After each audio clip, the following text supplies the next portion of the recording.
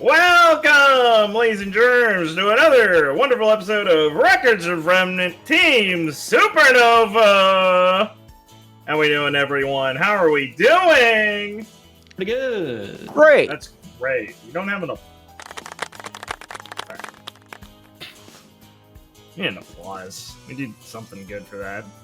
Maybe like a sitcom woo sound effect. Yeah, exactly. When Felix enters And the then scene like like a- Kramer. Then like a transition noise, like bam, bam, bam, bam, bam, bam, bam. Yeah, just click So- that. Wow. You guys remember what happened last week? Most of it. Vaguely. Most vaguely, it sounds like we're gonna need someone to give us a little recap here.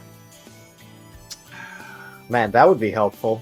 That Who would could be possibly really do helpful. such a thing? I don't know. I'm wondering it. I'm looking around my room. I'm checking under my bed. I'm seeing where is he? Where is he?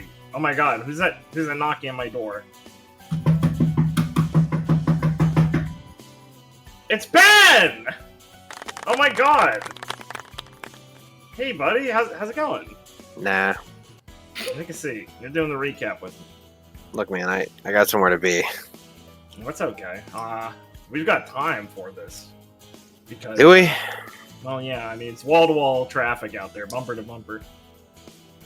I don't really know how you think you're getting out of here. You're so lucky. I know, right? So, I fought off what- the intrusive thoughts on that one.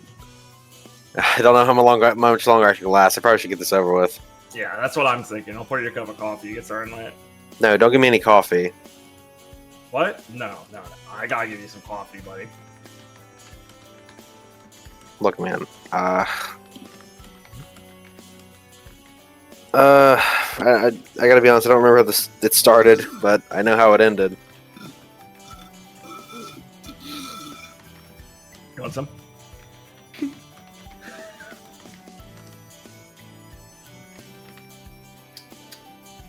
Guys, come on. He's No. not even making you do it in character anymore. You guys can hold on. No. Can we get that Ed and can we extend that silence a bit longer? I just genuinely don't recall the first scene of the session. I'm afraid.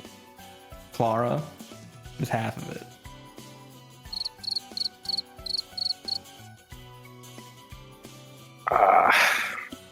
Clara talking to somebody. I forget. I genuinely do. Irene. Do you want to look for a friend?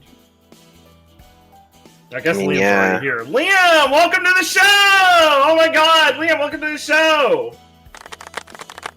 Yeah, can I get you a cup of coffee, Liam? Is it free?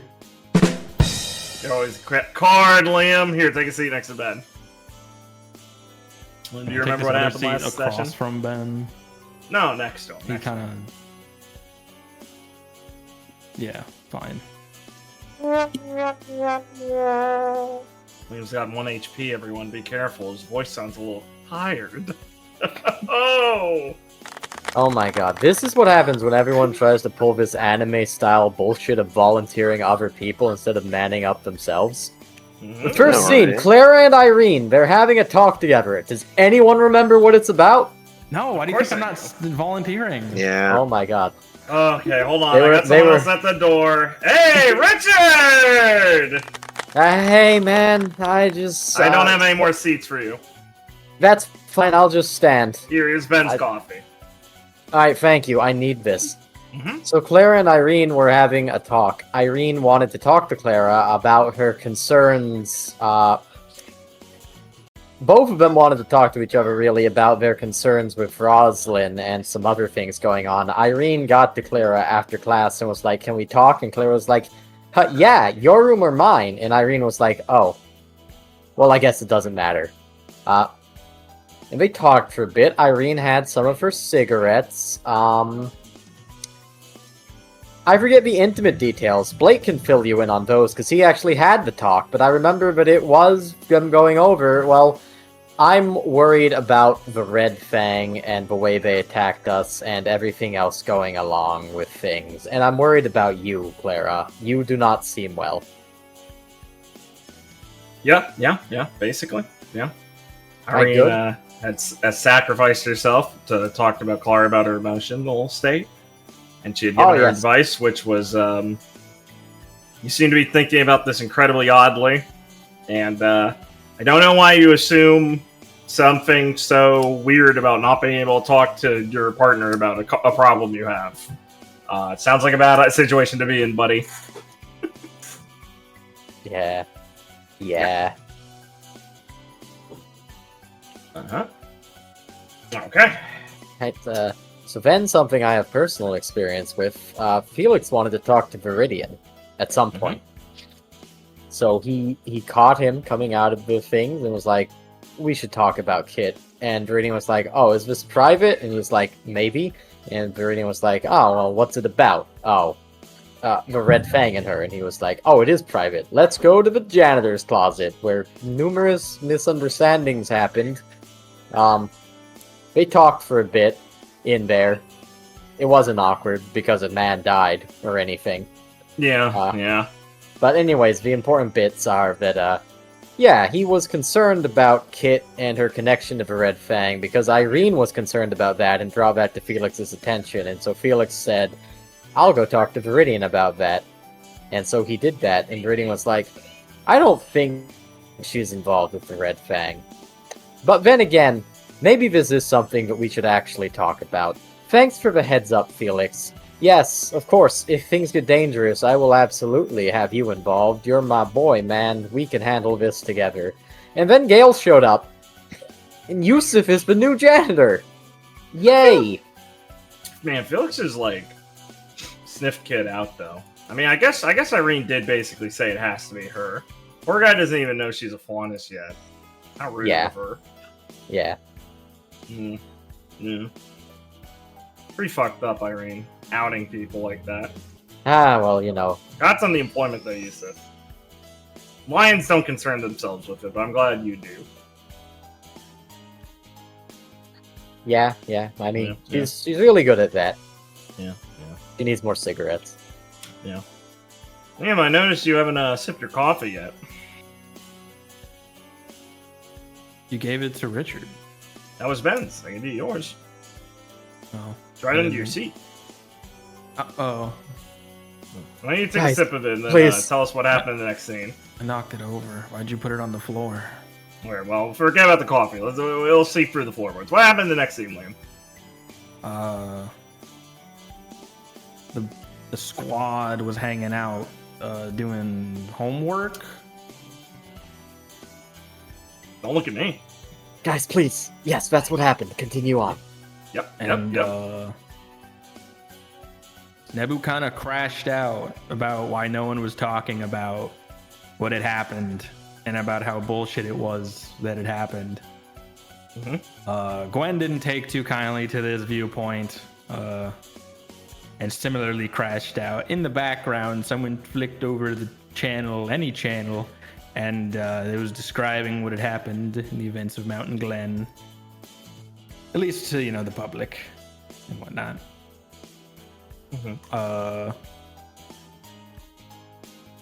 And then some things were said. Gwen crashed out a little bit. Clara said she maybe doesn't want to continue being a huntsman or doesn't think she can. To which Gwen crashed out even more. And then Oliver grabbed Gwen and dragged her through the shadows to tell her to calm the fuck down. And then Gwen had a little scene with Oliver where he's like, hey, calm down, you're being retarded. And then Gwen was like, oh, yeah, I guess you're right. And they had a nice chat to level set Gwen. And then we cut back to the room. Yeah, what did those people say in the room? Anyone want to pick up this ball?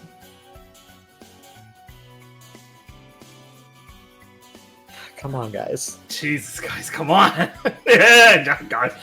You're killing me here. Get this going. I want to get to new stuff. Can I come in? Yeah, sure. Come in. Yeah. Hey, how's it going? Hey, Sorry. Got it.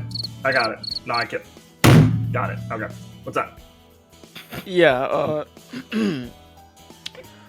so Clara tried to, figure out what happened to McDonald, the governor of Mountain Glen, who fucking died, but Viridian and Felix stonewalled her and didn't tell her how he died. Yeah, and then eventually Viridian escaped the scene before Gwen came back. But Gwen never actually came back. Got it. And then after that, we saw a scene of Rosalind Vega talking to Felix in the yard after class. Wow, full name for her, but not for Felix. Very disrespectful of him, huh? I guess you can show my biases on that. I don't know, it's a little impersonal in that way. It's a little telling to me. Sorry, there's a motorcycle race going outside. Who won? Yeah, I guess that's it. Then Gwen had another scene with Oliver. Yep, 100%. They talked. They kind of caught up. In the hallway. Yeah, there's some details in there that were important. He asked for some information. Well, I mean, he was, like, more inquisitive about what actually happened. A little more, like... Yeah, I she still basically barely know gave what him the the fuck he did. lowdown on most things that happened. I don't think she brought up, like, the soup... No, she bring up Super Grim stuff. She didn't bring up that in Super... She's detail, like, but yeah, she it was mentioned Merlot that Labs. Merlot and he's Labs, like, the maybe. pharmaceutical company? And she's like, yeah, I don't know. Yeah, and then mentioned the Cataclysm. That's not what it's called. No. Catastrophe. Calamity. Oh my god, it is Calamity. There's so many Fuck C me. words. Isn't that fucked up? We have the same bit every time because specifically there's 3 C's that are all basically similar business and words. It's fucking tragic. Alright, we're good. We're finally I out know of when I'm this. right when I'm like, yes, Calamity, like Calamity Ganon. Literally. Did you say Calamity again? I'm so sorry. I'm getting offset. I don't know how this happened. I think that's the janitor here to clean up the coffee. No, it is definitely not the janitor. Okay, that was a terrible. Nebu invited Thanks, Gwen guys. for drinks. Oh yeah, I turned the Told recap her. music off. I didn't turn the recap boy off. That makes sense. Well, we missed it. Okay, but we missed it. Wait, what do you mean we missed it? Important detail. Oh, I thought you meant like we went past them having drinks. I thought you meant we missed them having them. Yeah, way more normal thing to say. My bad. Alright, well that was fucking abysmal. Thanks, fellas. Okay. I tried. I know you I did. like didn't- committing like 20% of the episode to the recap. It's pretty fun. I don't like how it's getting longer, actually. Yeah. Okay. I have to fella zoom here. Okay. Well, we did do a little bit of timey-wimey on some details last time on like getting that. Wanted to have a scene with Felix and getting talked to by Rosalind, so. But we did technically need to like address at one point Clara and Gwen.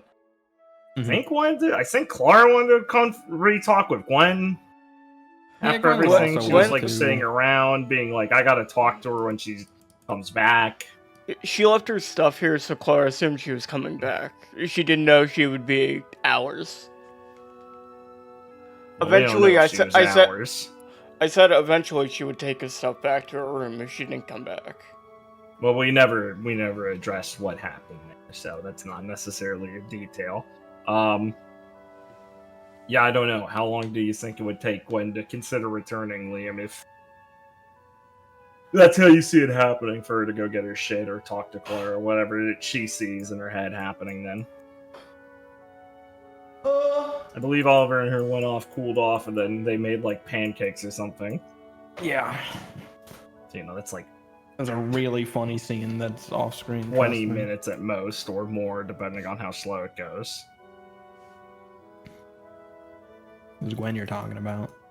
It's true. I'm just asking for you. How you see this happening? I don't know, like an hour, sure. Sure. That's player agency for you. Okay. Well, as you might imagine,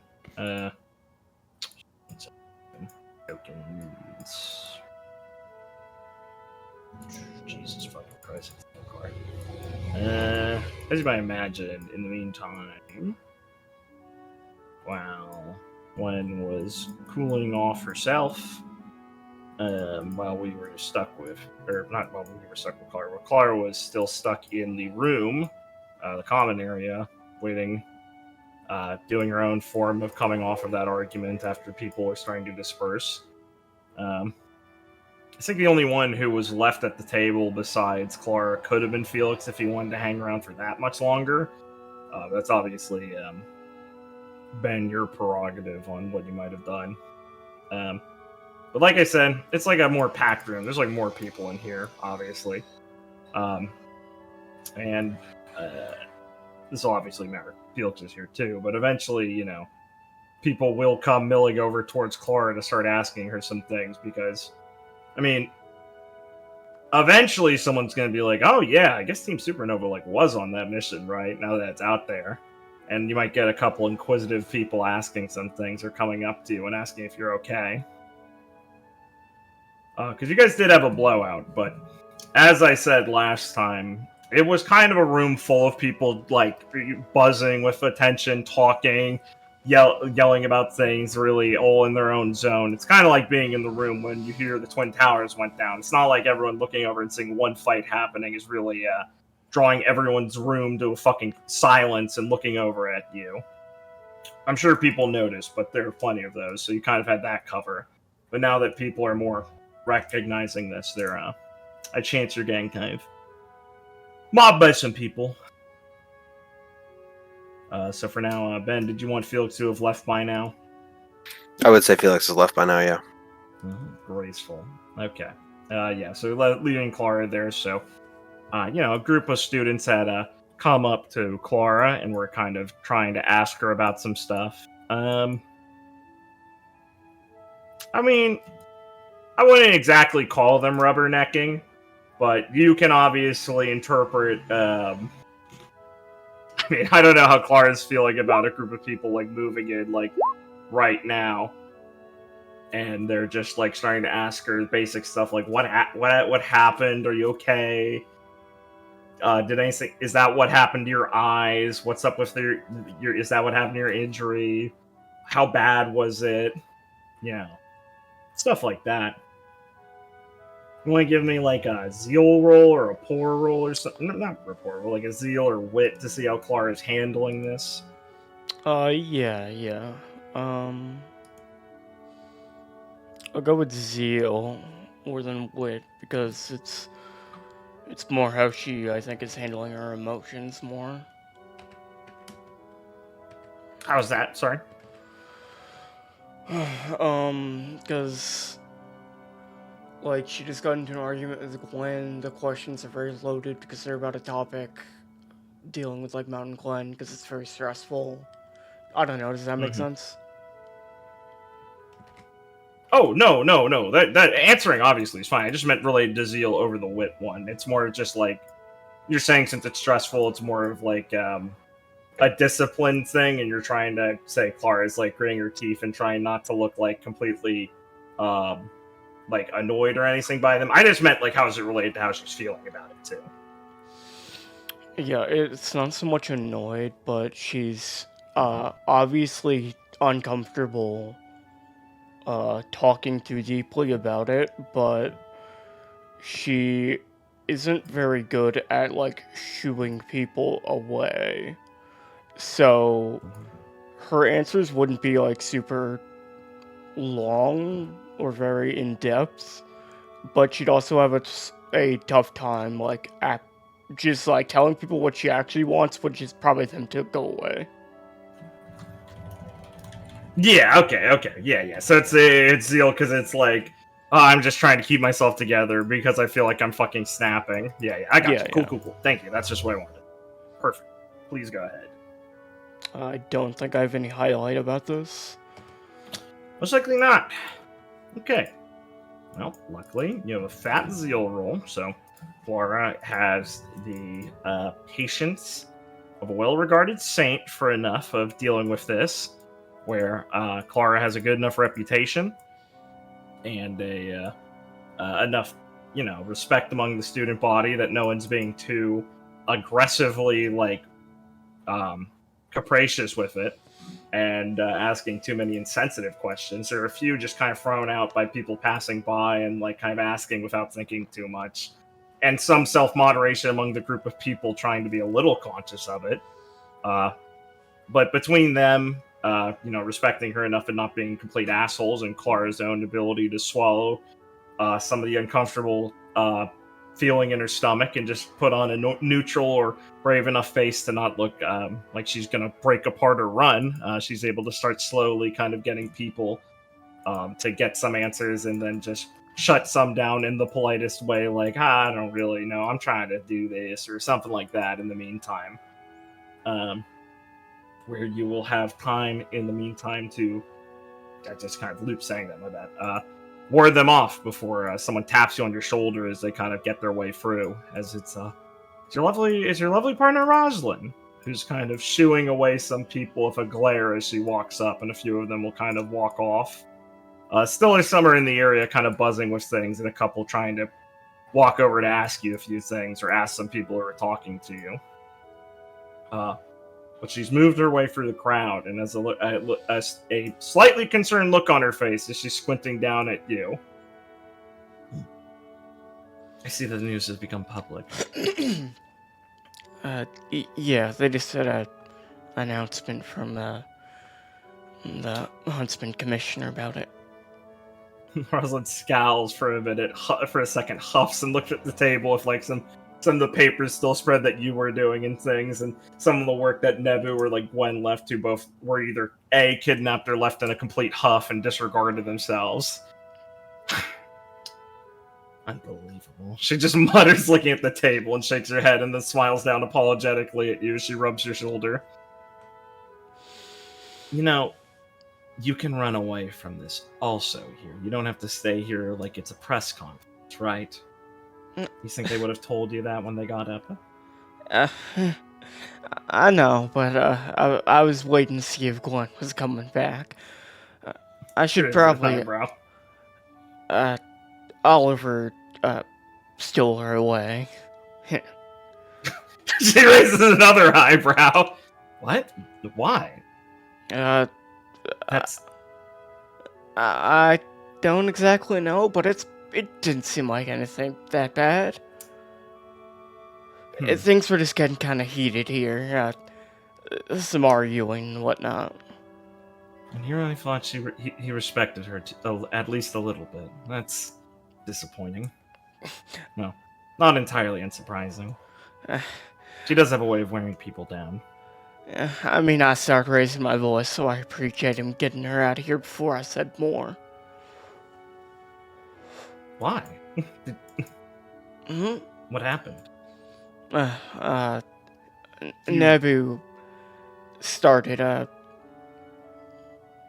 getting us to talk more about Mountain Glen, and there were differences in how we should handle things, or even talk about things. Yes, It's not the kind of conversation you should be having out here, let alone raising your voice at each other. Yeah, I know. Did they get too rowdy or something? You don't really lead with that sort of style that often, she says, kind of coughing a little bit, kind of assuming the best of the situation and prompting you to be like, oh yeah, it was them. I was just telling them to be quiet.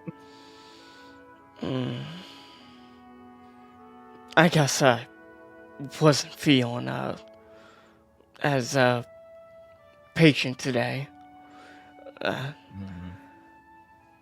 Well, you should still mind your condition. Don't exert yourself too much for their sake. Yeah, I know. Trust me, I sat right back down after standing up. I've been catching my breath here as much as I can, as Claire, smiles a bit, looking at the crowd of people that was once around her, making it so she couldn't really do anything but talk. Oh yes, and I can see many were freely sharing theirs with you. I mean, you can't blame them too much, You Ross. really need to be able to give people the cold shoulder once in a while for your own sake here. We should get going. Come on. Yeah, let me just, can I stop by Nebu and Gwen's room, or Nebu and my team room to drop these off? Just let them collect them themselves. If they abandon you, you don't have to return them to them. Yeah, I guess you're right. Let's go. Cool. Liam. Yes. When Gwen was deciding, like, I should go get my shit. Fuck. I should probably get my stuff. Wait a minute, you didn't take my notes. You're such an asshole. In that in that voice specifically. That's Gwen's voice! Would she have told Oliver, like, I'm gonna go get them, or was she gonna be like, come on, you're carrying my shit for me? Because Gwen's gonna show up now, obviously.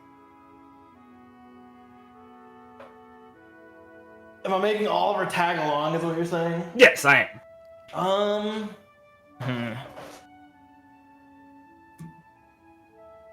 That's an interesting one. It is. Let me see. I have a question while he's thinking. Sure. Okay, what is it?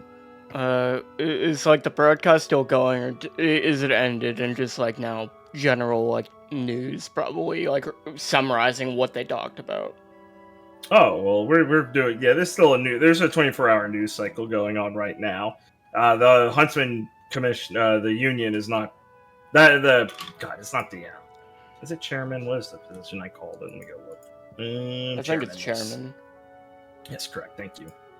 I appreciate it. Yes, the chairman's address has ended by the time your gang kind of walked out of the room by Rosalind. You were getting, like, mobbed by people for a fucking while, basically. Clara was. And, that had kind of that had been in the middle of happening, and then going on to details, like, while people are still here, and, you know, Felix had kind of filed out after a while. More of Team, like, Lullaby had filed out after asking you if you're good, and Clara was like, well, yeah, I'm fine, I'm gonna just wait for Gwen and stuff. You know, right now his address has ended. But there's a couple, you know, various people going through some scenes of a lot of people in Vale, like politicians and stuff, giving some commentary on the topic and some interviews and things. What's the name of the journalist from the Vital Festival? Vermilion Vandergaard. What's his take?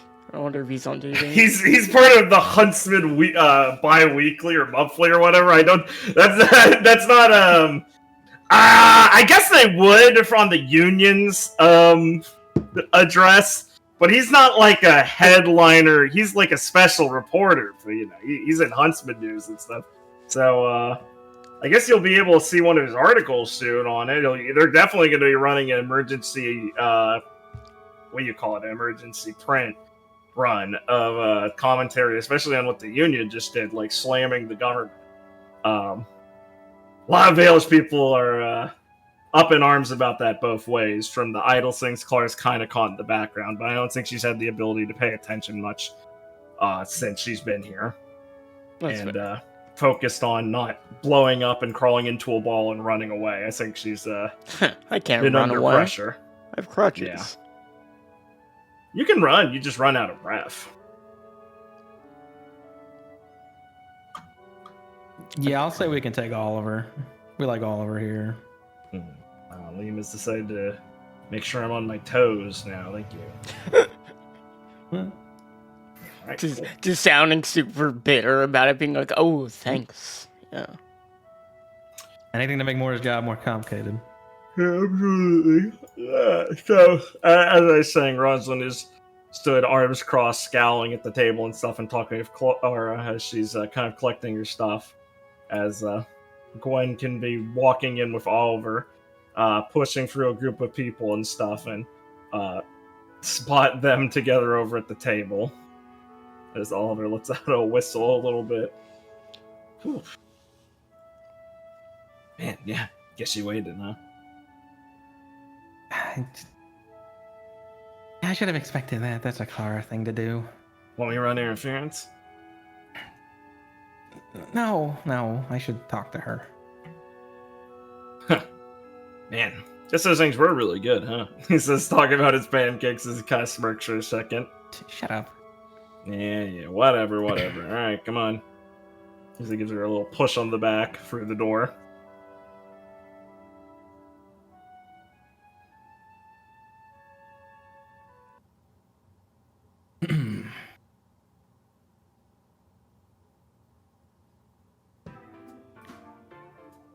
That was a Gwen throat clear. I suppose Gwen will walk up, and then Clara can finally see her as she's not hidden by the wave of students. Yeah. Walk Gwen up. gives like an awkward, like high wave. She knows what she did earlier. Yeah. Oh, Gwen, you're back. Hobson scowls at the two of you. Yeah. Hey. Surprise! Oliver says as he waves a hand. Pretty cool trick, right? Yeah. You're gonna have to show it to me sometime. Yeah, we'll wait to see what your doctor says about that one. Not exactly the best place to put you under right now. Oh, yeah. I remember what he told me about the breathing thing. Steals girl's breath away. Claire will give an awkward laugh. Did you come to collect your mess? Rosalind looks at Gwen. Yes. Also, sorry for shouting earlier, Clara. Yeah, it's alright. I'm sorry for raising my voice too. I probably shouldn't have. Rosalind clicks her tongue a little bit and looks down at her. Man, I'm sure there's a very good reason for it. Especially since your teammates left you here afterwards. You know, the least you could have done is at least made sure she left. It's alright, honey. It's not exactly alright, considering you're indisposed as you are right now. I'm Gwen still. looks around. She gestures towards, like, the crutches, the glasses, because she can't see more than, like, 10 feet. Gwen looks around like, oh, sorry. Hey, that's more of my fault for considering it, and, he just shrugs. She, looks cozy? Left? Yeah, Viridian and Felix have things to do. Gwen, can I talk to you for a moment, alone? Yeah. Rosalind looks down for a second suspiciously. It's about something with Matt and Glenn that I'd rather not, say too publicly. Clara, like, whispers to her. Rosalind looks miffed for a second as she's trying to think up what to say, as Oliver will walk on over and slap her on the back as he'll reach over and grab Nebu's papers and stuff. These Nebus, right? I mean, I guess we can swing by and drop them off for her. Come on, Roz. As she looks like glares at him for a second, he stares at her. And there's a long, pregnant silence as they glare for a second, or as there's a quiet stare down, and she scoffs off to the side for a second and gives Gwen one more withering glare. Alright. Fine. Thanks, if you guys are going there, where do you want to meet up after I'm done talking to her? I mean, Rosalind will just look over. Wherever I suppose you two finish. If you need anything, immediately just call me. I'll see you by your room. Sure. I was actually feeling some fresh air, so we're probably gonna go to the courtyard. If you want to meet there. Alright. I'll be in the wings waiting. So smile at Clara and give her a little squeeze on the shoulder, and then kind of pause a little bit awkwardly for a second, sigh, and then walk up a bit with Oliver as he kind of like gestures, like picks up Nebu's stuff and does like a little dramatic flourish and pats Gwen on the back reassuringly himself. As Rosalind makes her way over, she's gonna walk by Gwen, glare at her, and just kind of take a second contemplating saying something. I'd say Gwen probably gives her like an equal, like kind of annoyed glare. Probably because she doesn't like how Rosalind's looking at her. Mm-hmm. She doesn't have like an immediate reason to like hate Rosalind more than usual. Mm-hmm. But Just consider her it's her condition. attitude that makes Just Gwen... consider your leader's condition, your partner's condition before you cause more problems. Come on, it was just a discussion. We have yelling matches all the time. Well, I mean, like, me and Kit do. It's not... You know it's a lot more important than that right now. I just mean physically. She doesn't need the exertion at this point. At least. You'd think someone like her would be conscious of that. It wasn't my intention. No, Nor you did should I think before you expect- act more. Nor did I expect the team to leave her here. Well, whose responsibility is that? It's a wonder she ended up this way in the first place. Hey, come on. Oliver says, look, I know you're worried. He says as he kind of steps up to Rosalind for a second and she stares at him. But don't be such a prick about it. It's just a point. I don't think I have to speak more on it. Actions speak louder than words, normally in these cases. Gwen's like literally like gripping her hand and like trying to like bite her lip because Gwen was of the opinion that like, you know, it's partly her fault. Yeah. And that she didn't do enough to pull Clara out of her, you know, insane mental state to acknowledge that. So it cuts deep. It's a low blow. It's a low blow. And Rosalind will take that second of Gwen kind of caught off guard, clenching her fist, trying to figure out what to say as she's processing that, to just kind of turn on her heel and clack off with her high heels as she starts walking off, as Oliver sighs and looks over at Gwen and just says, come on, don't take that so seriously. She can be pretty overdramatic about these kinds of things.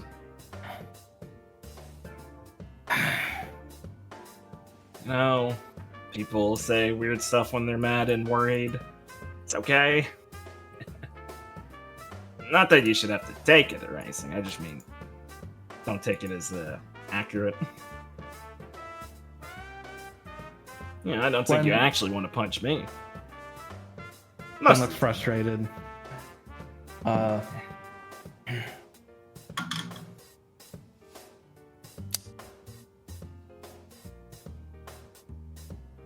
Fuck, what do I want to say?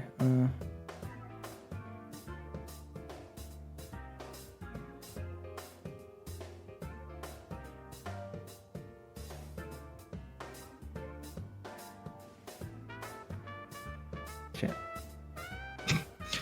Okay. You want one more second, or? Can I get up with my crutches? She doesn't know what she's talking about. Yeah, exactly. That's what I'm saying. Just don't take that shit too hard, okay? I'll tell her off for it for you, okay? And seriously, just between you and me, he says as Clara's kind of gangers up. He leans closer to whisper a little bit. I know Irene was doing some unfortunate emotional counseling for Miss May over there, so I think they just might be going through some awkward bits on this part of their discussions. You're just another casualty in a proxy war here, aren't you?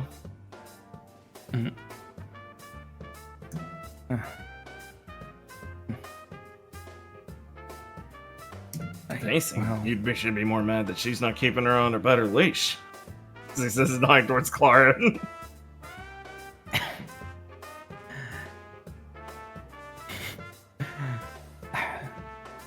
Shut up. Yeah. Look, I'll see I'm you gonna go in- make sure she doesn't perforate anyone. Good luck. Whew, I'll need it. I see he's gonna slip off into the shadows to catch up at high speeds.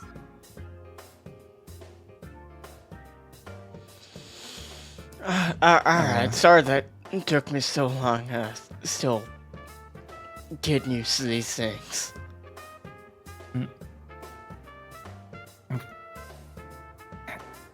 Here, let me clear the way.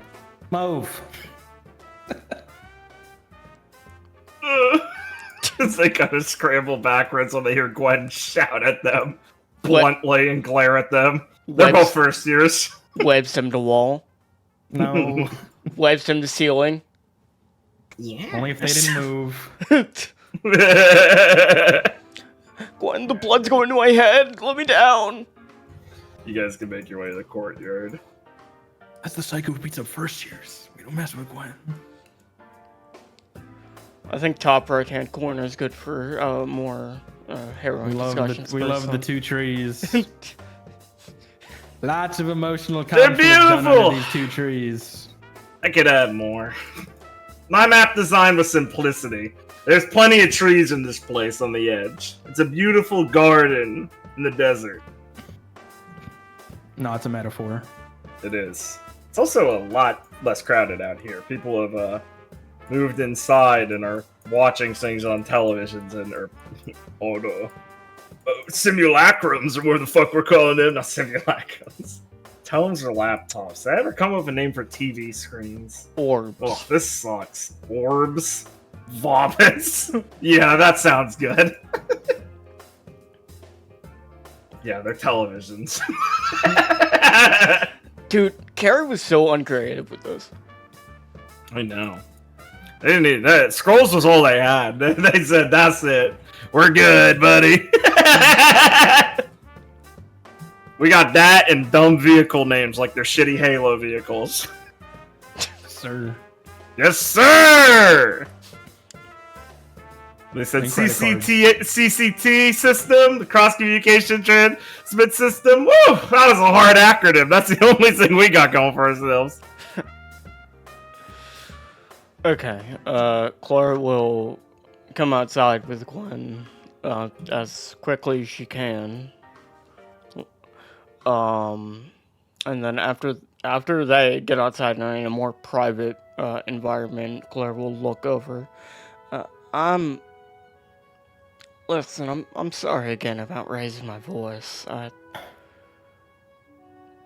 But there's something else that came up I need to ask you about. No, it's fine. I reacted poorly. I guess I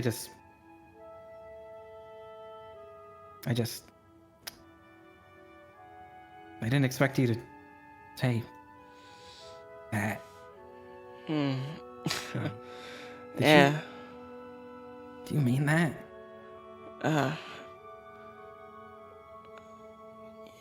Yeah. Not. I don't know what's gonna happen, but I mean, as Claire kind of looks down at her own chest a bit, this it'd be pretty hard to keep doing Huntsman stuff with this, and I still don't know what it's gonna feel like once it's actually out of me. I mean, you'll get better. That's what that's for, so you'll get better. Yeah, but guess I'm thinking about on the off chances it doesn't heal the best. But Well, I guess I should be a bit more optimistic, right? of course, mentality is like half of recovery. You can't go into it all defeated and worrying about the worst. I guess it's hard to not feel a bit defeated after everything that happened. I mean, it's like...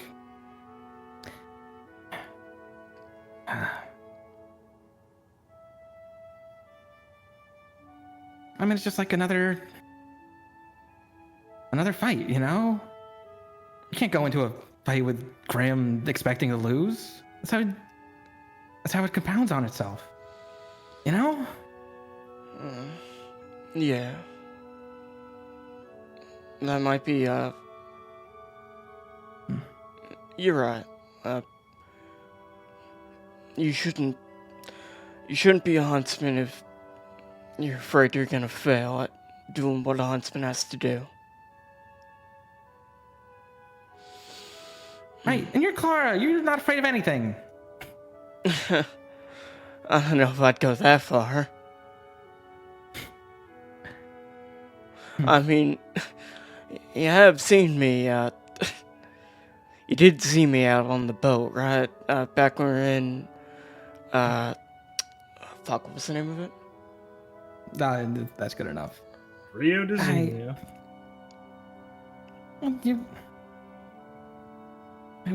We all stumble. Yeah, but, I guess it comes down to, how bad the fall is, you know? And, mine is Claire, like, kind of feels, like, kind of, like, shifts her neck a bit to feel where that injury is and kind of, like, pause for a moment to breathe. Might have been pretty bad.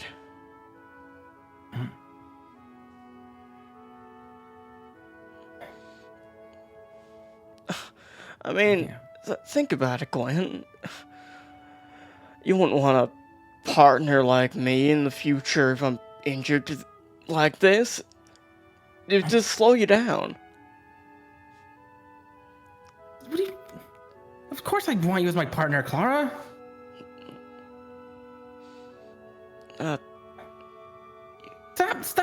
Stop talking like this. You're gonna be fine. It's gonna work out.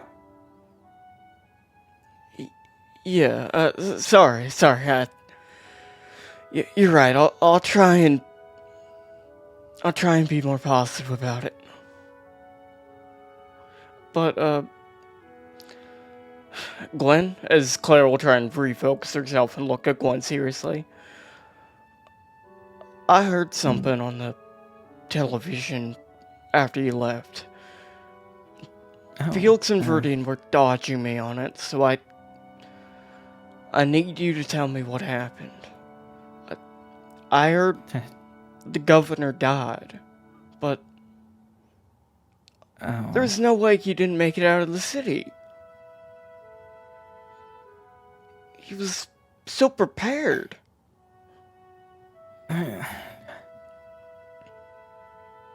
Clara, those jerks. Clara, it's not important. Not important? But he's dead. Okay?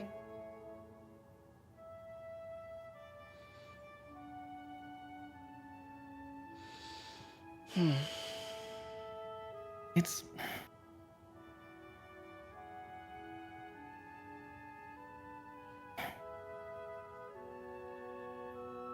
They really didn't tell you? Those assholes. No, they didn't. Verdine was pretty upfront about that, and Felix didn't seem in the mood to say anything on it.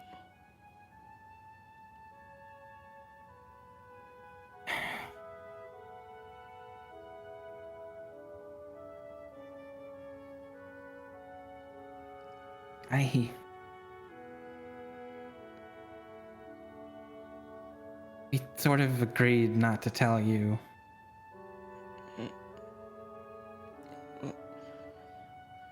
Can I... I'm wondering, how's Gwen looking? Can I use rapport, or do I have to roll? I want to see, like, I want to know, like, how she's physically looking. You don't need to roll. She looks pretty, like... Her face kind of dropped when you brought it up. This is like a guy she interacted with, like, all the time. And she I mean, by someone she also was interacting with a good amount. And she knows you were, like, friendly with her. Oh, yeah, I mean, out of context, I completely understand. I was just wondering. So, like, and it's not like a positive memory. Gwen still has the back of her mind. One of the worst. I feel a little bit partially responsible for that. even though Osiris did a good job of setting that a little straight in her head. Yeah. Okay. As Claire will look at Gwen and think for a moment on how she feels like Gwen is feeling. As she'll pause. Alright, I'm sorry for asking. If you guys all agreed not to tell me, then I suppose I'll try and understand that.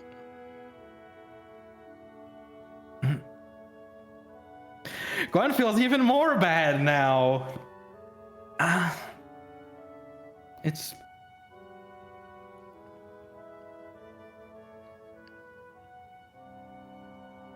to spare your feelings.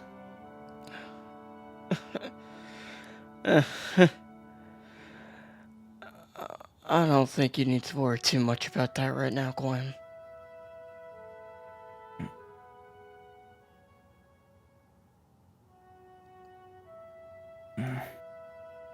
But thank you. Don't worry, I'll leave it for now. I suppose it's not the most important thing.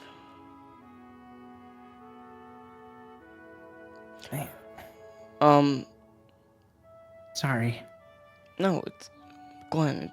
It's fine.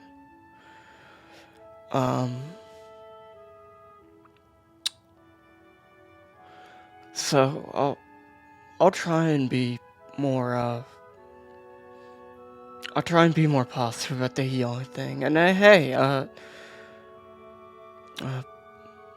Dr. Gosmer's here. So maybe I can get another miracle, you know? Claire looks like she's trying to give a smile, but clearly she doesn't fully believe in that. Considering she heard that he was injured.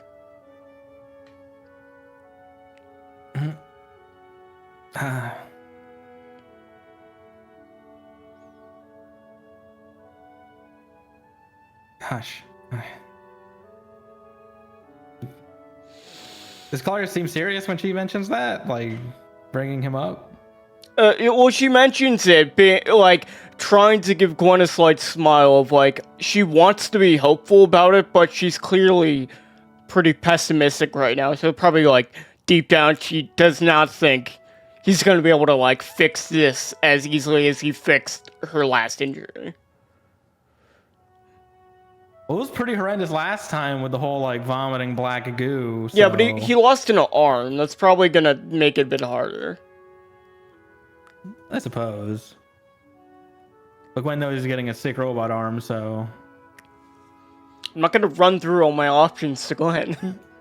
Yeah, I'm saying, why is she pessimistic if she got told I have someone who can fix you? Well, Claire where's the faith? Where's her faith in the brothers? Come on, bro! Claire can hear that, but she'll be a reborn again fucking believer once it happens. There you go. I only interrupted because you addressed me. Sorry, continue. Jeez. Did you really go through with that? It was pretty awful the first time. Well, I mean, if it give me the best chance of still being a good huntsman, maybe it might be worth the risk, you know? Besides, it's, eventually you cough up all that, as Claire, like, thinks back very disgustingly on the black ooze and, like, flesh that was coughed up. Eventually it should heal. As she looks, like, visibly disgusted at the idea of having to cough that shit up again. Like, she was trying to take it like a champ, but that shit was harrowing. I hope it wouldn't come to that. Well, I suppose I should explore all my options and see what's the best to keep myself going, because I wouldn't want to miss too many missions or class, you know?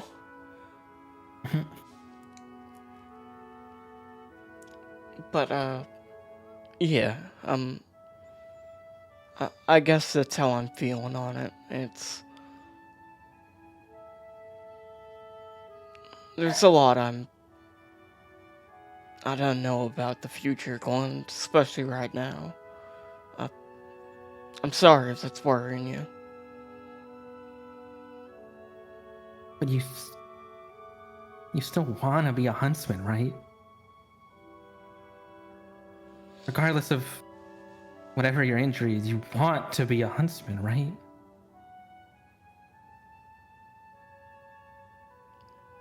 Claire will pause, thinking on that for probably a bit longer than is comfortable for a silence, as she'll then try and take a breath as staggered as it is before she looks over to Gwen, a bit, her face contorting a bit, looking like she does not know if she should try and smile or if she wants to frown, as she'll look over. I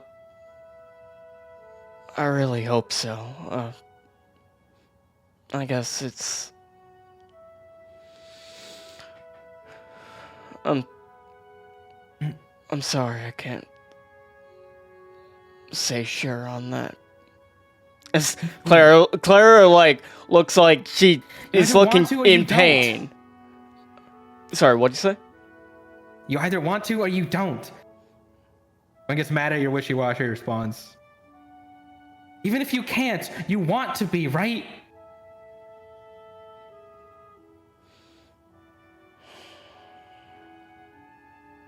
Are you... Gwen, are you still dreaming much about Mountain Glen? Just answer the question. No. Then if I have to pick, the answer is no. What do you mean? As Clara looks like she's frowning and looks like very hurt that she even has to say that.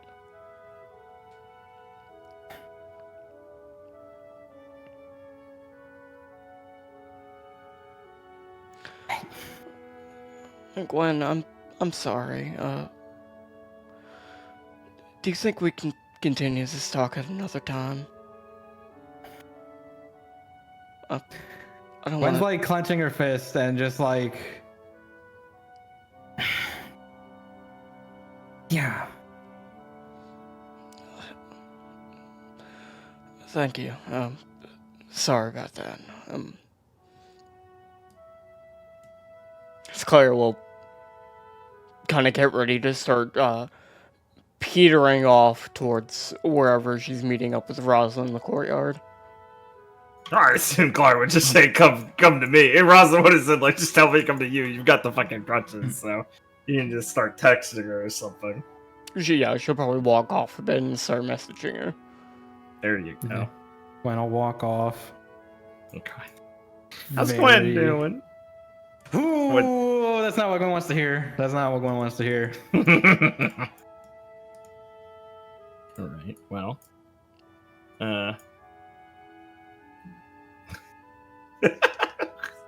Sorry, I just had a psychotic thought. No, it's not really, it's still not recording. Okay, so Gwen is heading off. Sieving. Literally in a direction.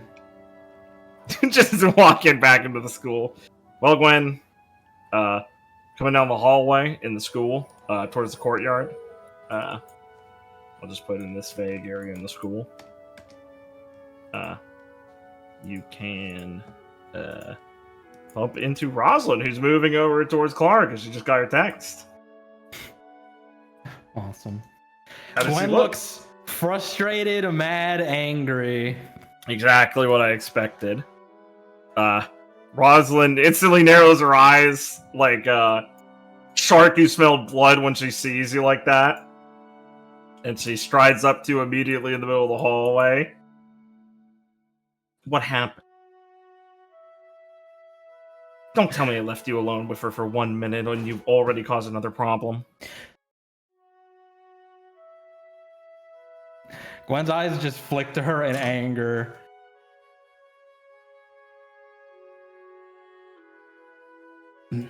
She raises an eyebrow. No, she'll be saying something. Okay, sorry, my bad. I didn't know if that was a pause or not, my bad.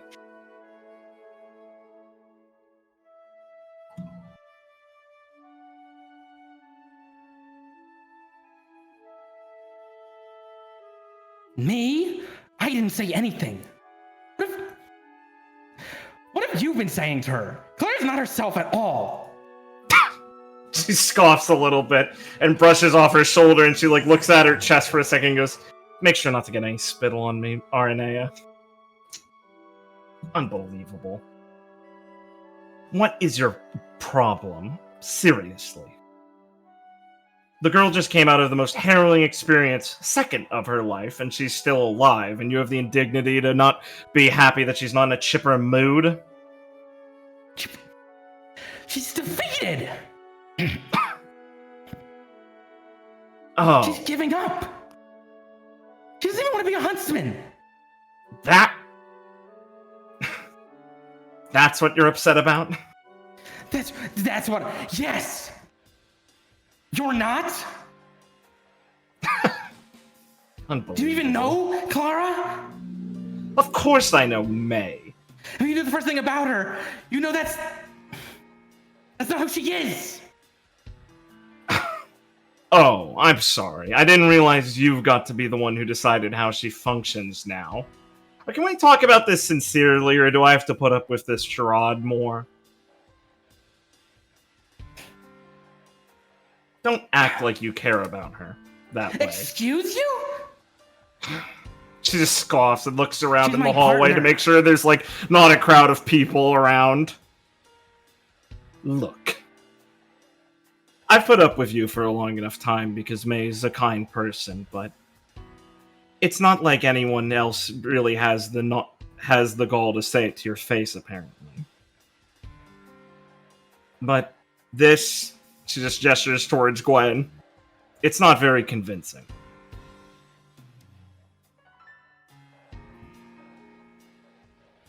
What the fuck are you talking about? She just rolls her eyes. What? Do you think we all forgot your first year, Aranea? This... Oh. Like the you're one to snide talk. Mistral... Yes, of course. Very clever retort. However, in my year, well, I hid my identity for a logical reason, and only made sure to do my best for everyone's sake on the team, despite having to be a hamper on them most of the time, regrettably. You spent most of your time using your imperialistic, Mistrali attitude to lord it over everyone possible and look down on everyone in this country. Your teammates, your supposed friends... You don't think everyone's just forgotten about the way you were awful towards May and Lucy in your first year, treating them like they were just impediments, idiots around you? You're a vicious woman underneath all of that. And no amount of fake repentance or attempt to change your image is going to let that slide from people who haven't forgotten. And believe me, I'm not the only one. Oh, shut up, you don't know the first thing about me. No, I do know the first thing about you. You went to a foreign land, and you've entered it with no predestination and no one to anchor yourself here. So you showed the side of yourself that you've allowed to set the example for. And you were an impotent, loud, whiny, contemptuous know-it-all. You showed no humility even in the slightest in this place. And you looked around this place like it was the dirt beneath your boot. This country might not be filled with the exact sort of austerity that you expect from the Mantlian creations that you would have found back in your home in Argus, but it's still a culture worth respecting and appreciating. And you just looked around at it like it was disgusting. Not to mention, you've treated two of the most inspirational students of our year like they were trash, until it was beaten over your head that you weren't as good as you thought you were. You were sent here as a reprimandation from your mentor, for goodness sake, and it took you, what, a year for that to even sink in a little bit, to pretend to be humbled by it? No. Aranea, people like you, they don't change. And no amount of pretending is going to work that into anyone else's mind who has any thought within it. May, Lucy, they might forgive you because they are better than you, and you'll never have that level of ability to understand that. Shut the fuck up! This is what I'm talking about. Unbelievable. Yeah. You've made this you know entire what? situation I wasn't about in the best you. place coming here, and I learned a lot. Yeah, I get it. I was kind of a jerk. Oh, kind of a jerk, not the best place. What, you didn't get to go to the school you wanted? Unbelievable. Do you know what half the people here have gone through in the first place? Ugh. You're lording over the ideals of being a huntsman when you haven't had the lick of difficulty in your life until even now. And now you're still prancing around You know in the it. first thing about my life. I have a good enough idea. I listened to you as you talked, and you spoke nothing about your family despite them still being alive. You're an ungrateful little rat.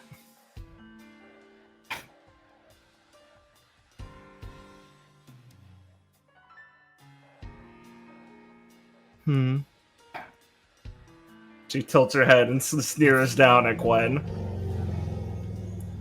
Look, you should be relieved that at least you don't have to pretend with someone, right?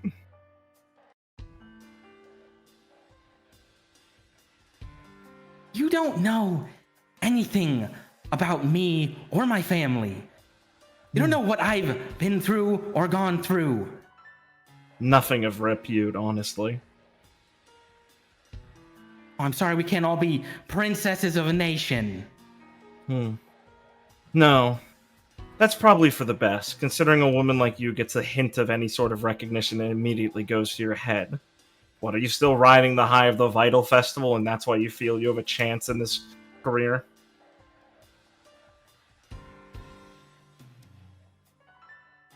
God, you are so... Get a grip, Aranea. If you weren't May's partner, I would have dealt with you a long time ago myself. But because she wants to have the best opinion of you, I've kept my tongue to myself. But at this point, you've really forced my hand with this matter. So, God. Don't talk to her like that ever again. God, do you hear yourself talk? That's... So sorry, I just can't help myself. Because all you do is... nose down on people? God, the way you talk is... Oh, great. No, it's just ridiculous, because all you do is listen to yourself talk all day. Unbelievable. She just shakes her head and, like, wipes a tear out of the corner of one of her eyes. God, you're just like all those disgusting Valish nobles in the Glen. So self-important.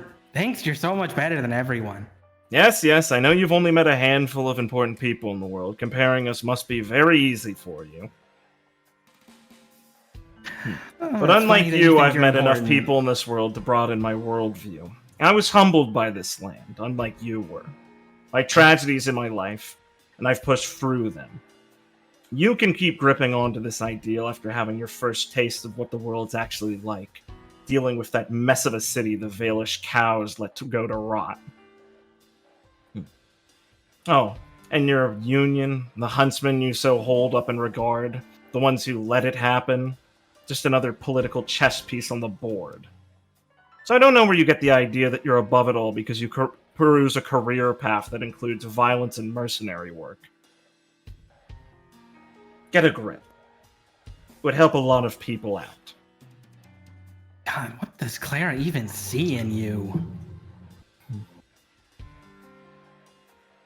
Rosalind pauses for a second. She stares at you and just huffs off to the side. That's between us. People who care for each other.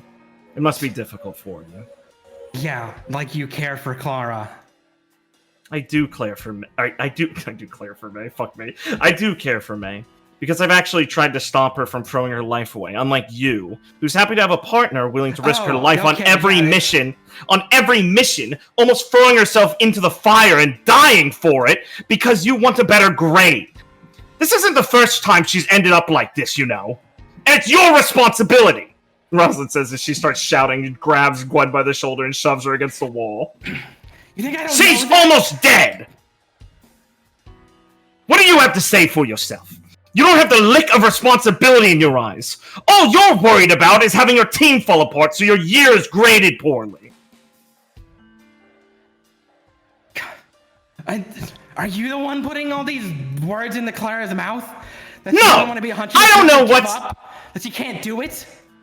Unbelievable. I can't believe this is what you're worried about still. Yes, For because goodness Clara, sake! you vapid bitch! Shut up. She's almost dead, and you're worried about her career. This is unbelievable. Yeah, I'm worried about who she is. Clara, the girl who went through hell as a little girl and decided she wanted to become a huntsman so that never happened to anyone else. That's who Clara is. Not someone who is scared, who's afraid of the future. But that's what you did. That's what you did to her. Made her doubt herself. That she wasn't good enough, or that she's killing herself. Unbelievable. You think for the one time in her life when she realized she's throwing herself into danger constantly, just because she can't... She's a huntsman. Bad things are gonna happen. Rosalind's eyes kind of jet down to the floor. And continue on. Because that's what huntsmen do. We're not all just using this as a stepping stone to go get a bunch of people killed in a country that we think is our divine right, or whatever the fuck you think. You really don't get it, do you? Rosalind says with a Yeah, certain dark tone look shading over her eyes. Yeah, well, when you have a mountain gland on your hands, that's your fault. Unbelievable. Just make sure Clara's not there for your black parade. She already She's been through was. enough. We already went through one, Aranea. It's why we understand what's happening. Unlike you. Don't throw stones when you live in a glass house. You still have people in your life to lose. She didn't tell you? Rosalind raises an eyebrow and like, what the fuck does that mean? What? There's a calamity in Mountain Glen. Mm-hmm. Oh, and what? Did it swallow up your parents from across the globe? I don't think so. None of that matters to you. You went on a vacation and it ended poorly. Boo-hoo. Shut. God, you would have. You don't know what it's like to watch the people you love be murdered in front of you and do nothing about it. But May and I do. So I don't think you have the right to even begin to understand what we're going through in these situations. No, what she's going through. And the fact that you continue to make this about you is absolutely sickening. Yes, of course it's about you. It's about your stupid ideas of what a huntsman matters to be. It's about your pride, like it always is. It's the same thing. You really don't get it. You really think you've become a better person over the year? It's absolutely repugnant. You've been given too much leeway. Why don't you look yourself in the mirror and really sound it out once in a while? Think how it sounds to say these things to someone. No self-awareness, I swear. Just get out of my way. I don't want to start a fight in the hallway with you. It's undignified. And I still think you're at least above that, aren't you?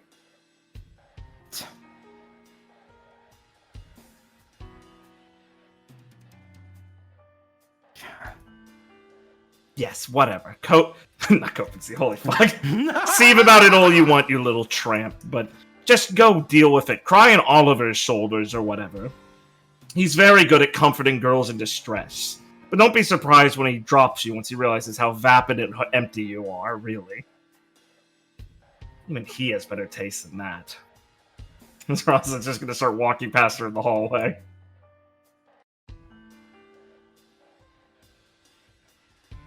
Want to say anything to her before she leaves? Stop her, do anything, Liam, or... Tunnel fighter. Come on, bro. Sorry, dude. Oh, fuck. It's funny. However, no. I mean... No. It's so funny, though. It'd be so funny. She totally is asking for it. She called her a tramp. I mean, that's pretty fucked up.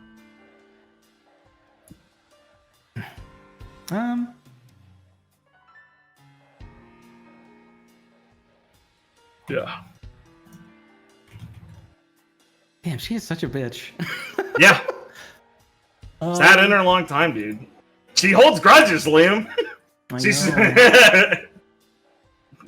Listen, man, I guess being Rowan made her just cope and sieve in the mirror every day.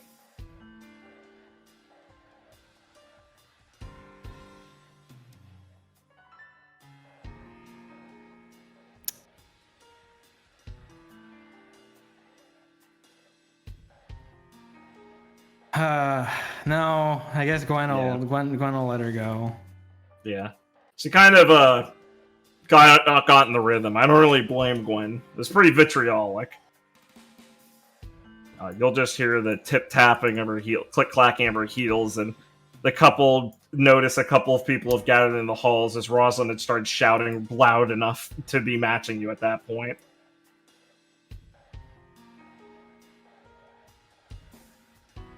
Gwen wants to leave, skedaddle, I assume. Yeah. Yeah. Want to open up about her mindset, say anything, where she's going? In a direction. Good bit. Yeah. Gwen didn't like Rosalind before. Now she really hates her. I don't think anything Rosalind said is going to actually dig into Gwen at all. Oh, she tanked that.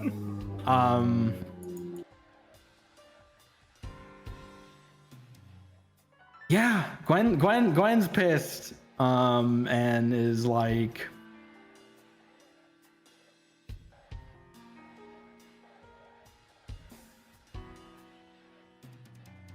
seething at like, oh, Clara's just Rosalind's just kind of mind fucking Clara in her view. I love this angle. It's so base. So you're where she gets her political talking points. I know. I love. That's where she gets her talking points from. So you're the podcast she's listening to. Look, I mean, obviously Clara's gone through some trauma, but for Gwen, yeah, but Clara should be able to take it. She's Clara Mesora. Yeah. A lot of internal parallels that Gwen's probably not actualizing, but like to her parents' situation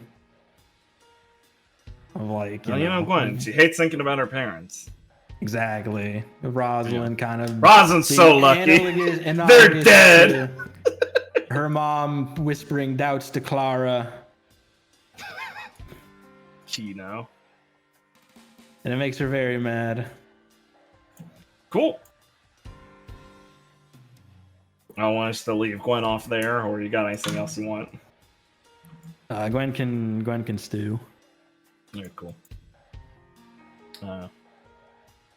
Yeah, Clara May, whenever Rosalind arrives, she's seems pretty chipper and will help her walk back to the manor.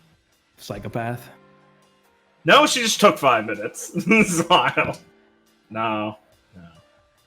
Understood. Yeah. Anything you want to make that a scene, or are you good with that not being one, I presume? It doesn't. Sorry for presuming. It doesn't have to be one, especially if she like took some minutes to compose herself and didn't seem like anything was wrong.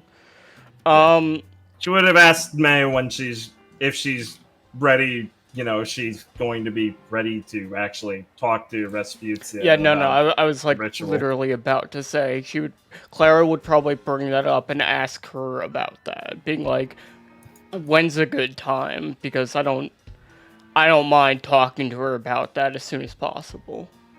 Yeah, she But- said it's good for like in the next 2 days. She'll be ready. Yeah, she also she would also tell Ross, I don't know if you want to make this a scene, about Okay. wanting to go see Dr. Gosmer. Yeah, that's definitely a scene. So, as I had said, Rosalind had. I suppose chipper's probably an aggressive way of describing it, but she's, not putting on airs that anything that she ran into Gwen at all, and is being very considerate of Clara May's mood, and is trying to make some conversation for her while it's and carry it so she doesn't have to talk too much while she's moving, and can have an easier time not losing her breath. But as you're making your way over, and she's explaining that when, how they'll prepare you for the session with Vespuccia and everything, and she'll take all the precautions and stuff, and it'll be good. Clara can pipe up about her own angle about Gossamer. Yeah. Okay, so once it seems like it's hitting a lull, like Rosalind said most of what she wants to say on the explanation, Clara will, as they're walking slowly for her sake, think, oh, right, I also want to go see, Dr. Gosmer, the one that healed me from Del Toro's. Rosalind kind of clicks her tongue for a second. I heard Pauses and looks at you in the eyes a bit studiously, trying to figure out if you're serious or not. Right. I suppose you've heard that they're in town, then. I heard he was injured on the mission team Lullaby was on. Yes. Abe gave me a summary of the injuries and some of the events from their perspective. Not that either of them were there, just what they heard from the doctor. Mm-hmm. Lullaby and Nurture shared as well, obviously. May, she just kind of sighs, looks tired for a second, and scratches the back of her neck. May, why would you want to go? I assume you meant for for his evaluation on treatment. It's not like you'd have to be asking me or telling me if you didn't, right? Well, yeah, that was gonna be one of the things. I guess I wanted to see how he was doing, and I guess get his take on my injury if he's feeling well enough to look. Well, that's obviously a courteous thing to do, she says, like, not arguing that, and nods. But for the injury, I personally would strongly recommend against it. I mean, Clara you looked. do remember the state you were in afterwards, right?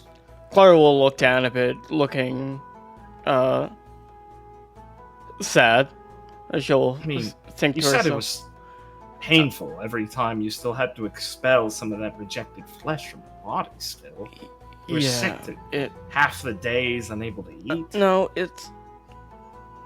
I know it was awful. You don't have to keep bringing it up too much. Sorry, but I just No. don't subject yourself to something like that again. I mean, No, if that hadn't actually subsided, I had half a mind to track down Abe and get me the name of this man so I could sue him for malpractice or something ridiculous. I guess I was assuming after the injuries and it wasn't too much an option. I more wanted him to just give me his general opinion on how I'm looking. How he thinks my body might heal naturally. We have Dr. Tisiphone and some decent enough doctors in the hospitals here. You don't have to go to someone like him for it. He seems a rather experimental and dubious individual. As Claire will look kind of seriously. Unless they're very concerned about what they told you at the other hospitals in Vale, which I would be, of course. They're still Vale-ish hospitals, after all. I trust him, Rosalind. I don't think he's gonna You saved my life. That... Considering the state he'd left you in, I imagine any proper doctor could have saved you with a lot less complications. I felt like he was doing everything he could and really put himself. I appreciate how much he tried to help me, and I want to at least go pay my respects to him while he's here, and I'd feel more comfortable talking to him about this. He's not gonna put me through the same treatment, at least not without... Don't know that. I'm not gonna go through... I imagine you'd have to consent to it, Honey, I hope. I'm not gonna do anything without at least talking to you first. I just want to go see him. Kind of flinches back a bit. You're like blowing up at her a bit and kind of pauses in the street. I'm sorry. No, it's fine. Are you... Let's sit for a moment. She just gestures towards one of the benches, like on the way. Yeah, thank you. You can say the cell is a bench today. Ooh. She's worried. She'll help you down onto it. And sit down. Paused.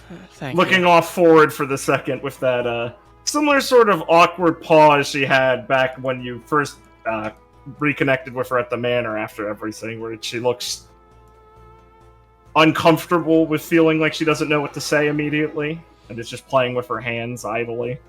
As Clara seems like she's mostly just trying to catch her prize. It looks like yelling like that does take a lot out of her, but I mean, she will look over to see like how Rosalind's doing. She just probably didn't assume she was that worked up over what they were talking, or like she was like, you know, super fucked up by what they're talking about, so she didn't worry too much. For once, for once in her life, when Clara looks at Rosalind, her eyes aren't immediately already trained on her. She's just staring offwards, looking pensive as she's tapping one foot, kind of hunched over slightly on the bench as she's fiddling with her palm and kind of with her sleeve a bit.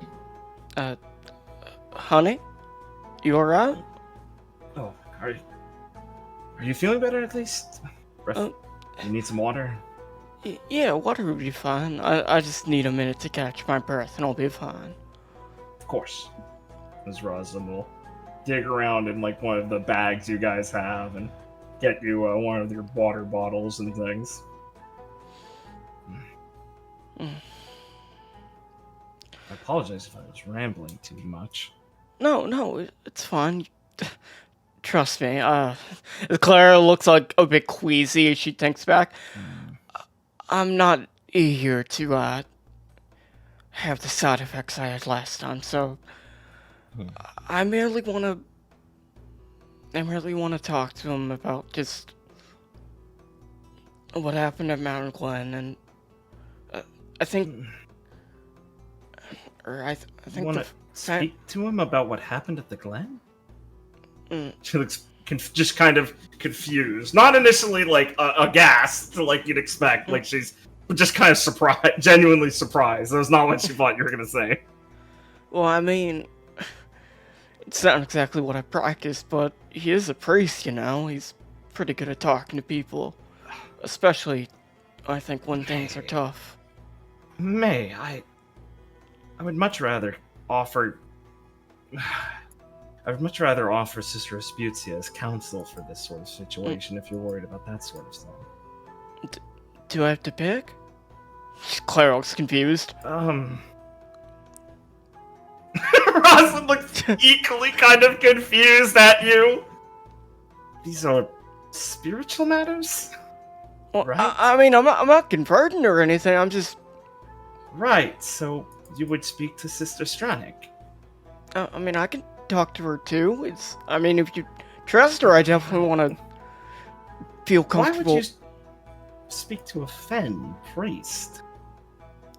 I mean, it's more so. It's like going to an electrician for your floorboards. Well, it's more so that I trust him as just a doctor and a good person. The priest thing was just brought up that he's trained She for just it. like puts a hand on your knee. May, I understand you might have just met Sister Stranick, but if that is the issue, I don't know why Father... No, she wouldn't say Father. I don't know why Dr. Gossamer would be someone of you can trust. I know he performed an operation on you and was an affable enough fellow, but if you're looking for someone to talk to, aren't there better options here at the academy? Well, yeah, and I think right now it's probably best if I explore as many options as those as possible, right? I mean, I was fighting with Gwen. I don't think I'm in a particularly good headspace at the moment, so I'm gonna try and talk to as many You're the only one who doesn't fight with that girl. That's not that odd of a thing. But as for seeking any sort of other opportunities elsewhere, Gwen's not that bad. I agree with... Claire will say, smiling. She pauses, actually getting interrupted by that. Like, she's flummoxed for a second. You see her scowl for a second, and then pause, and then restart. As I said, I don't disagree with the idea of keeping a wide repertoire of options available, but I still would advise against him. For one, the man is probably still in the hospital bed. That might be a little intrusive. Paying respect and visiting him is fine.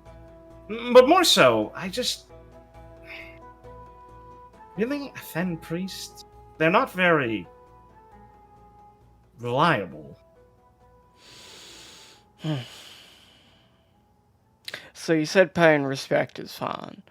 Do you want to come with me when I do that? No, I don't want to make... she just sighs for a second as she cracks her neck a little bit. No, I'm more concerned with Abe. I don't want to... I had planned on... I didn't know he would be in town, and I thought it might have been an opportunity to try and once again offer another olive branch to him to get back on board with things, but I've been advised on the probably not the best time to bring him in on things at this stage. I don't think he'd see eye to eye with some of my associates yet. We don't have enough of a convincing argument. We're still looking for solutions. I'm actually kind of curious. Does Abe have any relationship with Rasputia since they were both part of the church?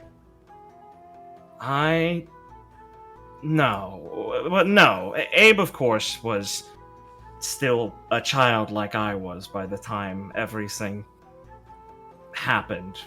He wasn't indoctrinated into any sort of the echelon of his family and the church at that point. He wouldn't have made either the mitre or the sash yet. It was too early for him, and her denomination was never associated with the Dracul's direct association within the... Oh god, what's the actual name of their fucking... Hold on, what's their... Oh, it's my train of thought. What is it? Take your time.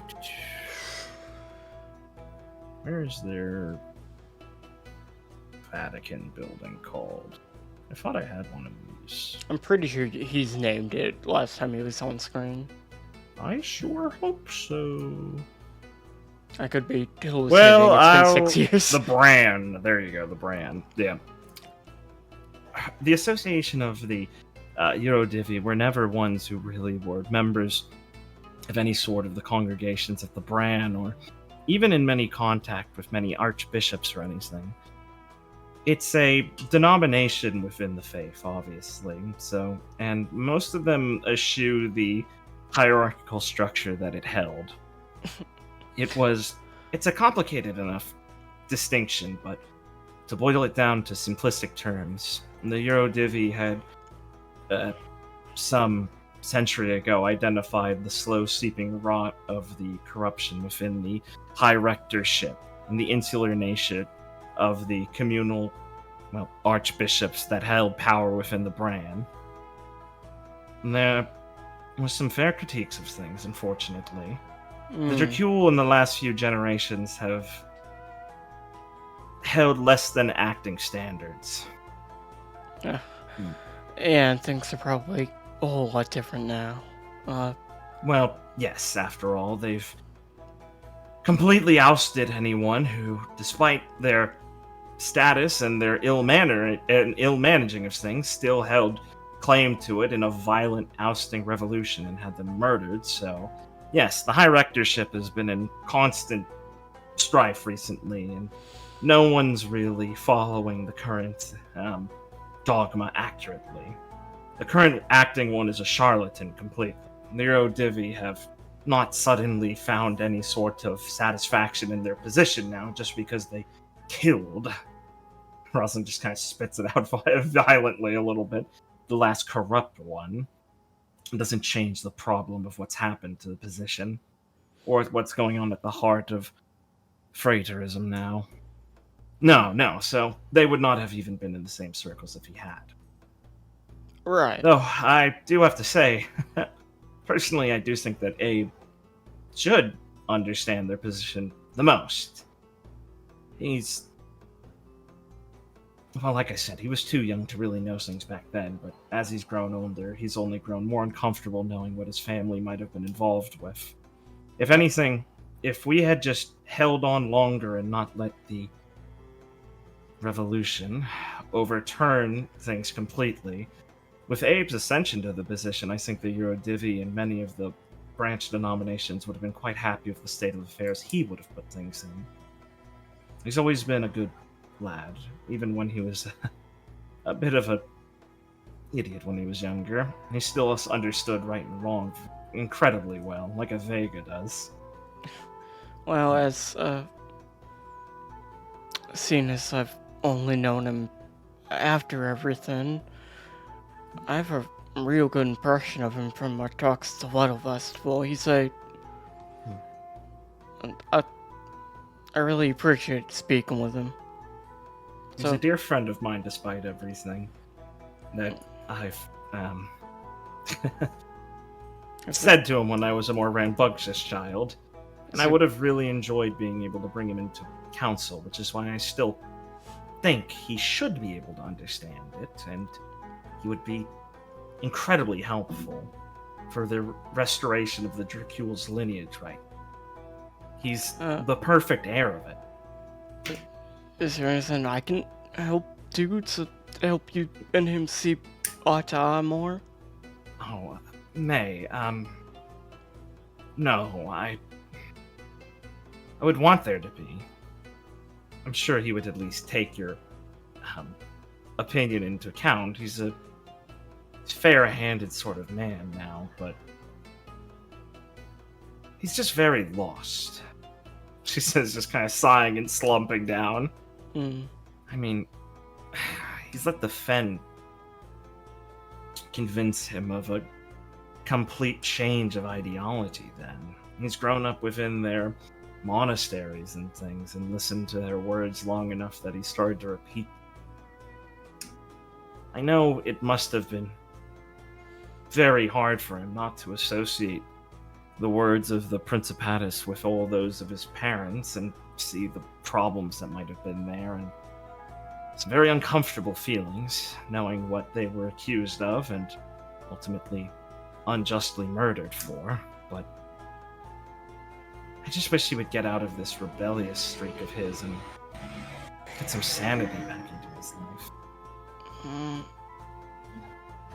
I mean, at least he has some friends. They're eccentric and strange, but he speaks very fondly of them, and I'm glad for that. I've only spoken with Noel and Elaine. Didn't speak to Raggy too much in Vital Festival, but apparently that's pretty common for him. He seems like an odd fellow, but definitely Abe's sworn up and down for his character, and that's a good thing. Oh, He had I mean, no one to help him when he was spirited away, really, to the monastery, and I'm glad he had children his age back then. Yeah, I think friends can do a whole heck of a lot of good for you when you're going through things, especially things that hard. Certainly. I think that's really what helped me after what happened in Olga. Erza and Skipper being around helped me, I think, a lot back then. And you have plenty of friends now, still, you know. Oh yeah, I mean, I have a I have a I have a partner. Somehow blanked on that word so long. I have a partner that's so enthusiastic about helping me that we're starting to get into screaming matches. And I mean, can you That's imagine that? not really a Me good screaming. thing. No, I have an idea.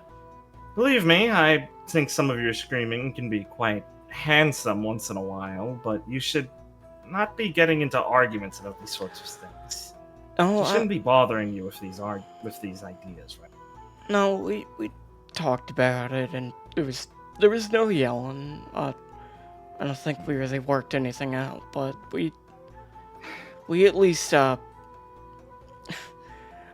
think it's gonna be okay in time. May, now of all times, can you please not burden the sort of bigger person role in a conversation with Arnea for once? She kind of like scowls for a second and then looks at you like really, like sincerely like concerned.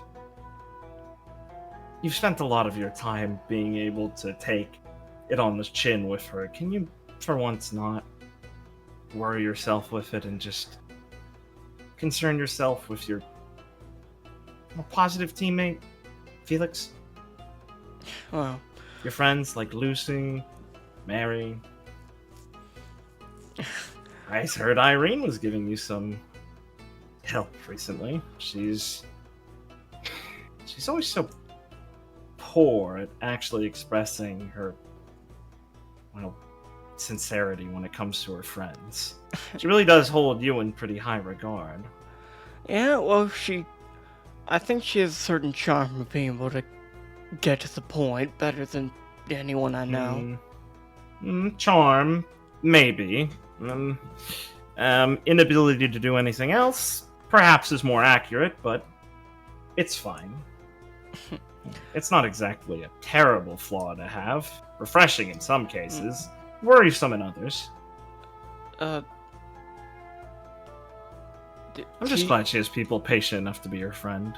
She's a good person. You don't like Gwen, do you, Rosalind?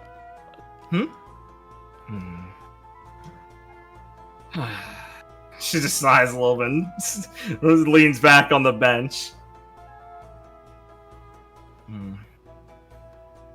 I feel like this is a poor time to have this conversation, May. And Are you sure about this? I mean, we can have it later. It's just No, I don't want you to take my feelings into consideration for this. then Don't misunderstand me. I just mean for your sake. I'm alright. I know you're worried, but I can take it. Don't worry. As long as you're not gonna make me sprint down the street, I think I'll be okay. No, and I don't think I should be making you take anything. The only problem is you're too gentle and generous towards people who don't deserve it. Yes, Yeah, I've been told I'm too nice before. May I would dare say sometimes you can come across like a doormat to some people. Not that you are. A but doormat? They see it that way. The malicious people in the world, yes. Well, I don't like that. Now that's why I don't like RNA. You think she treats me like a doormat? May, you've lived with her. Right. You've Yeah. seen how she is. I don't suppose... you haven't, like... she would say, like, you haven't forgotten things in the first year. She says almost, like, a little concerned. Hmm? I mean, no, I remember what happened. It was, we all had to go through a lot of growing pains back then on my team. Rosa nods, being assured that Claire hasn't had a concussion, and looks a little less concerned. Right. That's what I mean about polite.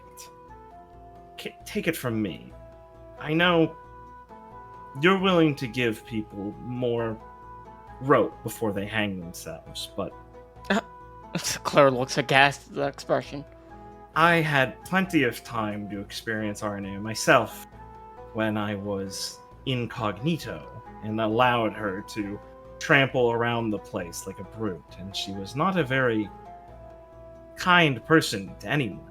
I mean, oh, for brother's sake, May, look at the way she treated Lucy. The girl was like an excited puppy following her around, and she barely regarded her, if not for an inconvenience. She was aghast that she didn't make team leader position. She looked around at the people of Vacuo like they were dirty savages. And she had the ego of of some sort of sinister ruler of a foreign nation forced to the rags of a impoverished serf. All she had to do was go to a school she didn't want to.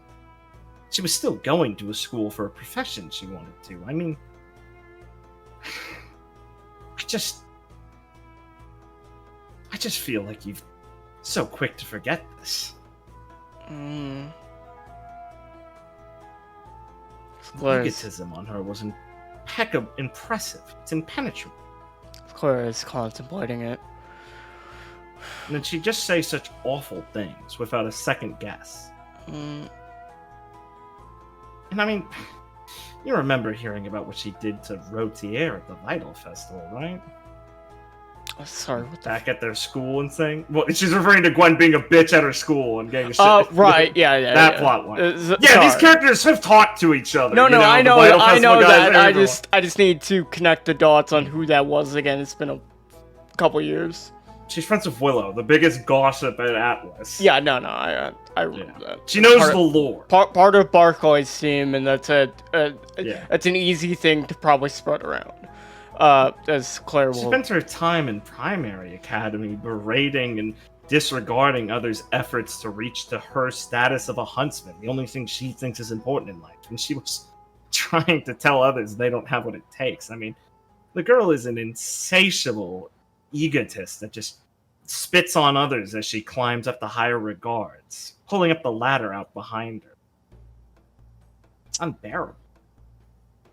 The thing that bothers me the most is she thinks she's gotten away with it, like she's repented for it before with a few apologies and minding her words and just staring at people thinking her repugnant thoughts now. She'll still slide and snide comments here or there even. Claire is like looking at Russ and like earnestly trying to just listen to her basically complain. She didn't. Claire has a very good opinion of Gwen. She didn't think that Rosalind would go off on a tire that long, but she will respectfully listen to her. And the audacity of her to act like you owe her something now. After everything you all just went through. Honey? She pauses and flinches. She looks off to the side, the other side of the bench that you're not on, a little bit like a like a wet dog for a second. Sorry. I will excuse you a bit for some of the things you said about Gwen. Trust me. I might have gone on a bit longer than I should have, yes. A bit. I know Gwen, especially in the first year. Excuse the analogy, but she was a very prickly rose. One that's very hard to Terrible grab. analogy. I know, but it's what I was thinking. Uh, Rosalind looks pitifully at you. but Really? Not a cactus? You haven't been here long enough, I suppose. I really like your pauldron. It's an uplet, but thank you. But you haven't seen Gwen in the situations I've seen, where we're on a mission, especially what we just went through in Mountain Glen, and she doesn't stop trying to save the people around her, do everything she can, and she's no fool when we're out there on the field like that. She doesn't overextend herself, put herself into too much danger.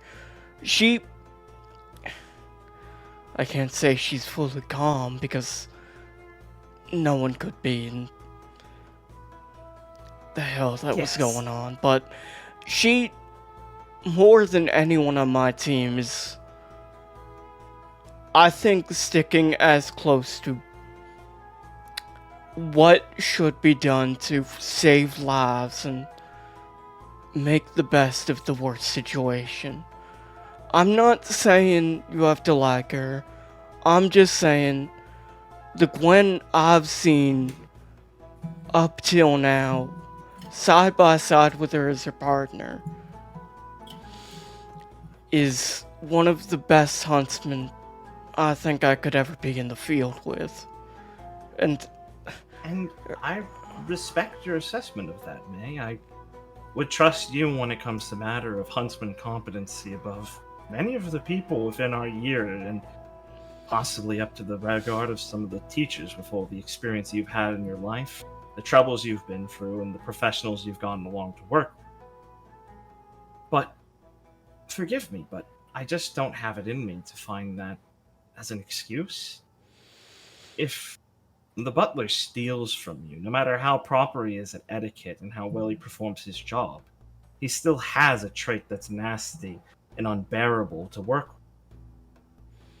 with. Forgive me for making it sound so mundane, because I know it's not, but no, at the end of the day, all you've said is she does her job correctly, which is an accomplishment everyone I think in our year is able to achieve without being one of the most self-obsessed, nasty girls I've ever seen. For a moment, Clara will look a bit sad as she looks at Rosalind and just like feels like, oh, she just like doesn't get it. Rosalind just sighs for a second after she says all that and looks away from you like she feels bad for saying it or something. You know what, honey? Maybe you should probably drop this for now, but I will note how you feel about Gwen, and I'll try. I didn't want to say it to make you be put in this awkward position. It's fine. I told you, it's not. I'm the one that asked to hear it, and I don't think it's making me feel too awkward or doing anything too bad. Me and Gwen... it's not that I meant to make it sound like honey, the huntsman isn't important to you. I know, honey. I know. Don't worry.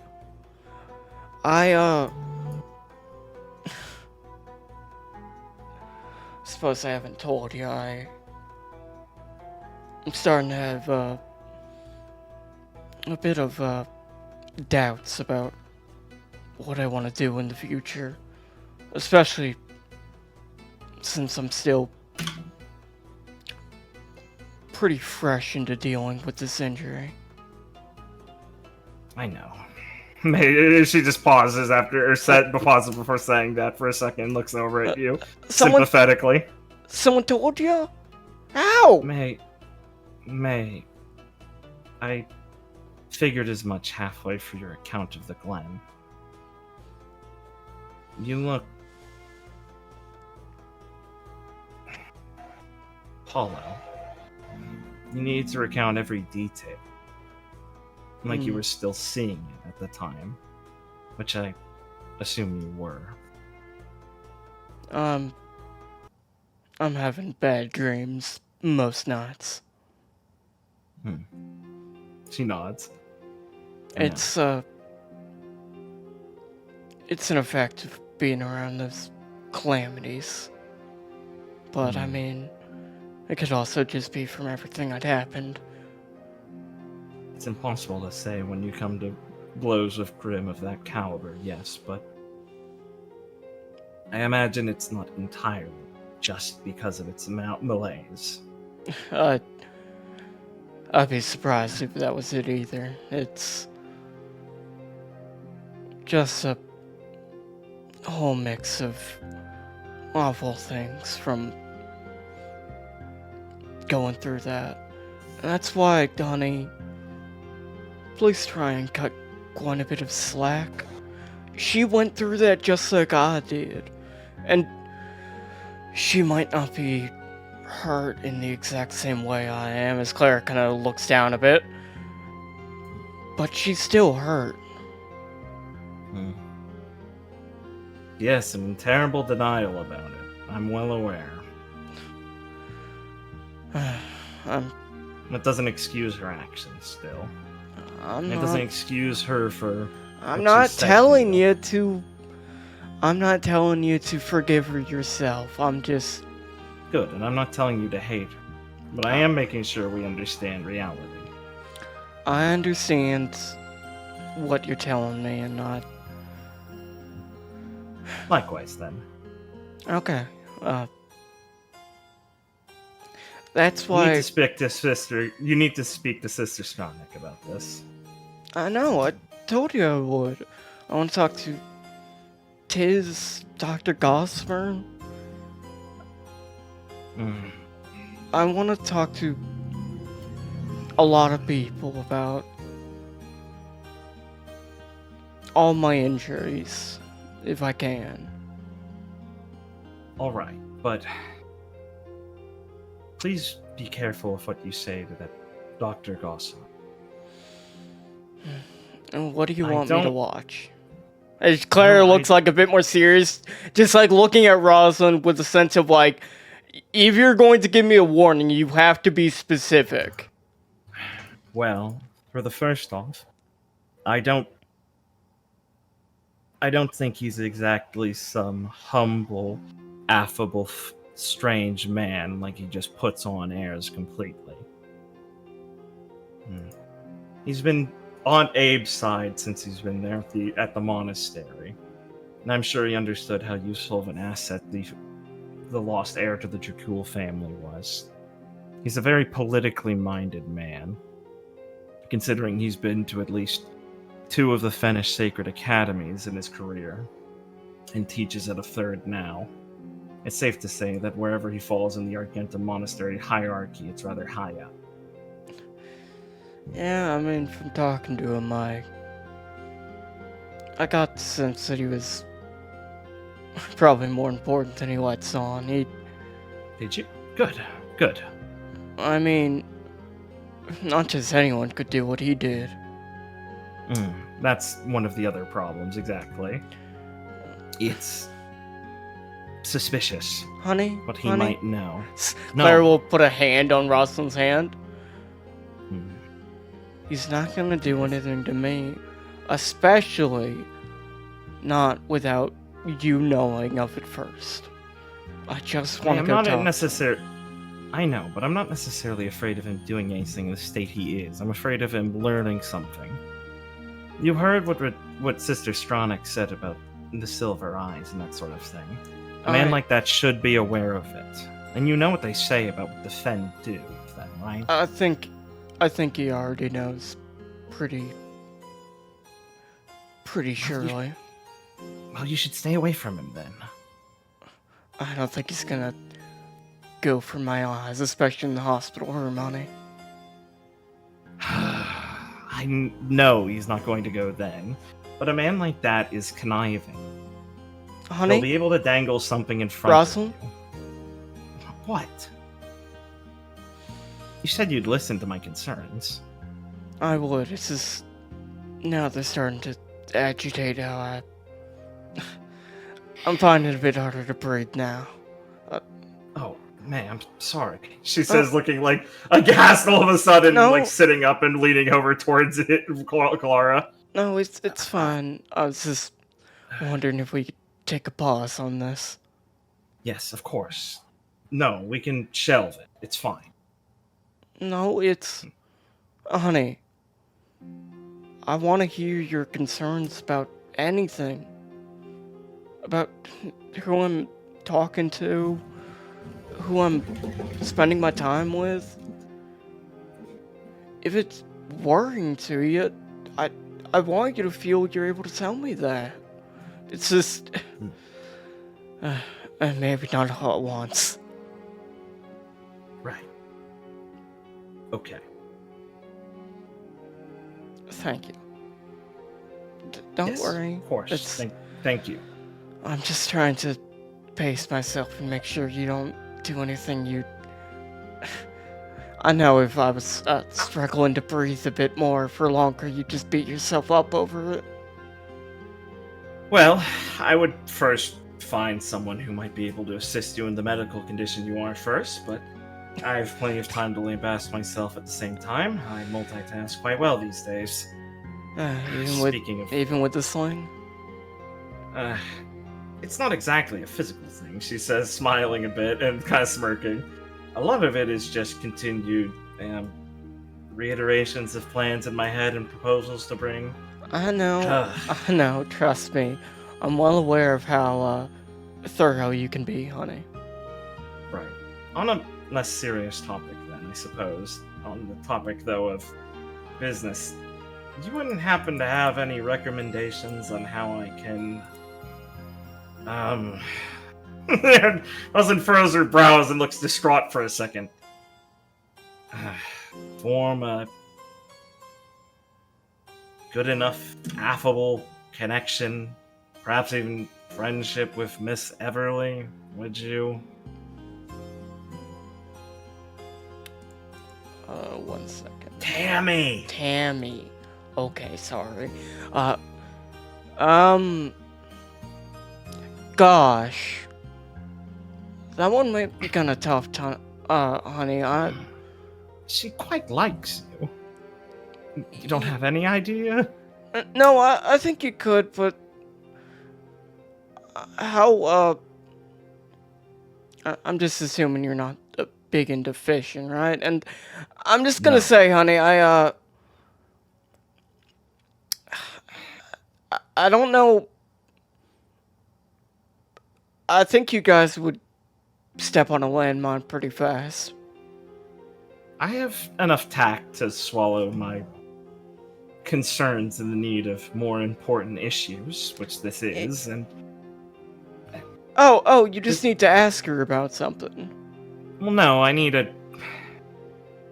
It's more easy to explain, yes. I would like to get to know her better and see if I can't ask her, preferably with some favorable recourse towards me, to introduce me to her grandfather sometime. Oh, Lugenbaron Everly. No, she told me about him one time when we were fishing together. I heard a lot about what she went through and things about her life before coming here. Real nifty place in Vacuo. It is, and Lodestar is as Rosalind smiles for a second with that glint in her eyes as she starts to talk about a Voration State. A very fascinating hill, or a very fascinating piece of land in the dunes. Their culture and the Rangers are much like the... Oh god, I've already forgotten the name. It's not Chevalier, it's the Gundamir or something of... God, I forget the name. No, I know what it is. They're much like one of the chapter houses back home, really. They're some of the most orderly fellows in Vacuo that make it everyone else's problem. And that's strangely earned them respect for once among the states, rather than any sort of ire. Yeah, definitely. But yes, the general seems to have made himself quite comfortable there, and we'd really like to make inroads with him. Despite his retreat from any sort of Mantlian affairs in the last decades, He was... Wait, is It was Bantland? Yes. Did she never? Yes. Lugan Baron Everly. He was a general back in, especially his younger years back home. Maybe she mentioned that and it slipped my mind. I wouldn't be surprised if Miss Everly has not much concern for these sorts of topics, honestly. I think I was more interested in the vacuo side of things. That's completely reasonable, truthfully. She says, kind of rolling her eyes and chuckling for a second. It's not like there's any lack of fascinating things here. But if I'm speaking honestly, honey, I think Tammy's the type of person that would probably be off-put if you come into it with a game plan. Probably the best course of action is just take her drinking and try and be genuine. Does she have any other hobbies? Fishing? As Claire says, like squinting her eyes. Other than May. Skipping class. I've picked that up a bit myself recently. I Wait, she's from Lodestar, of course. How about horse riding? Are you aware of that? I'm pretty sure she mentioned something about being able to do that. I have an in. She smiles. Good luck. Yes, I'll have to actually find some. That will not be that hard around here. Though, the shrewd negotiations, those will be another matter. Honey, I think you're plenty charming. Just be yourself and I think it'll be fine. May, I'm more concerned about the negotiations with the horse traders, not her now. They're a lot more crafty than any sort of teenage girl. Seriously. Have you ever tried to buy a thoroughbred from one of them? Can't say I have. And let's not get started on the camels. I've stressed to Irene enough how much her investment on that property has been. Hers has sired more, and they've continued down the line. She's making quite a bit of good passive income from that. I'd say what a luxurious first-year mission reward. I'd say we can fade off on Clara that. smiling, listening to Rosalind go on about thoroughbred horses. She starts talking about horses and camels that are raised in vacuum, like she's a fucking encyclopedia all of a sudden. Clara's very happy What a strange woman. Enjoy this conversation, talk about that. I just want shade. Okay, so Viridian wanted to go find his boy Jose. Yeah.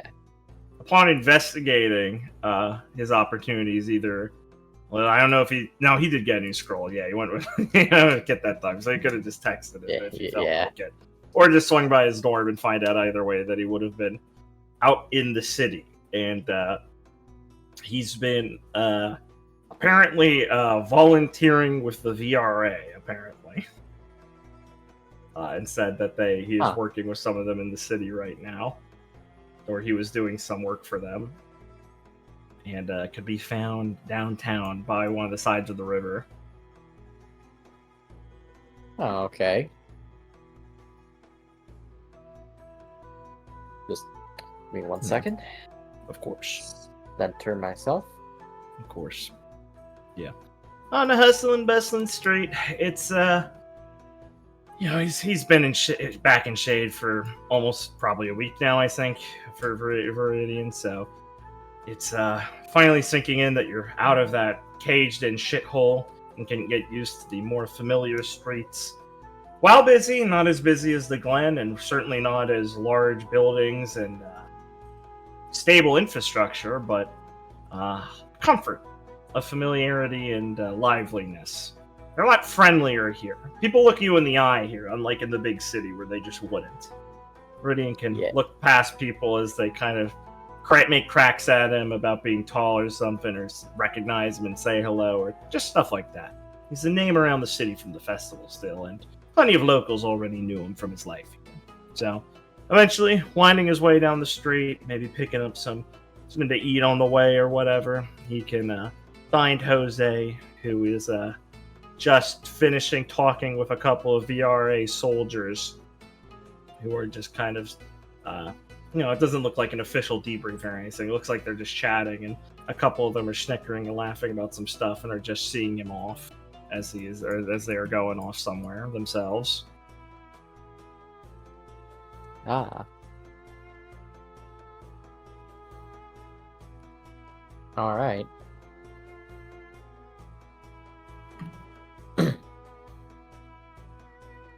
Well, Viridian, while he's walking down the street, is a lot more comfortable with this style of community. People are joking, looking him in the eye. He wants to reciprocate, but there's something there that makes him... He'll meet them for a second, give them a smile, and then his eyes will flash away. He doesn't want to linger on anyone's eyes at the moment. There's something deep down in there about that. Yeah. How does a walking the streets of the city, even though it's shade, how does it feel with no like eyes in the sky for Viridian? Because he kind of got into the habit of just throwing that. I mean, he does that a lot in his personal life, but especially near the end of the Glen when they were scanning around for things all the time and looking for the Ripper and just watching their back for certain people. They got pretty paranoid near the end. So, how it feels for Viridian right now after his paranoia and with, still bearing some trauma, the way it would feel is, imagine he's in a manga panel and it's meant to be imposing. And like, so all the background is done in black, but in the black right around him, it's in the cross-stitch pattern. So it feels like he's cut off from something big, and it feels isolating. Yeah. And he's just sort of kind of retreated into that. Yeah. The outside is shut off away from him. It's there, but it's not there to him. The only space around him is there. Yeah. Surprisingly enough, he kind of has that same short-visioned area like Clara does without the eye injury. It's just like this complete shut-in feedback from not having that extended vision. It's really hitting him hard, right? Yes. I'm not going to say that having his semblance active when the Madonna showed up really affected him, but it really affected him. Yeah, exactly. Oh, yeah. Feeling all his aura spread out just melt. Yeah, not good. Got some extra angles to really hit that. And whether he wants to or not is kind of feeling the ramifications from his body or his spirit. Whichever one he wants to put the blame for this one right now. Yeah. Eventually, through the noise, Viridian can make his way over to Jose, entering his strike zone, and let out that sigh of relief of being like, alright, I finally got over here. Oh, finally, yeah. Yeah. Jose's just looking at his scroll, checking a few things. Notice you approach as he looks up with his Eggman goggles, as we've described them now. The protective goggles things he has, and he gives you a little nod as he scratches his head with his new shave crew cut. Hey. So, what's up? Hey. Viridian takes a second, and it just kind of goes, oh, not much. I mean, you've just been a bit scarce lately. Had to go out and pick up my own copy of the Huntsman's Handbook. Guess it's finally time I stopped borrowing yours. Oh. He kind of pauses, and it's a little harder to read behind the eyes, and then he kind of just nods slowly. Yeah. I guess I had, huh? Slipped my mind. Huh. Yeah. Been busy. Well, yeah, I can see that. Been keeping yourself busy. How's that been going for you? The VRA's got a lot of stuff going on now, don't they? Yep, sure do. Feels, good. He says as he nods, actually pretty confidently about that. Feels like I'm not wasting my time, at least.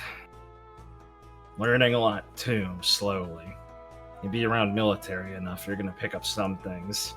And I think once they realize that I'm not just doing this for some fair weather week or two or something, I might actually get some more, I don't know, responsibility, hopefully. I can't really do too much official, I'm still a student, but they accept at least some help from it in the first place. And I'm angling to be able to go out on some actual grim patrols with them, deal with some incursions and things like that they do. It's like mini missions to go handle. Really? That's Yeah. that's something. Yeah, they're not really against people who just offer it, I guess. It's been a gold mine of it's been a dust mine of expertise we could have been dipping our toes into this whole time, I guess. Could have been a lot more competent by now. Ouch. Mm. No, he didn't say that. Sorry, that's just how he Oh, feels. that's fine. Yeah. Oh, yeah. Okay. Cool. Dude, yeah. He's gonna be like, yeah, right. Well, glad it's working out for you. You think It's you not- might do some time? He'll look down at the ground and go, maybe. I mean, given what happened while we were away, all their increased presence, I mean,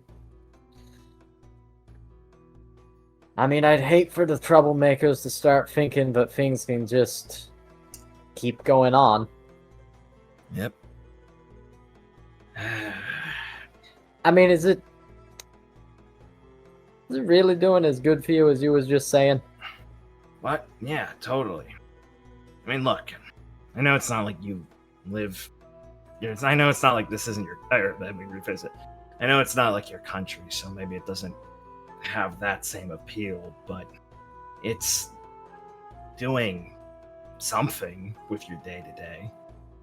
I mean, it's like you said. You wouldn't know what to do with yourself on the boat, on the Pequod, if you didn't have all the work to do every day, right? Guess it's just finally felt like that here. I mean, all the time I spent not doing anything important, just lazing around like this is some actual college or something. Going around just relaxing, doing stupid shit. I'm trying to be a huntsman, not just fuck around. I feel like I took it all for granted. Yeah, that makes sense. I mean, Thunder always said you gotta keep yourself busy or else the sea is gonna drive you crazy. Yeah. Makes a lot of sense. Everywhere's a sea if you stare hard enough. And the sands, no matter what color they get up to, sure move the dunes every day. Slow waves, but they're still going. Greedent's gonna look Jose over and then go, yeah, I'll give it some thought.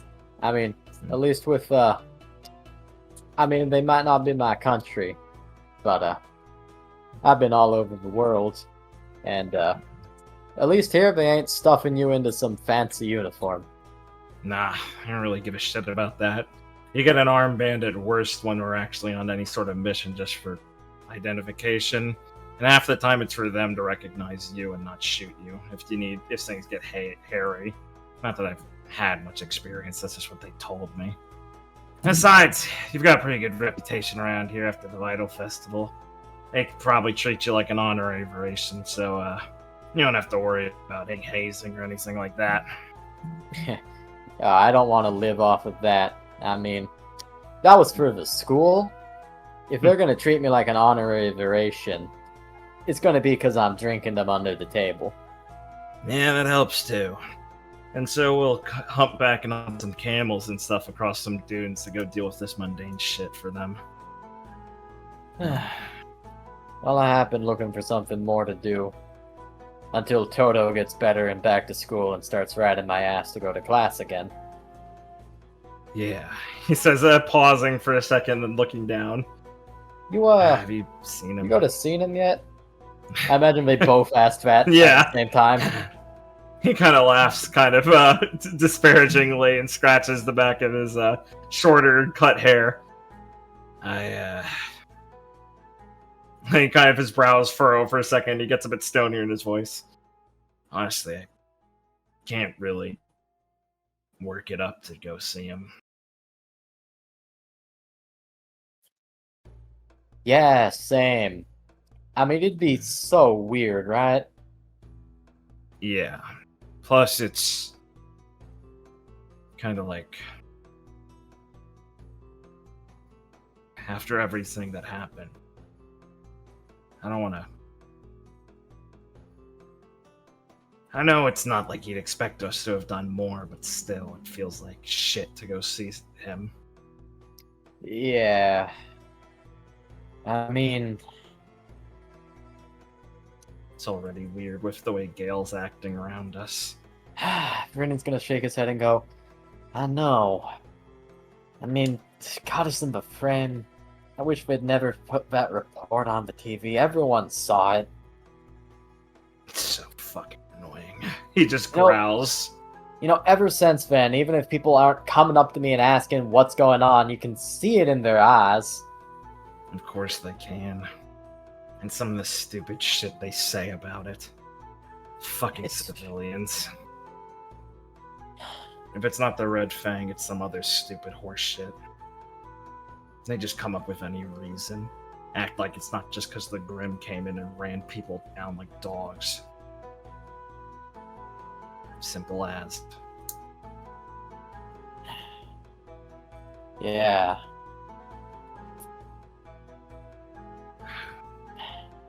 Whatever. And I don't know what they're talking about. We don't have to concern ourselves with people like that, right? Yeah. We don't have to. And we shouldn't. Yeah, we shouldn't. They don't know what the fuck they're talking about. You wouldn't take notes on how to tie a knot from someone who wasn't on a sea. It's the same kind of idea. Yeah, that's fucking right. Yeah. I mean...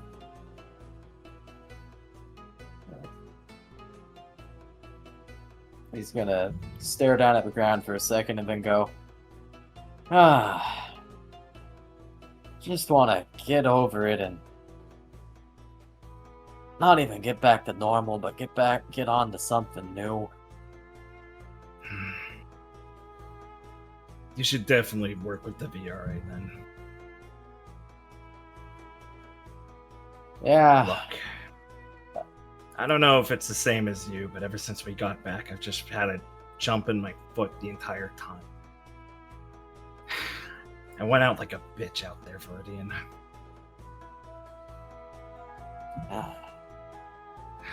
Yeah. Worthless at the end, losing my goddamn mind over stupid things.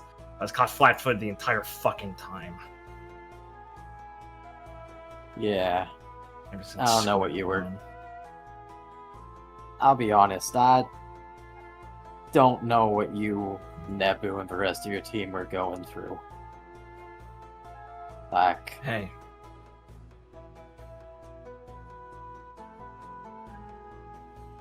he said, hey, so I stopped. oh yeah, sorry. Hey, well, it's kind of both ways, isn't it? I think Yeah. we'll kind of be a little pissed off at the way everyone handled it, but at the end of the day, we all still dealt with that shit at the end.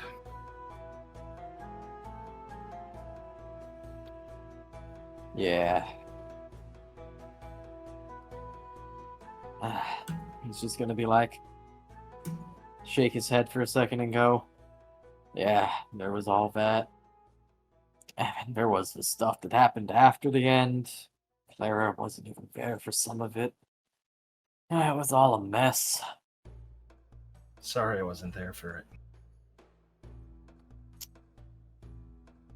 I For what mean, it's hey, worth, I'm not beating myself up about it more than I need to. I just should have been. I lost my cool the entire time we were there. I mean, I got you guys all involved in my own bullshit while we were there. Thanks for trying to help with all of that and helping where you did. yeah, well, I'm not gonna forget that, no matter how nasty everything ended. yeah, you think I'm gonna let you forget that? No, Good. Maybe one day I can get Gwen to appreciate something I've done. But not gonna hold that over her head forever. that'd be nice. Yeah. Look, Arnan has the right idea about one thing, though.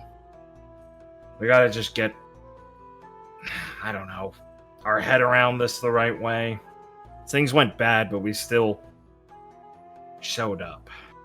If we're gonna be hanging our heads about it, then we should do it in a way that gets us walking towards the next thing. I told myself I'm not gonna get put in that spot again. I'm not gonna let people redefine how I see things anymore, and I'm not gonna let the world throw me into a tumble dryer with these sorts of things.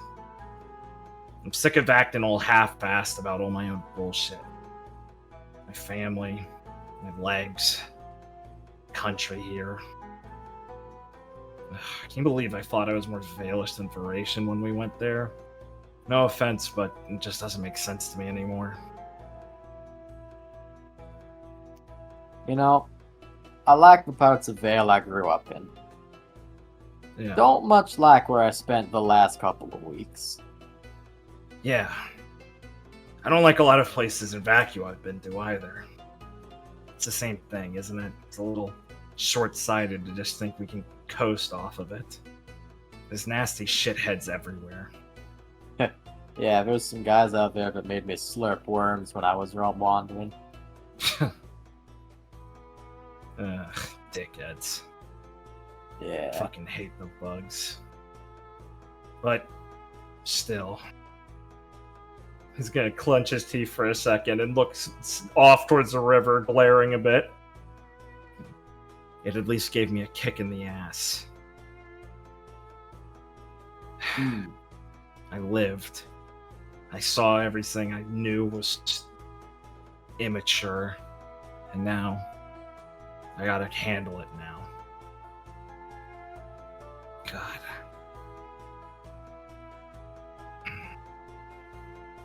Yeah. Yeah, I know someone who would say the same thing. That life is all about getting a kick in the behind to get you going. Sounds like they know a lot. Yeah.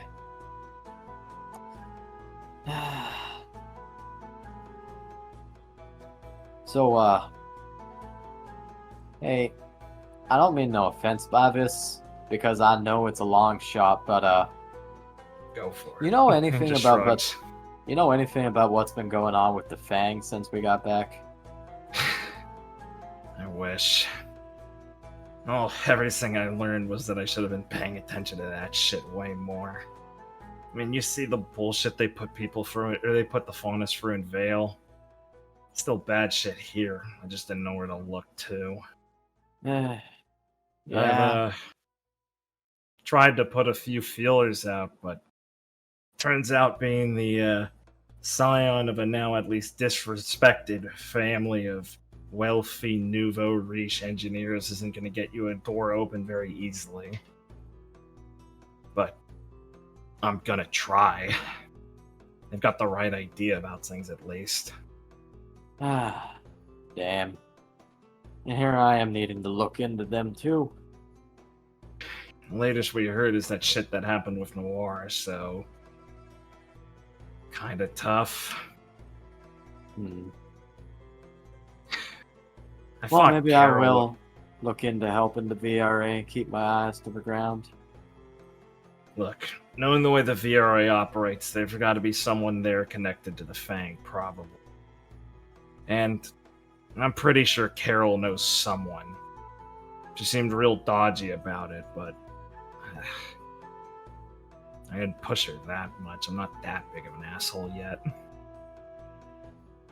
Yeah, well, I'm sure Carol knows a bunch of people. I mean, she knows damn near everyone, but I don't expect her to be too upfront on who the psychos are. Well, yeah, I guess she's not sure why I'm asking.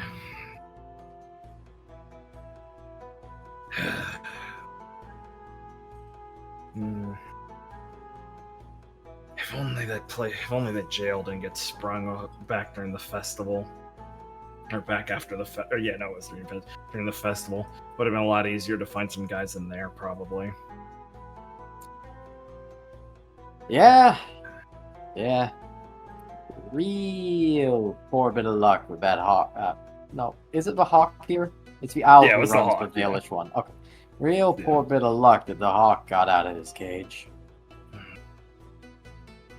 I guess worst comes to worst, find a weekend trip to Rio. That's where you guys ran into them once, right? Yeah. Well, we ran into some people who were from way out of town there. Oh, shit, right. Damn it. Well, they still knew Nebu's dad, right? Yeah. Mr. Ray probably has some connections. You just, Yeah, come to think of it, they did. yeah, maybe we could ask her for a recommendation. Maybe. Yeah. So, probably a good place to start looking for my family anyway. Oh, yeah. My condolences on that. Yeah, well, above anything else, I just wish he told me about this. Like, what the fuck's... Why did he get involved with it? He has a lot on the line that he's just compromised. It's not worth it if it's for my sake or something. I don't know. I never can had it stay. in me. Sorry, what'd you say? Look, I can say, but I got truly no idea why someone would do something like that. I never had the nuts to talk to my dad about this sort of stuff. No. Just Damn. kind of wanted to pretend it wasn't there. Guess you're either gonna have a lot to say when you find it, or nothing at all. Well, yeah, I'm gonna have a lot to say. It's caused everyone a lot of fucking headaches, probably. Alright, that's good. That's the better option of the two. Yeah. I guess you're the expert, huh? Yeah. Yeah. Yeah. Not exactly the same, but similar. No. At least I got a letter from mine saying they're gonna be fine, and just to stay around here will keep me safe when the heat dies down. Damn. That's fucked up. Yeah, well, no way around it.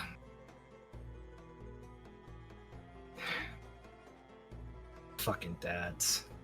Mm. Pricks.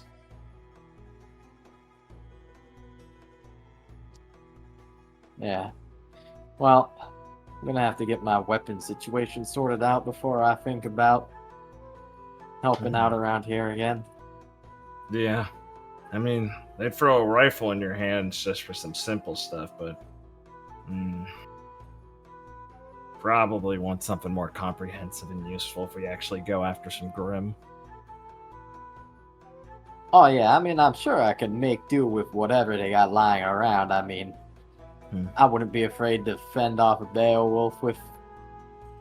Sorry. I wouldn't be afraid to fend off a Beowulf with a broom if I had to. Yeah. But I wouldn't be looking forward to it. Yeah, exactly. Hit teams for Grim are good and all, but they're not huntsmen. That's why we're going to be useful to them. We can't show up half-cocked. That's why I've got to at least get my eyes at a more reasonable level of distance. So infuriating.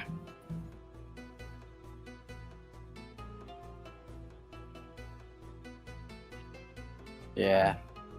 I guess if worst comes to worst, I can bum off your semblance when the time comes. Yeah. Viridian has another internal ouch moment. And he's Yeah. like, yeah. Yeah, I always got your back. Yeah, I kind of figured. Thanks. And he internally thinks, I need to fix my semblance as soon as possible. Thanks, Amis. It means a lot to me. I owe you and Felix a lot. Eh. Well, I mean, you know, a while ago, Oliver suggested that we go out drinking sometime. So let's figure out the tab there Yeah. about who owes who what. I got money to burn. don't really want to hold on all the shit I got from my dad now. It just feels weird. Heh. Man. Plus, don't you guys drink free still? Yeah. More or less. Yeah, I guess we can't all ride off of it.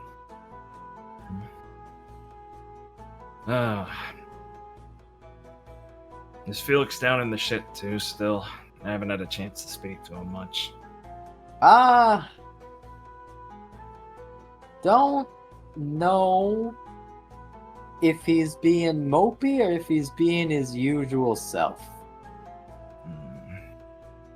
It's a thin line, but I mean, I don't think anyone walked away not rattled from this, no matter how cool he looks about it, dude. Yeah. But I don't know if he is moping about it or if he's holding it all there. So what I'm saying is that he's been doing good. And I don't know what to make of that. Well,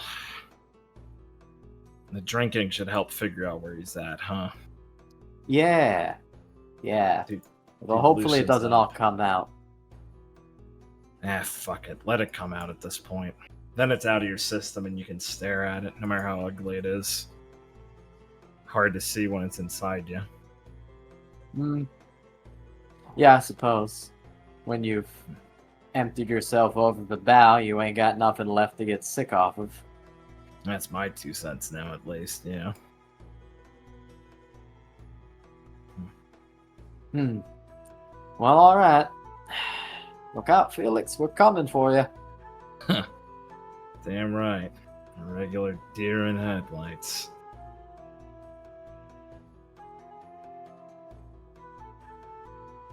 Anything else you want to get on in this scene, or just go off with Jose bumming around?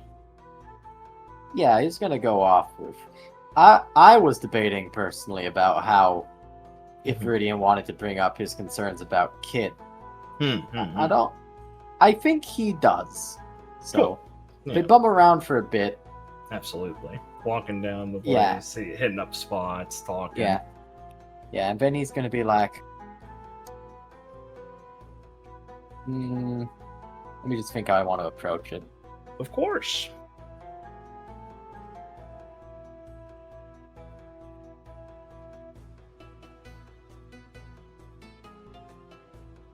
Okay. So, you know, Irene thinks that the Red Fang targeted Kit. Yeah, I heard about that. I don't know what she's smoking. It's probably some bullshit to do with Vega. Yeah, seemed weird to me too. But Rena's just gonna kind of be like, for a second, I mean, I don't want to out her, but yeah. Then he'll just go, I mean, definitely seemed weird to me, but I mean, like, they could have any reason at all to want to target her, right? I mean, I guess. I don't know Like, what the fuck it would be let's just assume that they did. That, like, it could be any reason. He has his eyes. Oh, you can't see that. He just stares at you for a second. He goes, "Okay, right, yeah, theoretically." So. He's gonna scratch his chin and go, okay, yeah, I don't know what I'm getting at with that, but I'm just worried. Like, sure, probably not. Irene's probably barking up the wrong tree, but, like, supposing they did have a reason, like, that's not just gonna be it, right? Well, I mean, I guess it would depend on the reason. Seems like a random thing to even suggest, though. Yeah. But did you hear that? Did you hear that? What's the Is her name Jezebel? Yeah, it's a spider lady, Jezebel. Yeah. Did you hear that? Did you hear that Jezebel lady was back? Yeah. Still weird to put her name and face of that senior in her first year, but mean- Yeah. I saw some of that footage that got released from when you guys dealt with her the first time at the Schnee building. Not really deniable or anything. Fucking psycho, I guess. Yeah. And we had a pretty big like hand in her and Bassa Hell of a what they word were choice. He says. Considering Felix cut hers off, yeah. Yeah. So, but yeah, we did have a real big hand in putting them in that away in that time. Mm-hmm. But like Lullaby helped too. Sure did. So I can see why she might want to get back at us or them. Mm-hmm. I don't see a Same reason. I don't see a reason there with her to go after Noir. Well, Irene was kind of on Roz's trail back then with what she was up to. I mean, they showed up to help there too. Rosalind's talked about that Jezebel woman a lot. That's true. Took it pretty hard, I guess. Look, she might have been a psycho or whatever, but she's not exactly the core of what I'd assume the Red Fang operate under. She was like a recruiter here. Right. Bossa seems like he was more actually one of the more lieutenants placed in charge of whoever was operating here at the time. From what I understand of their structure, if it's anything closer to what the Valish kind does, there's normally at least a couple of captains under the branch leader.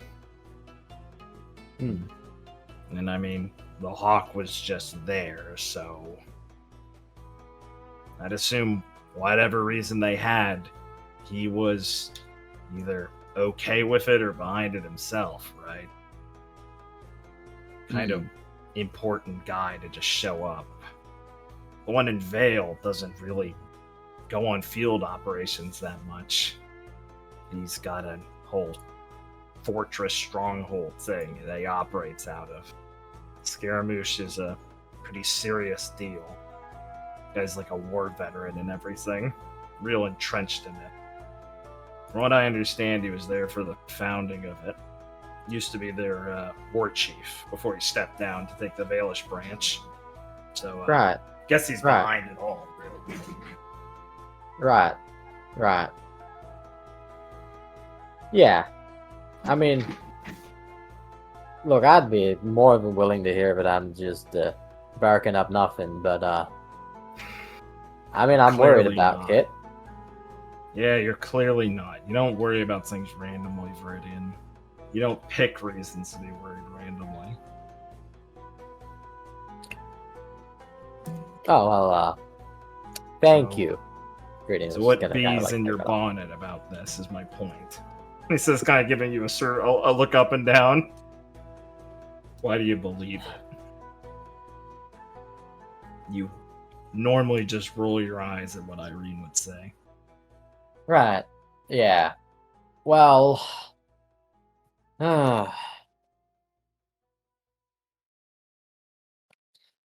Look, I don't think that Kit's up to anything with trouble with the Fang.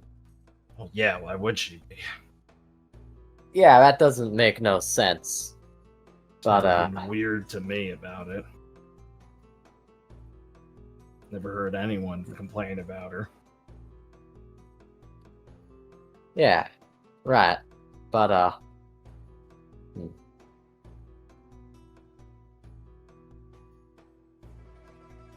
Oh, come on. well, man. I What really is don't it? know how to explain this, but I feel like there's something after her. I mean, when they got attacked, she ended up getting the brunt of it. I mean, she's worse off than anyone else on her team after it. I mean, I know she's healing. And Irene has this suspicion that it was targeted at her.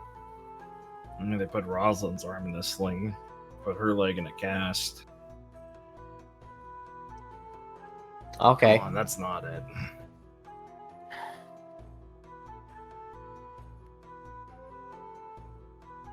What if Kit did have something to do with the thing? Well, I'd say whatever it was, she really pissed them off pretty badly if their branch leader came down here to try and kill her or whatever. So it'd be bad. Yeah, it'd be bad. Like, really bad. Yeah, really bad. Okay. Okay. What'd she do? I don't know what she did. I gotta ask her. But she's real flighty about certain things. Damn, wonder why, huh? Yeah. It's always the ones you don't suspect, I guess. No offense. I'm sure she grew up or whatever from when she did it.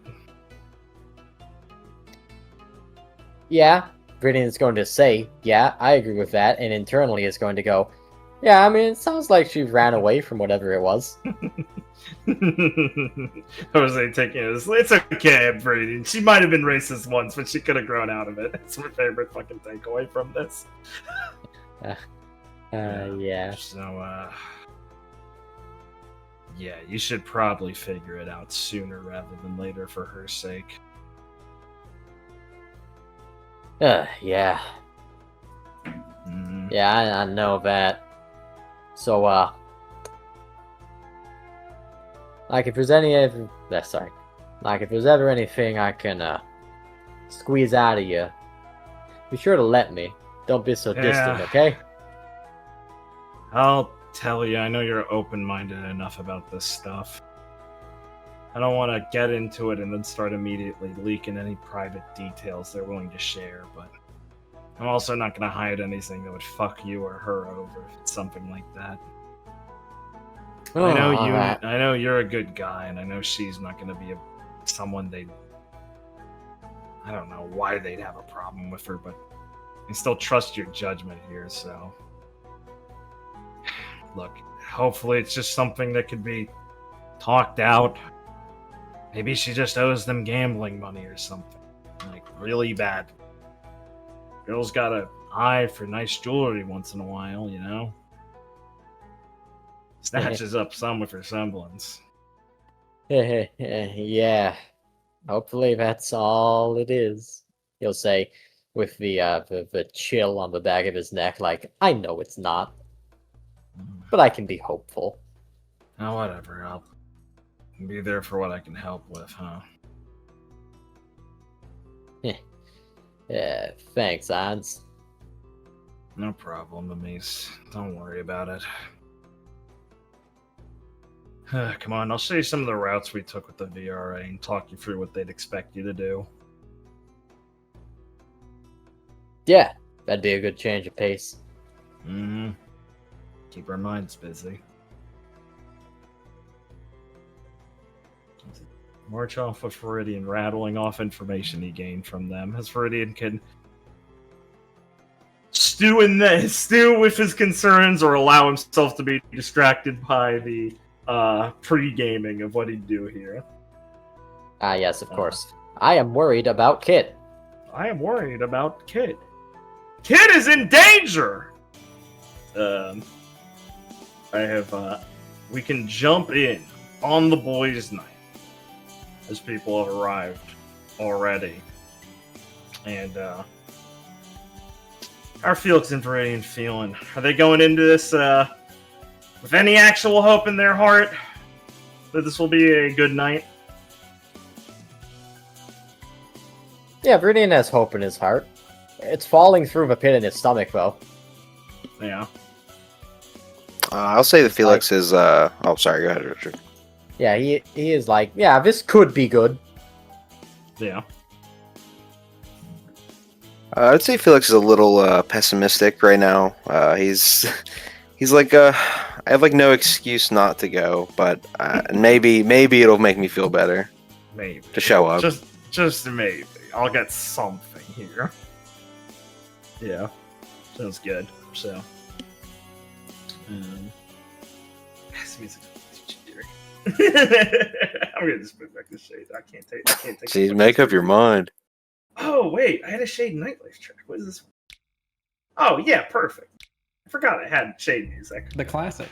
Yeah, literally. What fuck? That's why I was bothering, because I had a track in my head. Good. Fucking love Coliseum, man.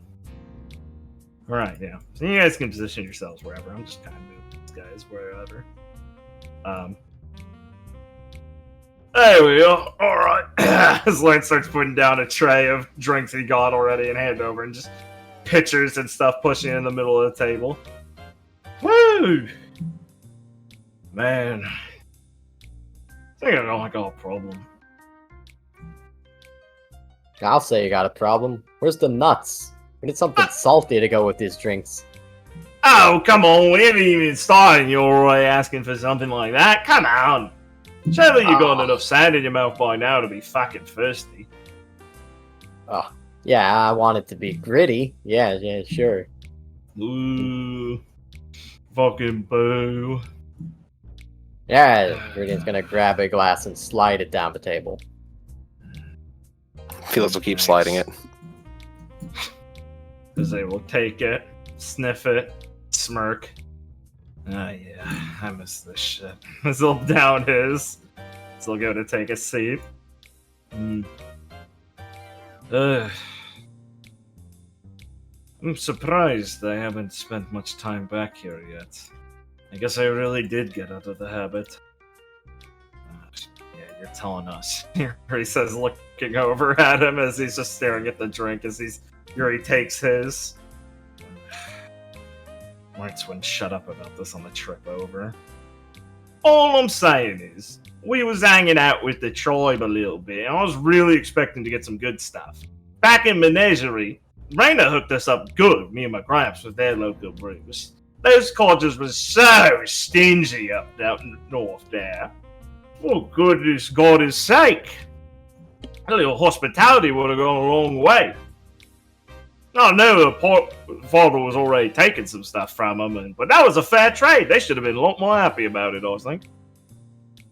Ah, really? What kind of drinks do they have down there? I mean, the last time I was in that area, I was not old enough. And the captain was a real stickler about that. You in Menagerie? Well, near it. I can't remember if we actually made port there.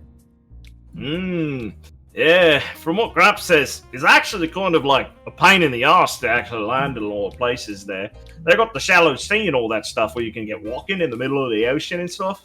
Bunch of idiots who would carve up ships there and get fucking stranded.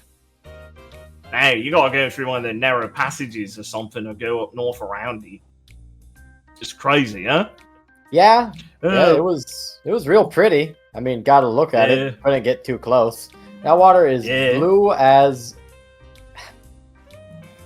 I don't know. What's something that's really blue, Felix? You're a painter. The sky. Hey, come on! Yeah, I could have told you that. What the fuck? Damn, I think it was bluer than that. But like a nice crystal blue. But yeah, what kind of drinks they got there? Sapphires. He just says lamely. I guess. They can be pink, though. They can? This is fucking when? That's not fair. They should pick a color and stick with it.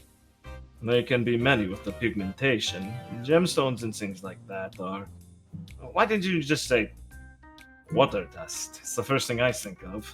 Fresh from a camel's hump, the clearer it is. Yeah, but water dust is pretty boring. I mean, one just looks towards like their cups that has like ice dust and stuff in it. That's kind of right in front of you now. Ah, fuck, the drink's right. Yeah. Well, it's kind of like that molasses-y stuff, you know? Some of the Southern Valish people have it. I don't know if it was around from where you was. But No, it's like the drinks are kind of like the molasses and stuff. It's like thick and heavy, kind of like an oil. It's real fucking weird. And there's lots of like gunk at the bottom, but you're not supposed to like stir it up or anything. It seeps upwards and stuff. But man, it goes down real smooth. Like I was worried he was going to get on my teeth and all that and charm them up like that, right? But no, that'll slide right down in you. And then it's like in your stomach, and your stomach acid starts activating, and it's like you're getting the drink then. Oh, really? Thick, huh? Absolutely disgusting. He just says politely over here, "Hey, come on, that's like, come on, Jose, that's like racist, right?" What? He just looks up confused. Hey, it's like a cultural thing, right? I don't know. I'm not from Menagerie, Lawrence. He just glares at him. Hey. I mean, ain't you like technically like, isn't that how it work? No, like, I'm from Vale, technically. Like, probably like, what? He says, looking over at you, he's looking at him and glare. Just abandon the train of thought. I'm just saying. It was an eye-opening experience. Beautiful culture. Don't know about the fucking stalls in the water, though, but I guess they, some of them don't have legs, so. Boy, man. Yeah, that's tough. Well, what do you mean stalls in the water? Yes. The, merfolk. Oh, they was telling me that you can't, like, say that to them much or nothing. That's something a lot of them don't like down there. It's more like a old nation nearby that supposedly existed. Off the coast of Rio de Janeiro, that had. Alright, all I'm saying is they weren't there. No, I'm telling you, Viridian, it's because, you know, if some faunus, you know, they ain't got legs. They go like a fish. Viridian's gonna slowly turn his head to look at Felix. And he's got his eyes like parsed, like, what the fuck? And then he's gonna slowly turn to Jose, and then he's gonna go, "You got people who don't have legs?" Once again, not from fucking Menagerie. He says, glaring again. Suppose. He's a little fucking genuinely annoyed. I have not had the pleasure of going there. Yeah, well, I mean, like, you know, these fish, some of them just got gills and stuff, but still prefer water, I guess. And they just kind of like, you know, they're surface level, so it's like, you can walk out to them and talk to them and hang out and stuff. And, like, you can get to their stall. And they got little restaurants and stuff. Kind of like those things you see in those ritzy pools where there's like a bar in the middle of it. But like, you know, there's a little section of it off the coast of the north side. Not near the docks and stuff. And they got all these wave breakers. And then there's some inland little pools that don't really got much waves and stuff. And they got a ton of them in there. But water's still pretty there, somehow. And, you know, I've just been thinking about it since. I learned a lot about it, you know. The chief and stuff were talking about it. They answered a lot of good questions. Do you know that, do you know how it, like, you know, works? Yeah. Wow, that's wild. He says, like, he makes a little, he does an index finger and a thumb and then an index finger and do it. You know how it works? What are you asking here? He says, like, he pissed off, and Oliver goes, yeah, dude, I think everyone knows how that works. I took medical classes and had it explained to me. No! Fuck, guys! I mean, not fucking, I mean, you know, if the faunus thing goes down the line. So you just hear Jose groan and grab another drink. What? Is this truly the line of topics you want to go down? What do you even mean how it would work? It's not different. He really just looks off to the side warily, like he wants to fucking die being on Lawrence's team. Yeah, I don't. Hey, come on. I don't know what Come you on. mean. Fellas, this is for your own safety. I mean, what if you get a faunus brought? Now I really don't know what you mean. What do you mean? What do you mean, Lawrence? Well, you know, it's alright, supposing I gotta be real insightful about this, the worthy gentleman, Dr. Seuss I am here. Alright, so, you got some nice hair there, Viridian.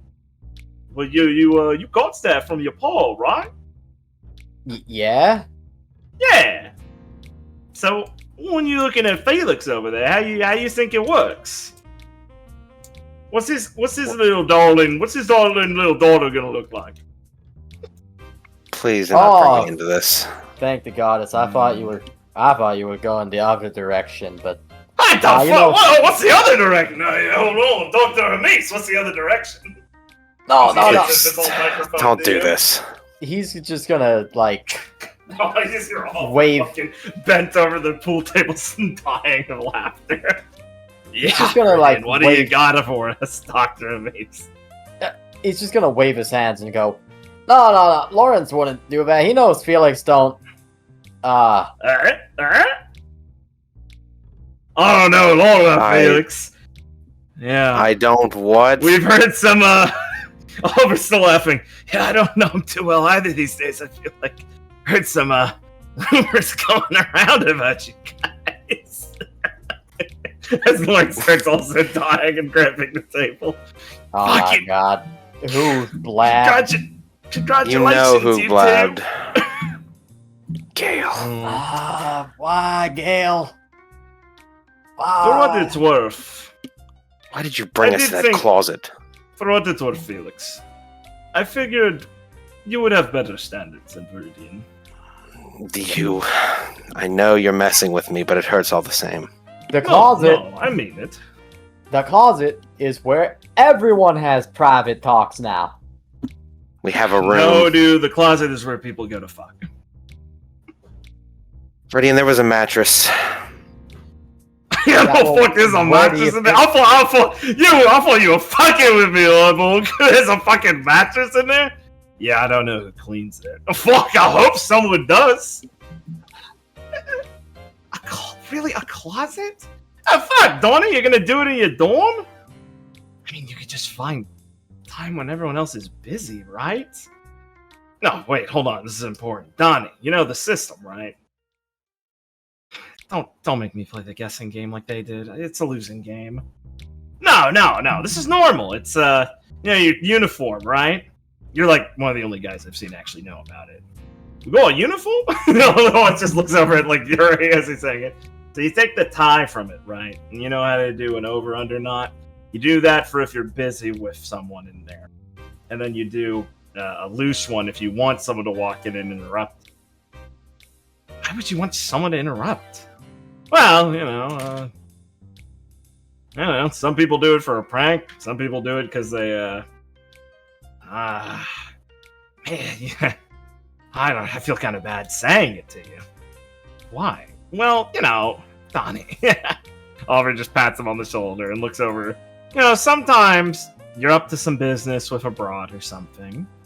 Or whoever, and, it's nice and all, but you're like half into it. So you need a good excuse. But, I mean, once you get that far, you're not going to just be like, I'm tired, because that's kind of a dick move. So you need an escape plan. So you put it up like that, you let someone walk in. Oh no! Whoa! I gotta get out of here! And you slip out of there.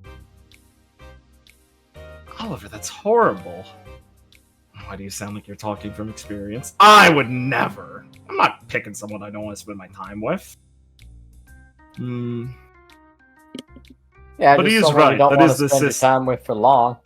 That is the system, though. Just nods and assurances. Jose coughs up his drink and looks up at him. And he smirks. He just fucking rolls his eyes. Fuck, man. I guess even the doctors here are students, huh? Lawrence, sorry, Dr. Seuss. Where were you going with this again? Hey, Donnie! Looking to open up your strike zone past Everly, huh? I told you, it's not like that. No, my point is, you look at Felix here. He's a strapping young lad. You'd think his daughter would get some nice funny ears and a little horn, right? Well, maybe two of them if she's lucky. Yeah? Yeah, right. So that's reasonable. Probably, right? Okay. But I heard down in there that it's not like a sure thing. What do you mean? I just leans forward and getting another drink and just looking over. Oh, man. I'm getting some bar nuts over as he steps over. What I'm saying is, the chief, he's a doctor. It's kind of like a spiritual thing over there, like a priest, a father. They was telling me over the fire and stuff that it's like, oh, what do they call it? Fuck, if Raina was here, she could tell me. It's like the echoes of the past, right? Are in you when you furnace, I guess. Is what someone? He says, look over at Jose, who once again just slams the trigger again. I'm not trying to contradict you. I don't know what their fucking culture is. Right, yeah, that's my point. I'm just saying. Anyway, so what they're saying is they got the echoes of the past. They're like roaring beasts. Like, you got all kinds of shit in you, Felix. You got like rhinos and elephants, and tarantulas and stuff in you. And sometimes, they come out. As a kid. Felix, what the fuck? Is that true? What? That is not. Well, There's no way that's true. that is not true. No way. Felix will take a drink and be like, I already knew that. It is right. That's all you were getting at. Donnie looks over at Lawrence. And he looks between Felix and Donovan. What the fuck? Who told you two of all people? That's the worst fucking combination. I can't fucking imagine. Well, Felix will look away and be like, I wasn't always alone. I'll just say that. I was given a lot of information I probably shouldn't have as a child. Damn. Sorry, dude. Here he says, looking down sympathetically at you, a little too honestly. Oh. Good for you, buddy. Likewise, I suppose? Oh, for fuck's sake, guys. Can't you have funny answers? God. Goddess. Now I just feel like an asshole. But really, like, tarantulas? Here he looks over. Fuck, I don't know. It's apparently got a lot to do with, oh, fucking cheers, man. He puts the bar nuts down. He walks over and takes a drink. Yeah, I don't fucking know. It's got something to do with it. I guess, like, he said it's also just like, it's not the same genetic structure as people or something. Or, humans. Sorry, I don't know. He just shrugs. And Jose just rolls his eyes like he doesn't really give a shit. I guess they're, like, really different in that sort of structure as things. And yet they can still mix with humans. It's really curious, honestly. I'm glad it's reciprocal, though. It makes things entirely more difficult to actually branch the bridge between people. Ah, come on, Tate. Don't make it sound so fucking philosophical. We're talking about just fucking. So yeah, I guess what I'm saying is you find a girl, you shag her, right, or else she's gonna like dump an elephant out of her. V, you doing okay? What? Yeah, dude, you look like you're disassociating. Oliver snickers over there. No, As Oliver's just looking away as he's clenching his fist under the table, biting his teeth down. Probably the only one who gets why at this fucking table. oh my fucking god. You're a real man, Oliver. He's gonna be like, For what yeah, it's worth. I'm fine. For what it's worth. I think it happens more when it's too faunus. What, really? What? Really? He says to Jose and he like sighs. Viridian asked it with hope. Yeah, Hodios asked it with fucking shock. It depends on if you're a same genetic species. Like, okay, say I don't know, there was a girl who had traits of like a salamander. We'd probably have one of those. Frog or a salamander. But like, if it's like a buffalo woman, there's more of a chance it could be a lot of different stuff.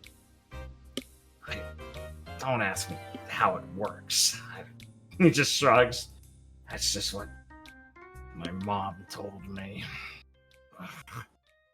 Hated that conversation more than you could ever imagine. He's fucking rough. I thought he was just because we was fucked up. I thought we were bringing, like, the animal out of you guys. Like, stamping, like, getting all pissed off and shit. Being like, what the hell? What's this? This is a human. And being like, ah!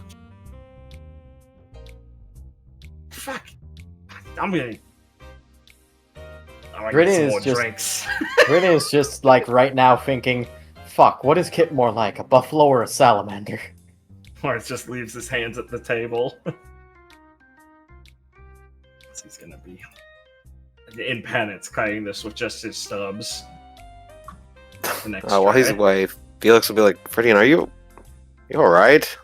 You look like you're Huh? going to faint. Yeah, no, I'm. Maybe take it it's slow. Just wild. It was just wild. That's good. What he said, you know. That's good. I see. I'm sorry this is a shaking revelation to you. Donovan takes Yeah. a little. There's a loud burp from the end of the table as Donovan just finishes like a fucking roar of one and slams his mug down the table. He looks over at Viridian. He's completely red faced. Donovan no. is gone. Viridian, Oliver, I want to say, you guys were both right. Right about what? Oliver was recovering from a laughing fit and looks over baffled. It's fine. I've just been hung up on something for too long. Thanks. He just nods at you two and goes back to his drink. He's getting another one up. He gives him a side eye and looks towards Viridian, squinting and mouthing like, "What the fuck? What is that about?" Brittany's gonna shrug and go, yeah, I mean, you're welcome and all. I can see that this is really doing something for you, Tate. You wanna maybe pace those out a little bit? No. I wouldn't feel it. Pretty. Oliver like leans over and past Felix a bit, like so he's in earshot too. The fuck did you say to him? I don't remember. Okay, it has to be a girl. I hope it is. Oh yeah. By the way, you in on the betting pool? Yeah, you know I'm in, but what pool? All right. Well, Gwen or Everly. Oh. What? Come on, he's got like 2 picks. Uh, I mean, listen, plenty of girls talk to the dude. I don't think he really's ever talked to any besides those two. hang on, okay. Brittany's gonna size Donovan up for a second, and then he's gonna reach down and dig in for some of into like his boot compartment, Yeah. and like take out some drachma. Be Yeah. like, It- okay, you know what? I'm going on the long. It's not drachma, by the way. Oh yeah, Ducats, yeah. ducats. That's Don't right. worry about it. Yeah, it's I'm Ducat sorry. specifically because I lived so much of my life misunderstanding how to say the word ducats. Because motherfucker for Blake and Liam, Corey said it wrong years ago when I was a child and just repeated it for my entire life. He played Mabinogi, and I was like 15. He played Mabinogi, and there was a side currency called ducats in the game for a trading skill. And he just always said, "Rayon, we gotta go do this mission for the Ducats. We're collecting the Duke. We need 100 Duke." He just said Ducats so confidently in that way that I can't describe to people who didn't know this guy. I get It was the I get first time I had heard this word, and Priyan, he was like Brazilian friend, also was saying it because I'm sure he had no fucking idea what that word was either at the time. And he's just like, "Yeah, Corey, yeah." I was just mind controlled by these people saying that my entire life the wrong way until I fucking realized it's just fucking ducats. That's my lore for why I just say it's called. They're spelled What the same the way in my fuck? setting. It's Ducats though. It's funny to me. Why do I get so That's much shit for awesome. turret? Right? Because You say it wrong. I'm glad you I'm said sorry. it. That was impressive. I'm sorry, guys. Okay, I'm so sorry. Yours is just a funny, like, cool note. Listen, I like when you say pop. I hate turning. I'm sorry, Look, man, okay? you- Jeez. It's like you the make a setting. Turing. You It's can like make the it so Turing Turing's in test your to see if setting. human exists or not. This I show also is just an I also asshole, Ben, find I'm it cute sorry. when you say pop, Ben. Dude, I'm blushing. Okay. Wow, I did not mean to start this tangent. Can we get yeah, back to fair. it? yeah. I was gonna say, you get your new cats out. Yeah, Dugat's out and go. Alright, you know what? I'm in on the long shot. Put these on Gwen. Wow. What? Didn't think you guys would be on the same side. He says, lying Felix and Verity. I'm sorry, are you two betting on this man's... like, narrow his eyes? What are you exactly betting on? Wait. Felix, didn't I take your amount for Felix. this? Oliver pauses and he opens one of his books and starts flicking through it. What the fuck? Why do I have you in here for Gwen?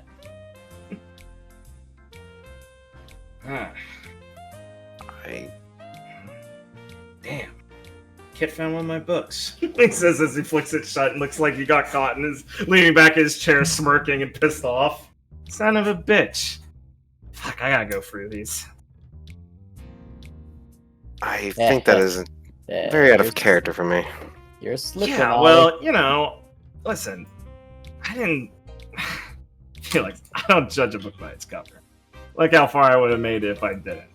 You're pretty cool once you actually loosen up a little bit, and I knew above anyone else you would understand the affection for a senpai like that. So I just figured it was probably a Mistrali thing. Ah, son of a bitch. Yeah, I got you down for it, Brian. For what it's worth, I think so too. This is a tad Ah. cruel. Cruel. Oh, It's come on. not Who's this? cruel. Who the fuck's this hurting, Prince? Come on. What? You gonna be pissed off when I open yours? Have your fun. And if you do that, What do you mean, dude? We will have I a meant to problem. show you. But- Get out. The day you showed up to Shea was the day people started speculating about what the fuck is up with you and who the fuck you are up to. He pats him on the back affectionately. Just let it ride, alright? I refuse to believe since the day I arrived here. Dude, come on. You showed up with just a normal sword. That's weird. Some people showed up with very common weapons. I don't see how that... Hey, for what it's worth, I saw the fan knife and would appreciate the simplicity and beauty of it. Listen, it's a wonderful weapon. I don't like to let people judge, but you can't say you didn't start a stir. Especially since the first couple weeks where you just repeating you were trained by like a living legend in Mistral. So, you know, you kind of led with like the bang first. You really sucked up the attention from all waiting stars trying to make their first year debut. Oh shit. Look, he's gonna make it. As Oliver looks over to Lawrence, who's walking over now on stubs instead of feet. As he reattaches and places the tray down, almost spilling it. Fuck, I made it! Yeah!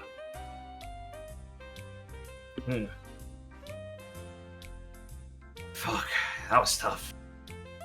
Donnie, pool. As he grabs him and pulls him over to the table. Fuck, he's drunk. I'll handle it. Yeah, he's out of money. It's not worth it. Oliver just shakes his head looking at Donnie and goes back to writing in his book, crossing off some names. This is a nice. Oh yeah, yeah, sure is nice. This is so fucking stupid. Oh, come on, Irons. Oliver says, kind of looking, wincing at him. Look, man, I know it was really bad, but it's not like you're not gonna drink after all this shit. We're gonna relax and do shit like this. You might as well start now, right? Don't try and act like you know what happened. Alright, jeez, I didn't mean it like that, man. Oliver kind of looks down at, or looks over at him up and down a few times and sighs. Dig the haircut. So he just shakes his head and looks back at his drink and pulls another one out, and Oliver kind of whistles awkwardly and drums on the table. Right. So...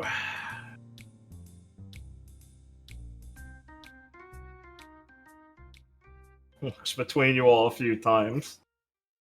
Oof. That's how it goes now, huh?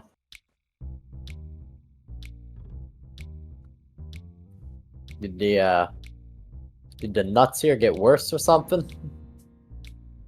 Ah. Yeah, that must be it.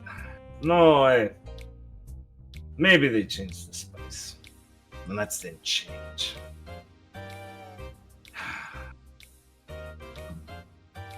I think I'm gonna go. Oh, come on, Irons! No, dude, come on. Besides, we still got a tab, man. You gotta contribute. As he slams down somebody, he goes, I didn't mean it like that! Come on! Listen, I'll give you good rates on some of my books. That's all I'm just trying to get him to stop leaving. Jose, if you're sure, I suppose. I mean, I didn't ask your permission. I just meant that brothers. So it just rubs his nose. Look, I'd rather we all have a good time, so,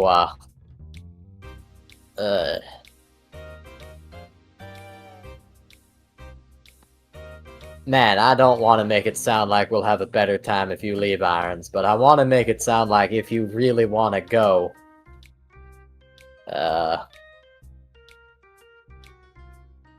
fuck, It'd be this bad. tastes Totally awful. lame. Be fucking lame. I mean, you're just gonna go somewhere and be feeling the same, dude. Oliver just says, kind of fast talking him a little bit, leaning over the table towards them. Feeling the same. I mean, yeah, but I wouldn't have to put up with this inane horseshit we're talking. Dude, come on. We need to decompress a little bit. Decompress. Yeah, that's how we slip into just being idiots again and forgetting what the important shit we have to throw ourselves at are. No, it's how you realign yourself from being like a suicidal missile point at Grim.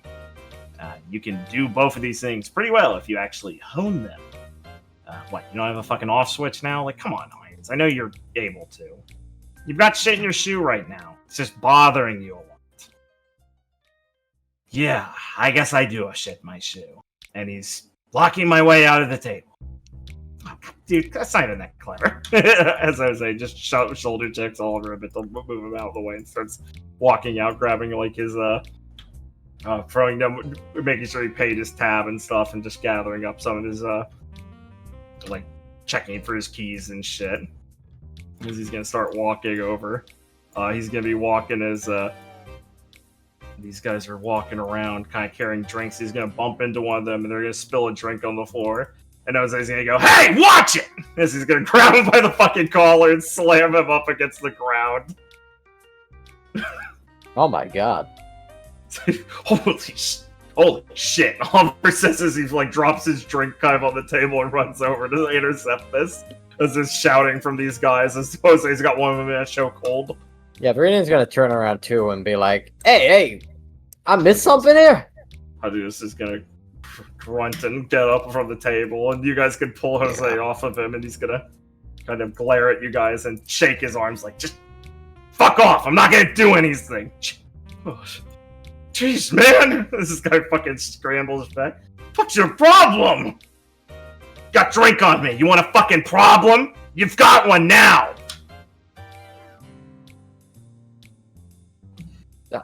Fuck off, Irons, what the hell? You don't gotta scare the life out of him. Fuck him, they should have watched where they're... Whatever! He just kind of throws his arms out as his shirt's covered in this and like just kind of rips it off and throws it at the guy's face and just starts walking out of the store or the bar.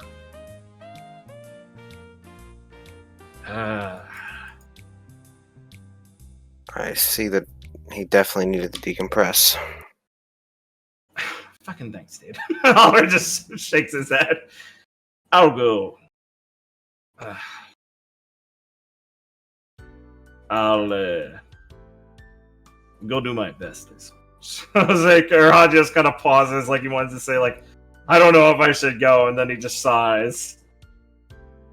I should probably do that. Sorry. Really, all over. Oh, well, the organizers nod. Yeah. Yeah. As he just kind of mumbles a bit to himself, a little sloshed and annoyed, and heads out. And Oliver groans. Damn. What the fuck happened to that guy? A lot, Ollie. Oh, yeah, I didn't mean to sound like an asshole. He says, scratching the back of his head, just looking still a little concerned and bothered. Still, I didn't expect him to blow up. Dude's like a live grenade now.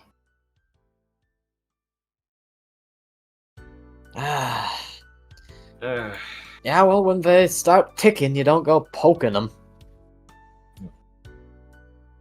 Hey, I don't want you guys causing any problems. The bartender wags a finger over at you guys. And get your friend off the fucking pool table. As Donovan's climbed on it and vomited on it. As Yuri and Lawrence are trying to pull him off. Ah, fuck. You leave him alone for a minute. Oh, for Put fuck's his sake. glass back down on the table.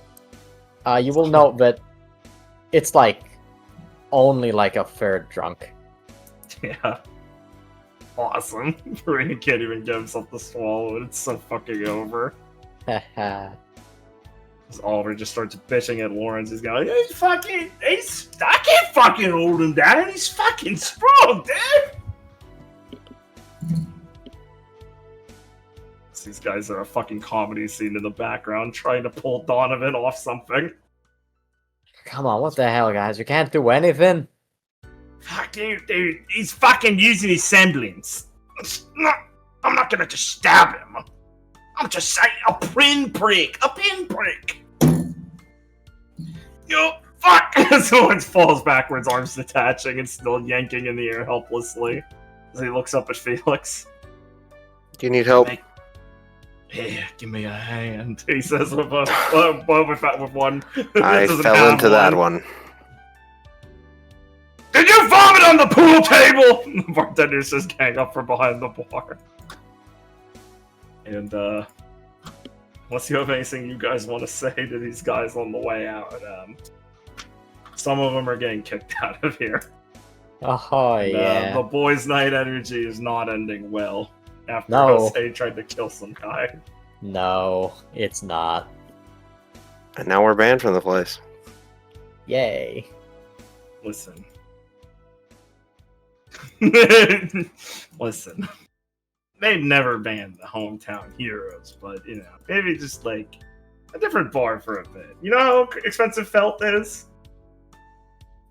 Yeah. You're not banned, but maybe just don't come back. Maybe don't just don't ever come back. Ah, damn, Give I me a like this second. place. They have the best nuts. They don't taste the same, bros. They don't taste the same. It's so over. Oh, let me actually get this. Character tokens. I should have gotten those before. Give me a moment.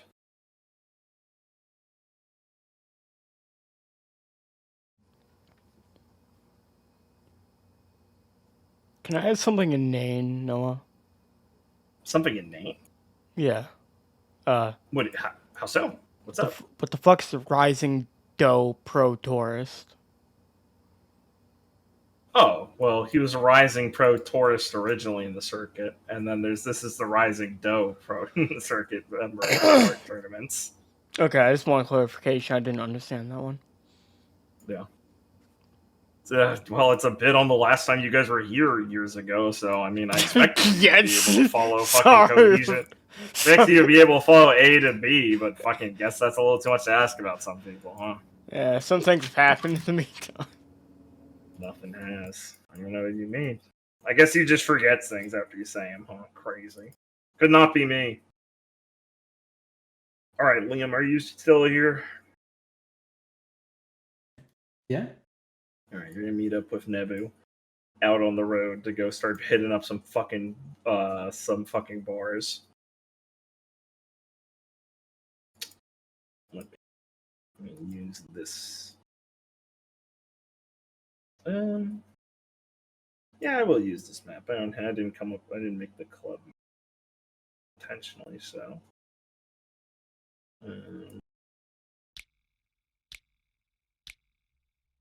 Got anything you want to establish that's been going on with Gwen on the way over here?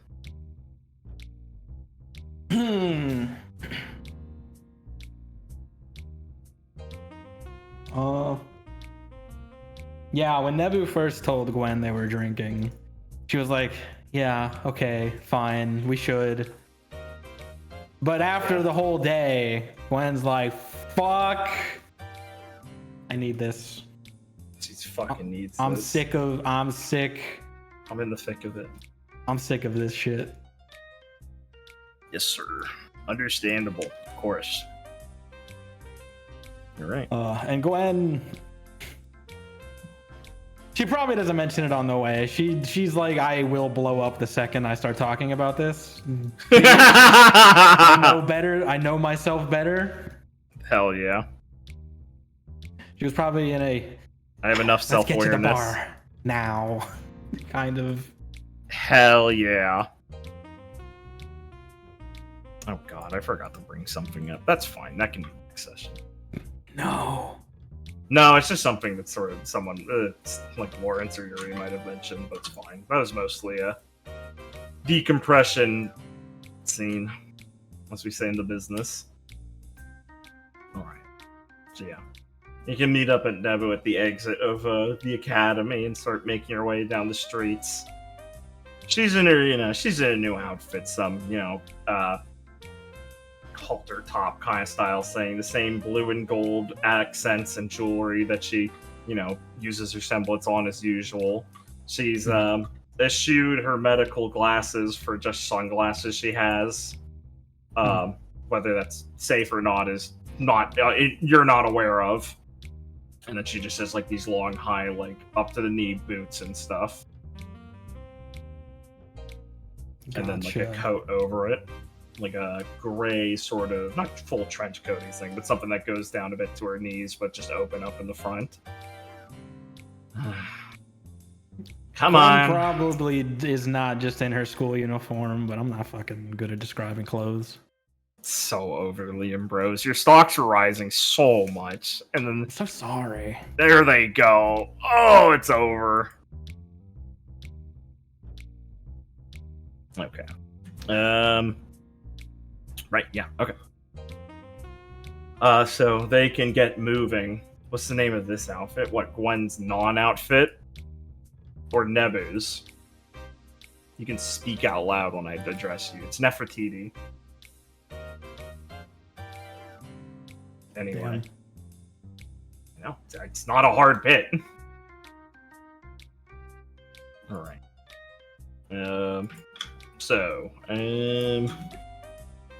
What was I saying? Did I even get to describing anything? No, I didn't. Right. Yeah. So you're gonna just be up with Nebu. She's gonna be a little quiet, just like kind of be like, "Hey," and she's like, "We're gonna hit up a couple spots tonight. We're doing a crawl." Sounds good. Mm-hmm. Cute outfit. Thanks. I impressed you own more clothes than I thought. Guess you actually have been listening. Good. Helps out more often. Ah, fuck. She just like winces for a second. She looks up and kind of adjusts her glasses. Ugh. It's too bright. You good in those? They're fine. They're fine. It's fucking weird. They mostly just bother me in sunlight. Like, you'd think neon lights and stuff in one of the clubs would be a big problem, but no, it's just sunlight. Guess it's gross, disgusting, fucking evil, grim juice in my fucking eyes still. It kind of fucking stings around, like, I don't know. I guess when I get mad. Like, when I'm talking to Rose Room too long, it just starts to hurt sometimes. Like, earlier with Clara was pissing me off. You, I guess. Sorry. Ugh, I'm already over it, by the way. Took a nap. Damn, sorry about blowing up. Dude, I want people to fucking blow up. She says as you guys hit your first spot, which is like one, it looks like a fucking ramen stand, like it's just a bar on the side of the road. You push through the cloth and sit on. It's not too occupied. Just She shouts something at the owner, which are just a very series of names of drinks that you barely comprehend before they start getting on the. And then she points at Gwen and says, "Her too." And she twists as she throws herself onto one of the stools and spins over on it, pulls up her little dress and stuff, and kind of smiles a bit at Gwen. I mean, ain't it better to just fucking say? Like, holy shit.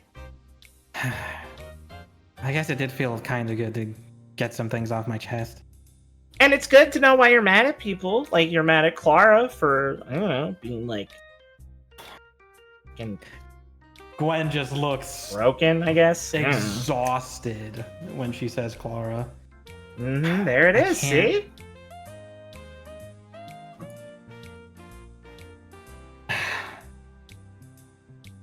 Can't believe. You know what she said to me?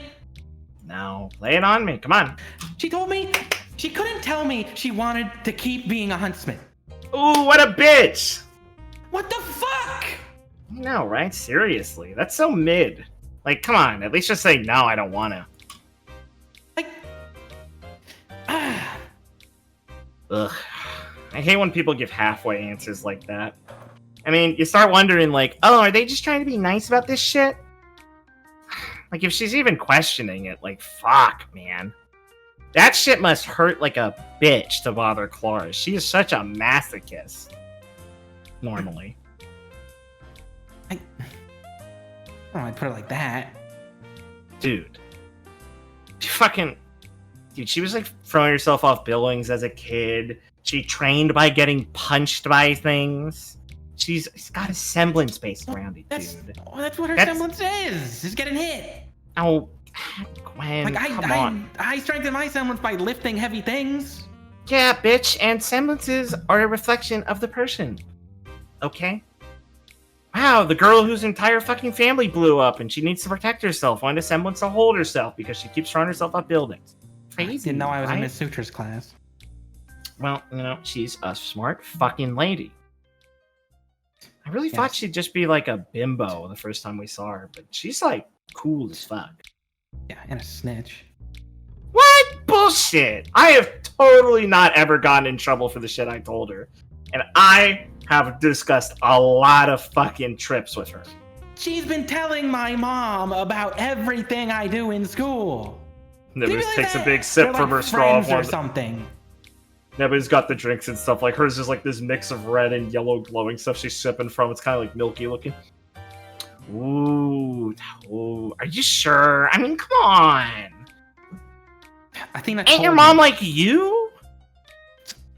She's nothing like me. Okay, come on. I said it wrong. You know what I mean. Is she intense? You know, like, Urgh. Yes. Alright, well, you know, you think really Miss Suture could, like, hang out with, like, a really annoying person like that? She's, like, mellow as fuck. She trained at, like, monasteries and Mistral and stuff, dude. She's all about that, you know, like, 8 paths, sincerity, cool, chill stuff. And you really think she can put up with, like, such a high-maintenance broad? I don't know how anyone puts up with her. Oh, dude, come on. I mean, it's still your dad, right? Like, dude, chill. That's rough, though. Yeah, she sounds like a bitch, though. Yeah. Like, seriously? Mm. You're not still worried she's, like, actually gonna show up here, right? No, I don't think she's that crazy. Vote from fucking Mistral would take a while, anyway. And I mean, no offense, but if I remember the state of, like, your parents and your, like, housing, I don't think she's got money to pay for airfare. Yeah. Shit's expensive, dude. Even Dad fucking wrinkles up his brow when he has to. I mean, he's just cheap about everything that he doesn't have to spend on.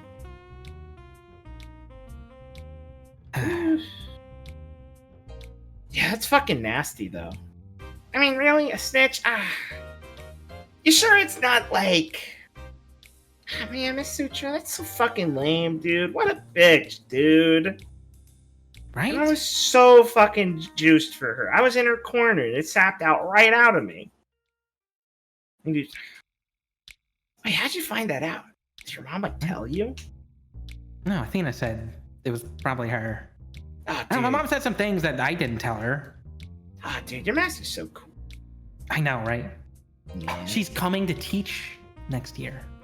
Oh my god, no fucking way. Oh, dude. Wait, what's she gonna teach?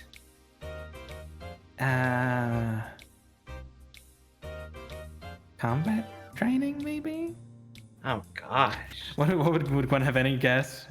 Yeah, she said I'm probably coming over depending on because of Mr. Toto's condition might impede him, so I'm coming over to help with that. Oh, right. Yeah, it's a sad reason. Right. Oh, but she wouldn't say that then. Yeah. Oh, to help with cover Mr. Toto's duties. Oh man. That's a bummer. I mean, like, it's cool that she's coming. And like, I don't mind having a combat instructor that's like a little nicer to look at. And like not a drunk like Hephaestus has been when she's been filling in.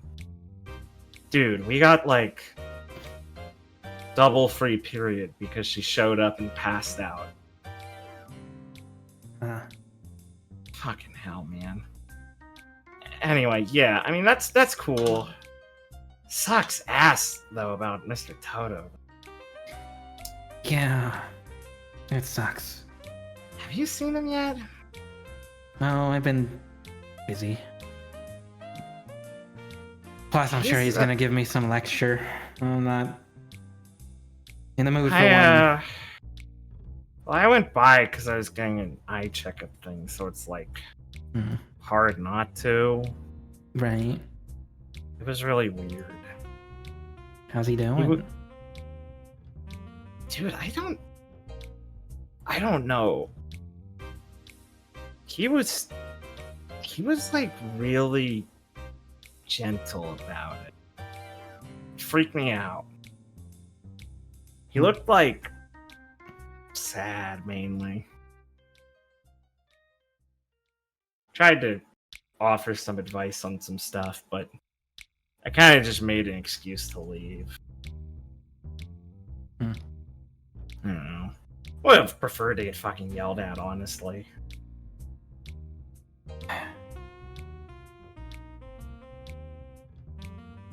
Yeah. Probably see him again. Yeah, me too. I mean, a guy like him should probably be able to sort prosthetics from somewhere to fix it, so I don't know if it's really got him why that got him so rattled. I mean, eye ones aren't good, yeah, but still.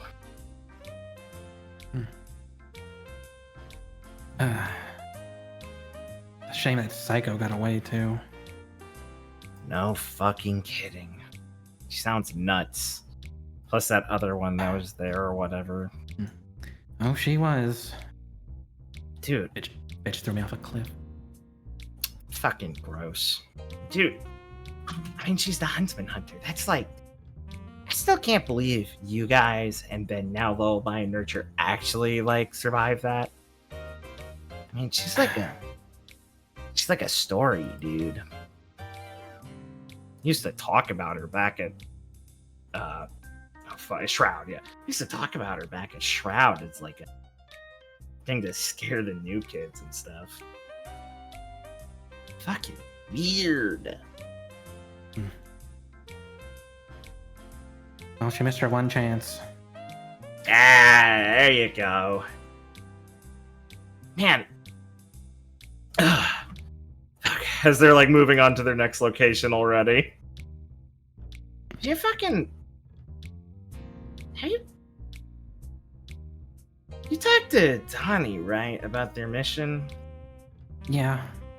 Yeah. Yeah.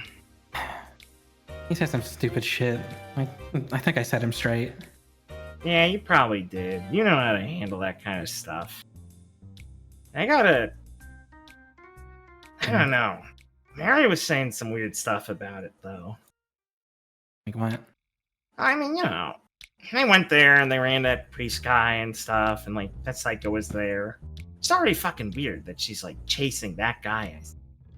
Wonderful Mal, you know, Yeah, I guess he Dad. was. I guess he was there twice. Oh, yeah, dude. No, he was totally being chased. I scoped it out with Eileen, and she kind of accidentally let it slip that that's totally why they were happening. Eileen?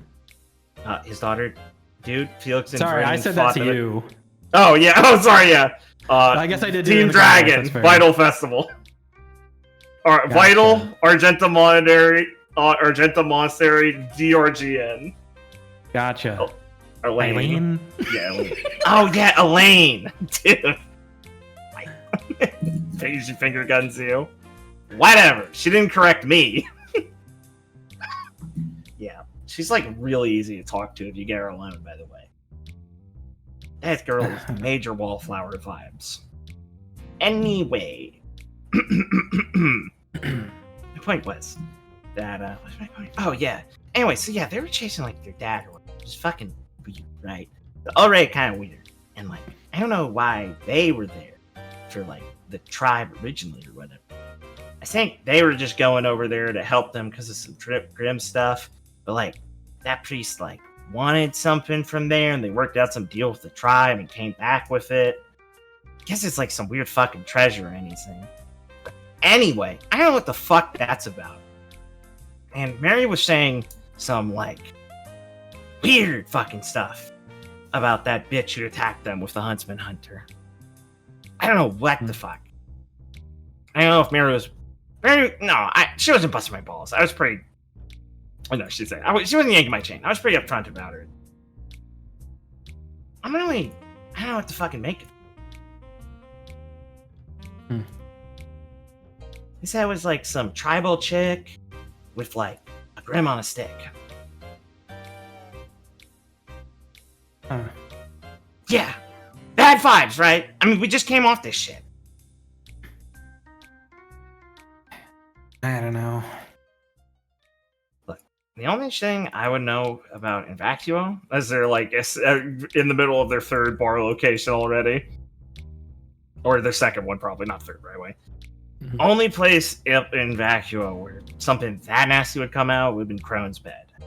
And they don't really, like, leave their place or let people near them. You know much about it yet? I know you're still kind of fresh. Not really. So, it's like she's drawing on a napkin, like a really crude drawing. It's like north, right under the wildlands. You know, guess it's... Fuck yeah, it would have been probably pretty close to that tribe they went to. It's on the coast of the Sea of Souls. You know, it's like northwest of here. It's where right near the jungle starts. But it's like these karsts up in these cliff faces and stuff. Some of the only ones we got in here that aren't just like hills or the valleys you guys saw in like by she almost vomits for a second, then he uses it. So by Delatodos, right? Fuck, that one goes spicy, dude. Careful, watch it. It's got the paprika on it. Anyway, yeah. So Daddy has always told me about that place. They are like hyper isolationists. Like during the old Accords, we'd always try and settle down here in Shade. You know, the peace agreements between all the city-states and stuff. Rules and engagement for crossing lands and stuff. They'd never settle for anything but like complete isolationist shit. Like it would take the entire table to arguing them from just like attacking people that cross in their land. And the representatives are always so fucking weird. Once one of them came to visit Daddy, the diplomat, and I was like 11. Dude, I was having nightmares about that bitch for years. Coming out of my closet and stabbing. It's like, yeah, her face is like, and I was like reaching around at the drinks. The lighting's kind of bad in the room, so she pulls out a scroll and she's like looking at their drinks until she finds one that's like a black licorice drink. This, like, her skin is like this, but like the same look of it. So it's not like you've got pigmentation and like you can see it and you can tell there's makeup and stuff. It's like almost all oily and weird. Yeah. Daddy said like it's because she was higher up in their society and she lived with some of their I don't remember the name for it. I think they were like priests or something. Look, every story about Crone's Bed's got something scary and spooky about it. All I know is even back during the war, they were the people from where we're from here that made sure when the Elysians came over and tried to invade, they just couldn't, because it's not just that the Sands would just eat up their supplies and stuff, but the Grimm would chase them. And people always say, you go to Crone's Bed, they'll sick Grimm on you. And I tell you, Gwen, that lady looked like a Grimm to me. I mean, the eyes were clearly contacts. That was obvious. I mean, I'm not fucking stupid. But it was weird. And that raspy voice fucking got me. Yeah, I don't know. So avoid that place. Right! So my point is that tribal...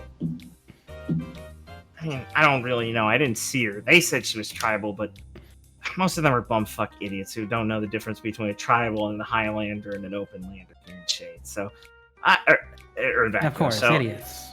Yeah. Fuck you. Let's just flick your nose. She like squeezes your nose or between fingers. Shut up. Anyway, my point is, they wouldn't know the difference. But Grim on a Stick, God, fucking reeks of Crone's Bed. And that is fucking weird. I don't know what the fuck they would want, or leave for, or know the Huntsman Hunter from. Why they want to, like, kill a priest from some Fen church up in fucking Vale. I don't know, his medicine stuff was kind of out there. Yeah, I know. I've heard of his books, the research papers that get out. They're like cutting edge stuff. He's from those academies or whatever they're called. The 4 guiding seasons up in Argentum. Mm-hmm. I don't know. They're like some Fen thing, but Daddy always says that's where I would have gone if I wasn't being a huntsman. Apparently, that's where, if you want your kids to succeed in life, it's the most prestigious place you can send them. I would have gone to the Fenishake Academy of Natural Philosophy. And I'm sure you really enjoyed it. Dude, it would have sucked. But I mean, like, come on. If it's all like rich kids going there and like bored professors who are just doing it to get their grants payment so they can get back to their work, that means no one's going to stop you from making a fucking party town. I mean, it's like the Fen cultural thing. That's where they have their like big temple or whatever. Dude, bunch of Fenish guys and gals, all repressed, ready to party. I think it'd be a good time. You know, classes would suck, but I'm paying enough to get through them easy, right? Yeah, as opposed to Shade, real dull place here for parties. Dude, I'm not saying I would have preferred it. This is way fucking better. She says as they're knocking on they're going into like a cave that's the 3rd floor that's just carved out in one of the sides. That's been here. It's just like a naturalistic fucking building completely. Dude, I would literally cry if I had to go somewhere else. This place beats Rio. Yeah, Shade. It kind of rocks. I'm so happy. She says she just suddenly hugs Gwen from behind as they're getting to the board. Yeah, you say that now, because oh my god. Like, I was with you in the first year. Don't worry, bitch. I never was gonna, like, backstab you. But, like, oh my god, you were such a fucking asshole about it. And you didn't even mean it half the time. You were just, like, you'd just be looking at something, you know, like a camel shitting, and someone collecting it. I know, gross, but, you know, water residue shit is, like, it's kind of a big fucking pusher of ingenuity here. It's a lot of fucking reuse. It's very valuable. I get it. But you'd be staring at that, and it looked like you were literally staring at a fucking different world. Like, you wanted to die. You wanted to get out. Well, which, I mean, to be fair, I mean, like, if I had to, like, watch your, like, samurai rituals or whatever in Mistral, I'd probably think you guys are fucking crazy, but, like, come on, dude. It's camel shit. That's... Everyone knows. I'd dive for it if I had gloves and no one was around to claim it. I grew up in Arcus. We weren't doing samurai rituals. Right, completely you were different doing place. like you did like There still were the samurai rituals, but it samurai wasn't entirely. Yeah. Oh, yes, but yeah. it was a stark difference. Damn, that's gotta be so weird though, because like that place wasn't like at Legion for like a long time, and it's been just like a couple decades. What do you think like the old people there think? That's gotta be that's gotta be intense, because like they got military bases there and stuff, right? Like that's like that'd be like if Rio I don't became notice it after a while, strong. but maybe I would now. I guess you grew up there, so it's probably not that weird to you, right? Born and bred, huh? Yeah. Mhm. I wasn't Come on, much what's of a street cat, whatever you Don't wanna finish call it. I can tell. God. Oasis.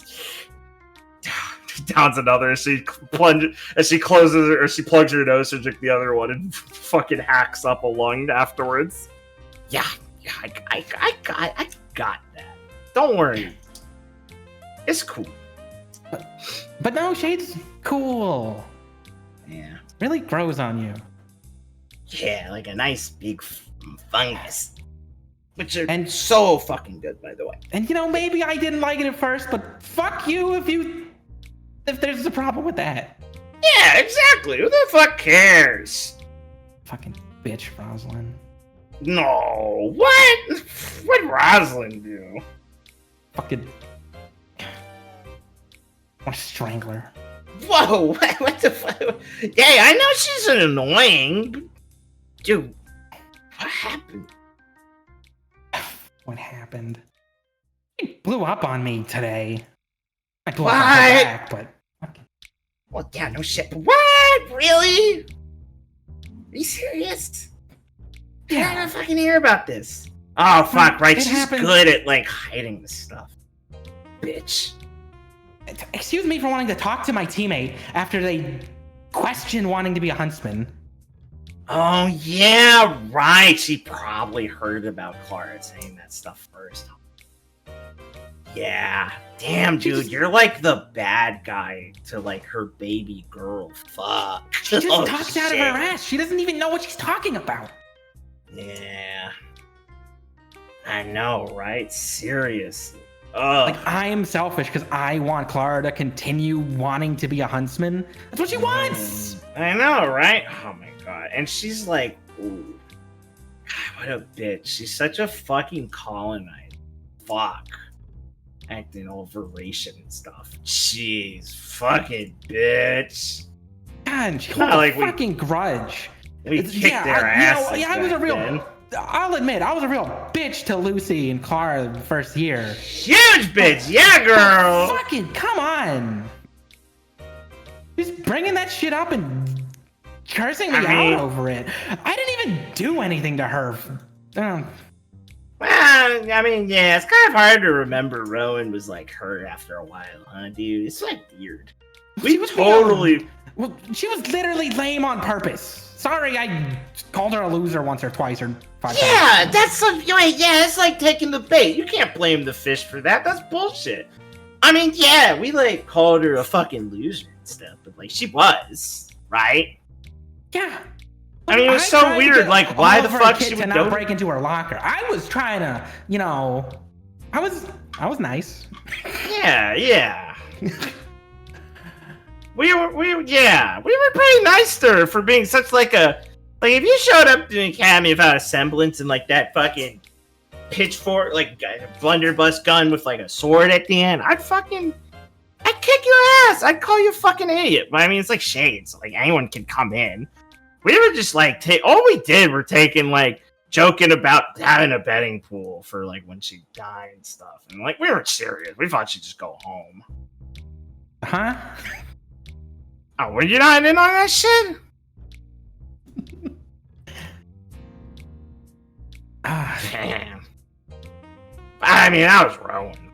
Whatever. Rosalind? Yeah, what's your problem? Always brooding and stuff. Like, she thinks it's cool.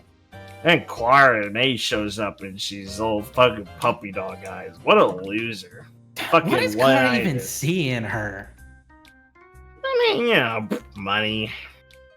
Clara sees her for money. She's a gold digger. I mean, Yeah, for you if she was a gold digger. man. Look, the other option is the thing you don't want to hear. Huh? Hot as fuck, though.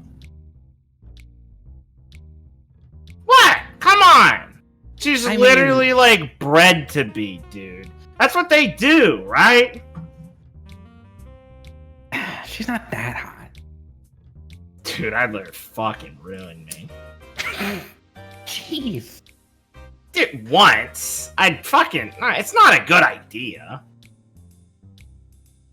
It's like Oliver. It's not a good idea, but... She waves her hand in the air. Looks away. See, yeah, you fucking get it. Like, you guys would have, like, major hate sex. And be awful. But you'd love it once. We cannot talk about this.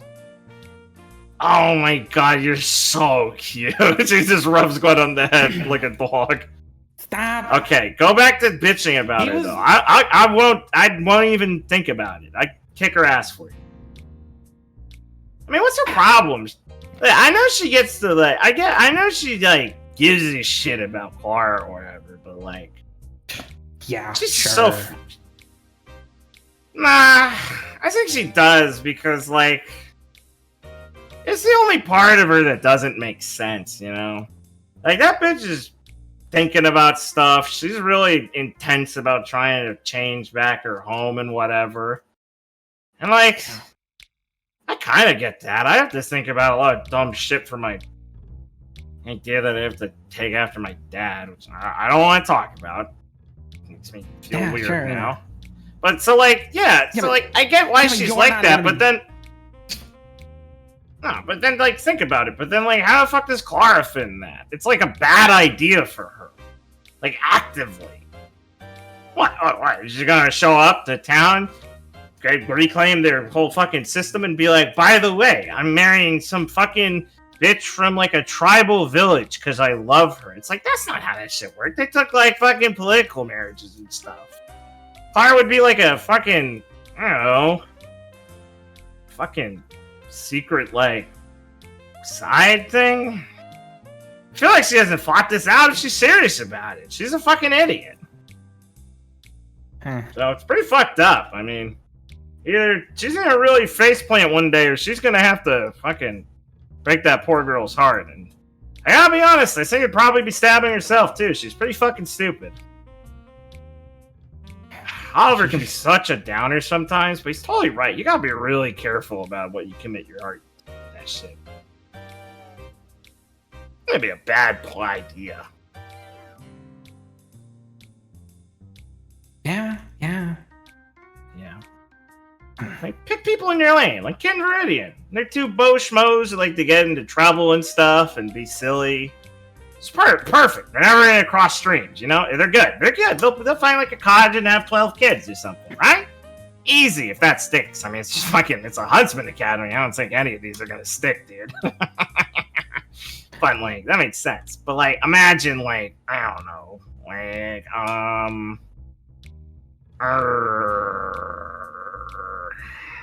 this is hard. I don't want to use you. You'll get too distracted thinking about it.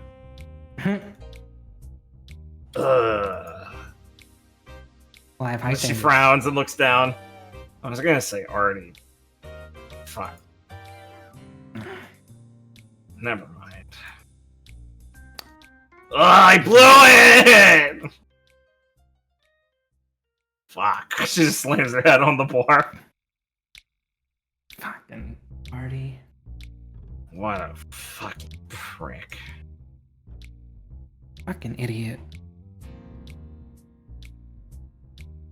I feel so bad for him, man.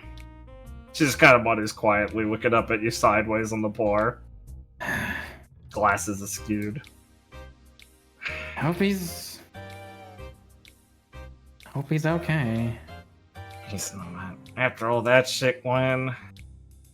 Look, you're totally right for just, like, being double, triple hyper pissed at him. And he did some really bad shit. I get why Jose is. I don't know what the fuck Rosamund's deal is with him. She just kind of glares for a second and shakes her head. But, like... Do you know in the middle of that he was trying to hunt us down? Yeah, I know. The city's on fire. Put him in the wrong place at the wrong time. Look, I don't want to excuse him because he was wrong. But I get why he was wrong.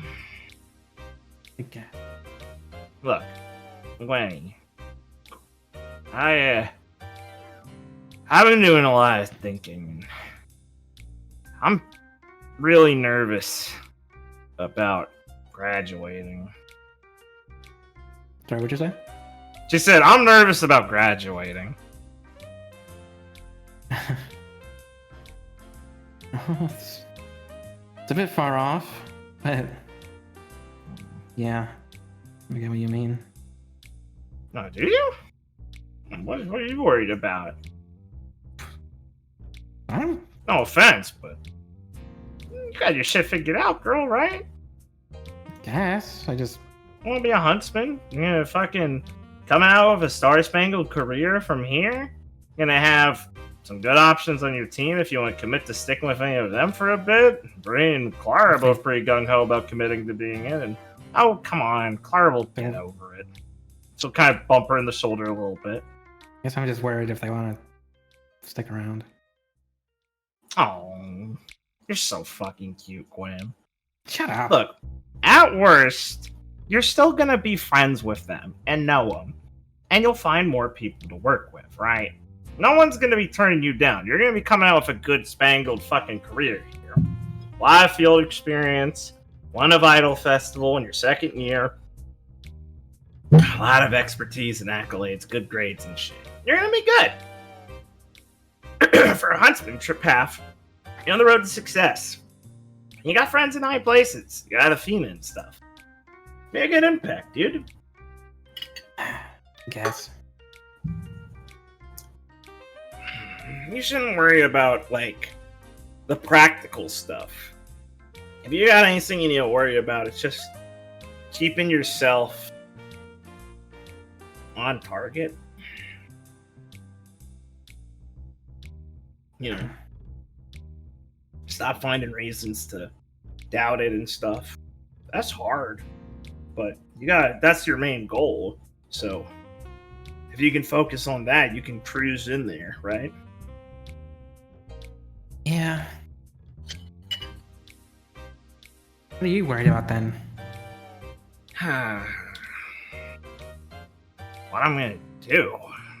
Just says, kind of standing up a little, not or sitting up a little bit and looking off a distance. Right. I mean, I kind of signed up to Shroud as like a teenager on like back of my uncle's stories really getting to me. I thought it'd be cool. I thought they were fun. And I don't know. Part of me wanted to just get out of home fast and see stuff. And you know, I almost made valedictorian. That fucking say that bitch. She shakes her head, just kind of smirking a little bit. But you know, after that, I stood. You know, felt pretty good while I was there. I liked learning about this stuff. I liked making, you know. And she kind of smiles fondly. You know, I made crooked flail myself. That was cool. Had teachers and stuff guide me and lots of help in the engineering, but I still did it. And I had a lot of stuff in my own arm, so I felt good about that. So I decided, fuck it, I'll keep training. There's no problem getting a huntsman license. You know, that doesn't mean I gotta commit to it. And Daddy didn't say no, so I did. And, I mean, I'm doing alright, right? Yeah. You know, training is one. I almost won the Vital Festival. That's close. It was fucked up at the end of the last mission, but it's not like it was a complete cock up the whole time if I'm being seriously objective. Just don't want to admit that yet. But I don't know, Glenn, if it's like something I can do, you know. Daddy doesn't plan on like having more kids, I think. So business would go to me. Those are pretty hereditary here, and he's always, you know, gently but firmly made sure I'm learning the ropes. Which, I mean, I ain't gonna complain being a part of fucking RWBY Industries. It's a really big fucking position. Biggest shipping, manufacturing, trade hub in Rio. Daddy runs the place, basically. But, Do you want to do that? no. She just slumps. I don't want to be like my dad. I don't.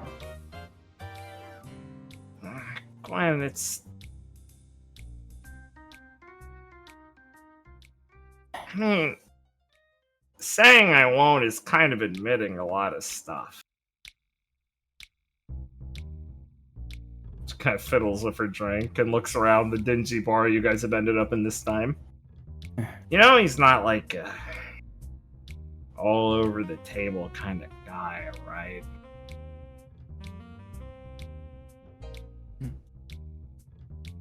I don't know what she means by that, Noah. Like, she's saying, you know, my dad's not legally clean, right? You know, his industry he's in is like criminal empire business, right?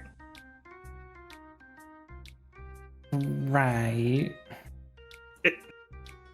I mean, it's something people joke about because everyone kind of gets that, you know, you don't rise up in Rio without some pretty aggressive marketing. Fucking every company there has their own private military group and more attached to them. It's, Yeah. I'm getting a it's better pretty- sense of what it takes to be a big deal in the city and Shade its own thing. yeah, like it's, Dracula, rather. you got to see what it's like as a tourist. It's clean on the surface and everything, but under it, I mean, we ship anything. Lots of bad stuff. Lots of nasty shit. I mean, when you guys saw my dad, he just came off, I don't know, some deal with the Fang, and they fucking hung people up for metal rods after they killed them. He just basically gave him the blessing to do it. That's as much as being involved.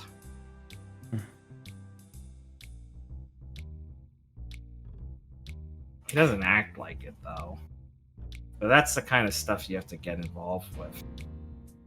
That's a family business. Oh, except for my uncle, I guess. So, I mean, what happens if you don't? Well, I mean, I don't really know. She just kind of says, kind of quietly. I mean, Daddy's still young, but like, I don't know. It's not doing it, like, I mean, Gwen, fucking look at me. And she says, like, looking over at her and gesturing to stuff. Like, a lot of this jewelry, do you know how much this shit costs? I just have it. You know, the place I grew up in and stuff, my house, how everything I do is covered and paid for, and what it's paid for with. I tried when we were in the Glen to talk with Mr. Thompson about stuff since I knew already about his reputation going in there. I tried to get a lay of the land from him, lay like the groundwork of a future connection as the heiress to the Ray family to him. Tried to talk the talk there. And near the end of it, before everything blew up, he just sat me down and told me I don't have to. I'm not someone who fits the bill. But like I'm still living on like a pile of fucking corpses here, right? Like that's what it is.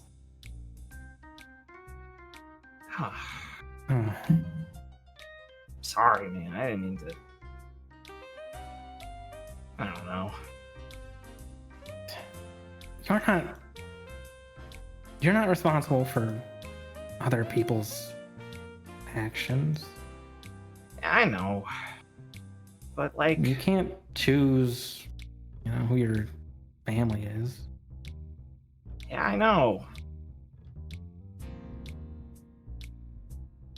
But Daddy doesn't do that stuff because he's just a monster or something. He did it for us, I guess. What am I supposed to do? Tell him he's a bastard and I gotta leave? He's never been cruel to me. He's done sick stuff, but I don't know. What is that supposed to mean? He's just like killing people all the time, doing nasty things. Maybe that's just how the world works, and I'm just being like a baby about it. I still owe him for raising me.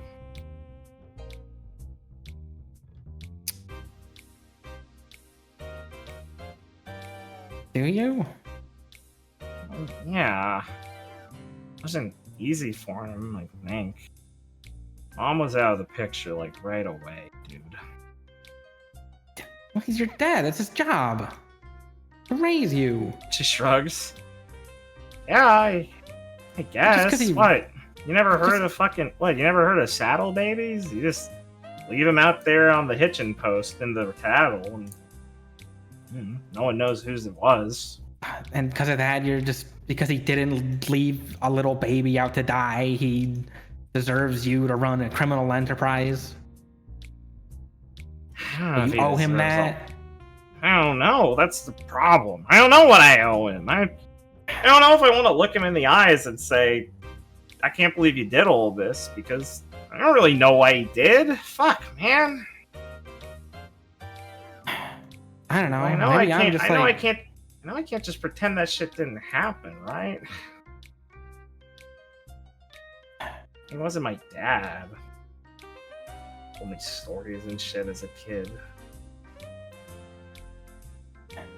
I don't know. Maybe I'm just, a selfish bitch, but I didn't really care what my parents wanted me to be. I just wanted to be a huntsman, so I'm gonna be a huntsman.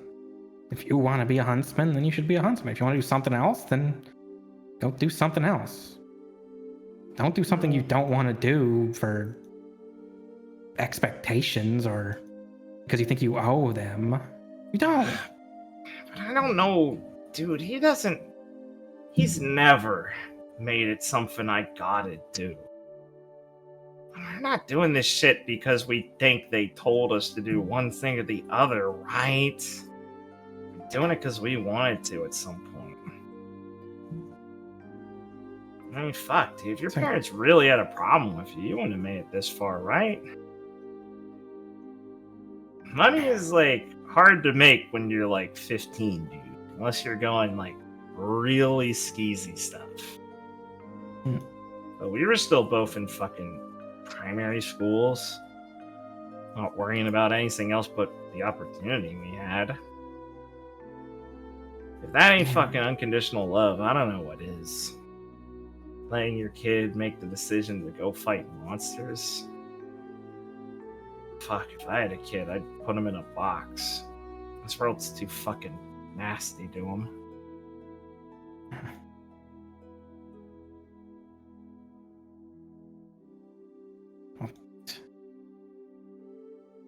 I don't really know him, but it kind of sounds like you're,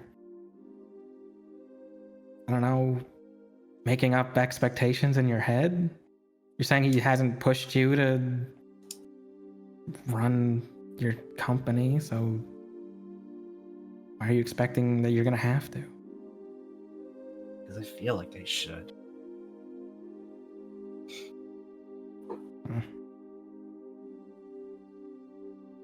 I don't know. I guess you haven't talked to him about it. I'm really scared too. I mean, he's never even like lifted the veil on this stuff of what he does, you know? Mhm. And like, I don't know. My dad's got these beautiful art pieces and stuff. And he's pretty sincere about them, right? You know? Like, gives a shit about when they were made, who made them, the story behind them. Some are historical, some are postmodern, some are contemporary. He like knows people from them, cares about these things. He's not like a guy who does things for no reason. He's got things he's collected over time that he cares about. And I might not get it, right? But I like him. Because my daddy tell me about him and stuff. I don't want to just know that that gallery somewhere got sold off to some assholes. Just because we couldn't keep running something. Just because we had to sell them. Or I chose to just throw all that away. Even if they were bought with blood at one point, I mean... I don't know. It's fucking stupid, I think.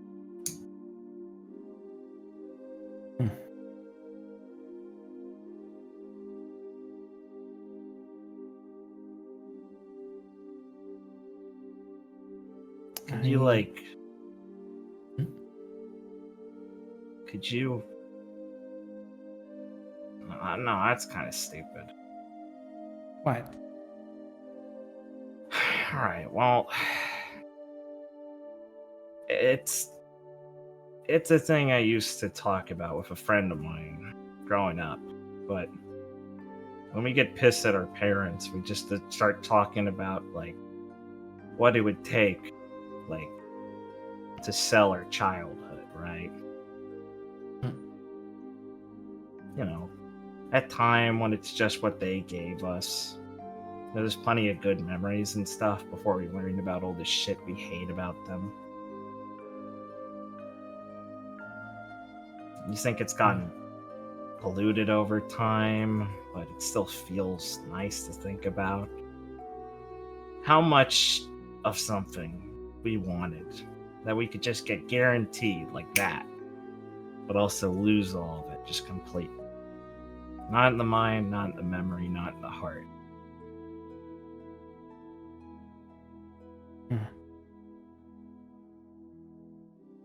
How low would you go? How high would you go? Could you sell it? I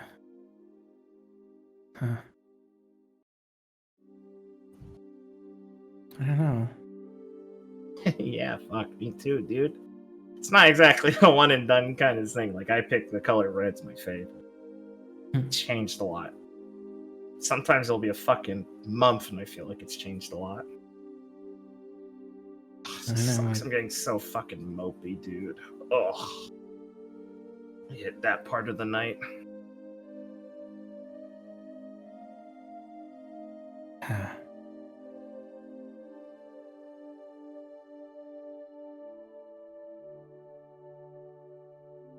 don't think I could. I like that answer. It's the one I'm still stuck with.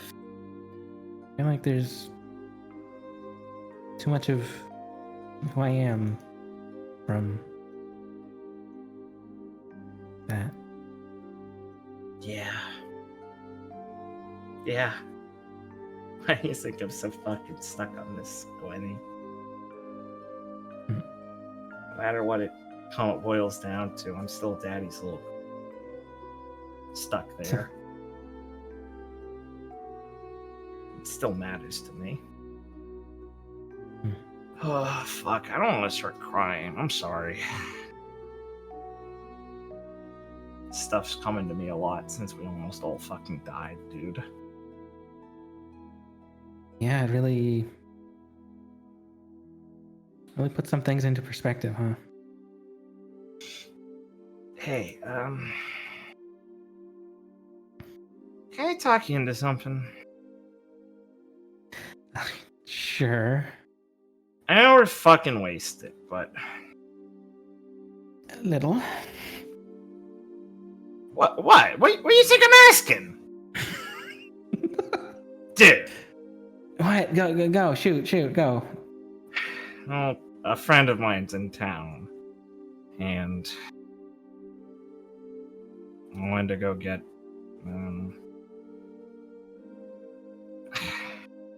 I know this is not your kind of scene, right? But this helped me once a lot, and I really need it.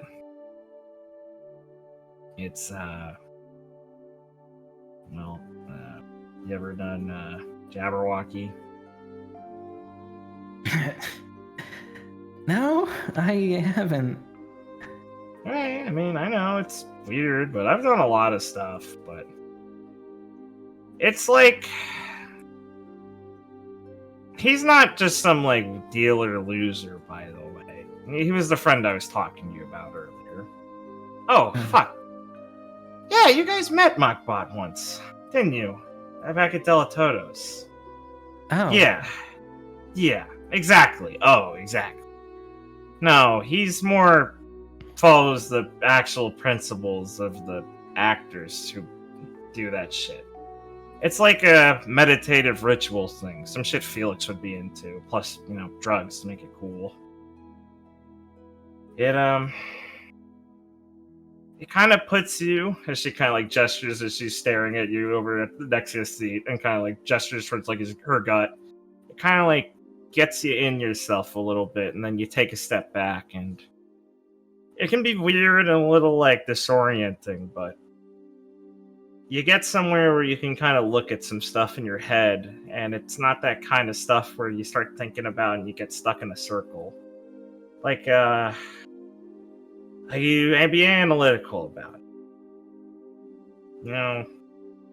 Kind of like cleaning your room and putting shit on the shelf. Look, I know you're really skeptical about this kind of stuff. But, Fuck it, sure. oh, thank God, dude, because I was, like, feeling so raw and vulnerable about this that I was scared I wouldn't go if you said no. Oh, thank gosh. Oh, my God. Thank you, Gwenny. Thank you! She hugs Gwen again, smiling. Come on, we're gonna do just a little bit of glumping. It's not even recreational. This is spiritual.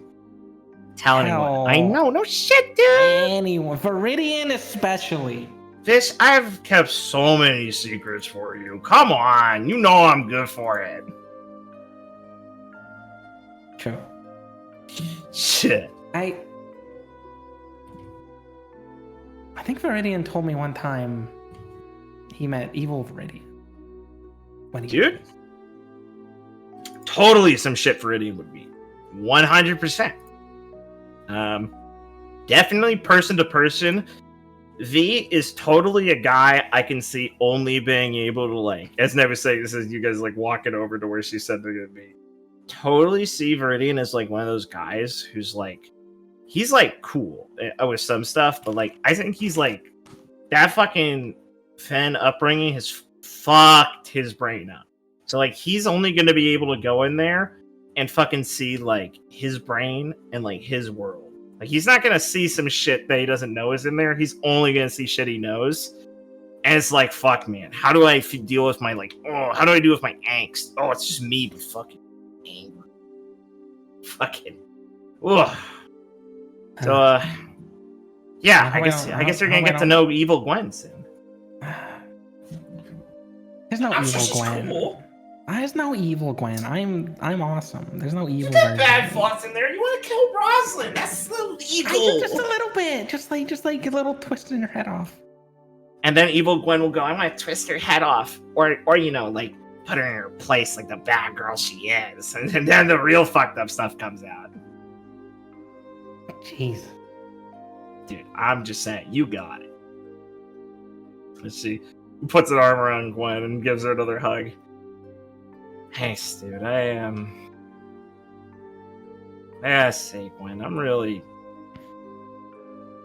I didn't think we'd be really good pals the first time I met you.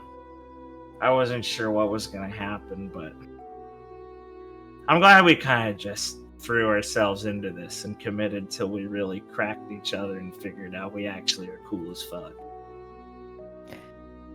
Yeah. Yeah. I am pretty cool. Yeah, same. I'm cool as fuck. As these two fucking idiots drunkenly stumble down the street. They'll eventually the make version it. of that conversation is all the words are slurred. Yeah, exactly. I said, "Yep, optics check. I'm not doing a drunk voice the entire scene. I'm just doing the fucking stuttering and weird mind wandering. You're not getting the slosh for an hour.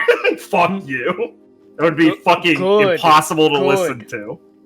Okay, so you'll make it to. It's like a club. It's not like, I mean, it's a Varation club, so it's like, you know, dim curtain lights and stuff, and like some hookah setups and some like a chill band playing and people like smoking and doing stuff and playing poker games and things. So it's not like a night rave or anything, but there's like cool lights and shit set up.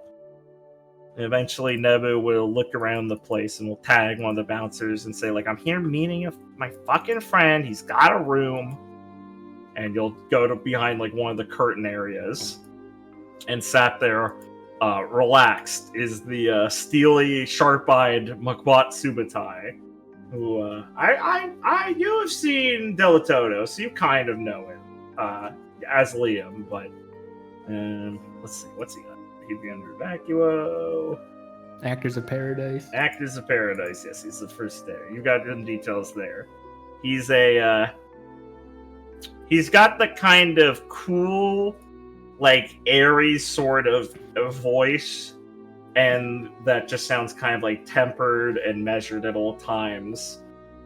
He has like a relaxed demeanor, but with like the intense stare when he looks at you. And he's a bit like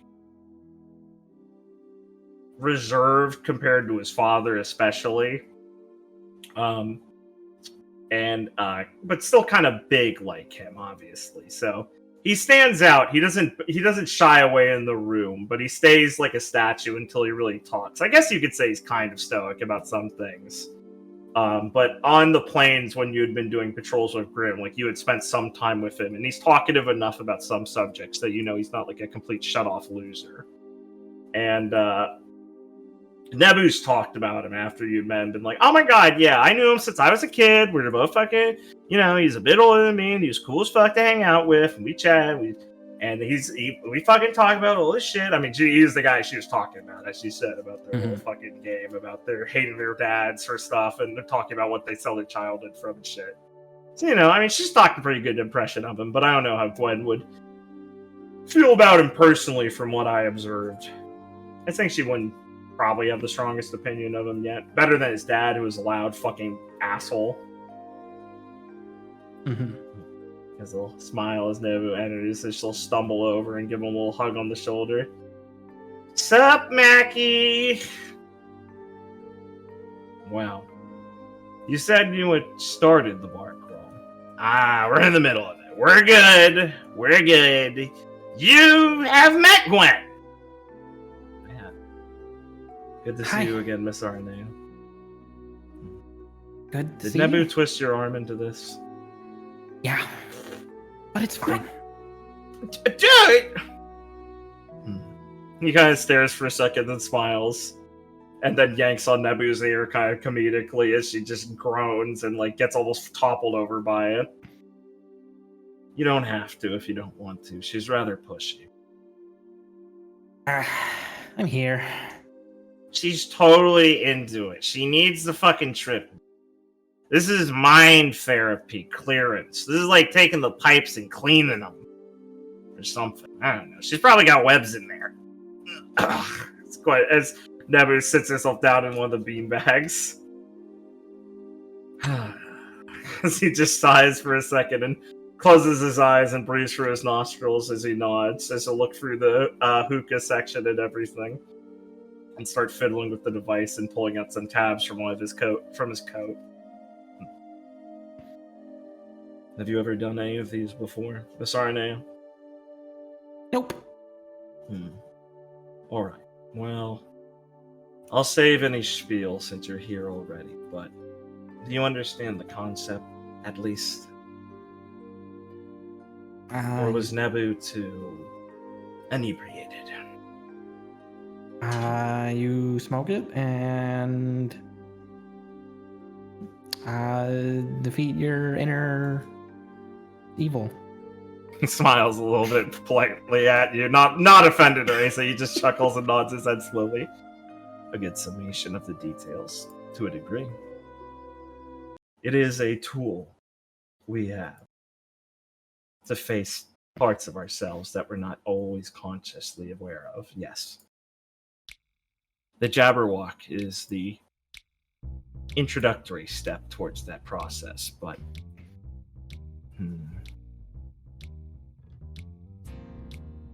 I have some Bandersnatch as well. You're a huntsman in training, so it shouldn't affect you heavily. The idea of what the actors develop these methods for is an objective look at our own ideals. The leader of the the creator of the actors wanted a place in our nation for those to discover themselves truly and honestly, to follow the old principles of the Eurasian people and the great Khans of old. It is essentially the idea of discovering inner satisfaction in oneself, and then continuing to refine that awareness over and over and over. A discipline of sorts. Not that you would get the idea from Nebu's outward appearance, but she's very sensitive to these things. Hey, I've cried in front of Gwen. She gets it. He's very in tune with her emotions. Damn right. Yes, emotions are one part, but it's more nuanced than that. At the risk of sounding arrogant, we are much more than our simple emotions. Ideas should be a physical object to us, the way they're able to be traded between each other, discussed, and perpetuated beyond just oneself. And yet they're still ephemeral to us as they are. These, he says as he has the tablets, as he's taking the Jabberwock out for the Bandersnatch, are tools for us to isolate and understand them in an environment where we are able to properly process them. My job here is to essentially work as a guide to make sure you do not simply waste your time while under the influence. I don't know. If we're gonna do it, I guess that's for the best.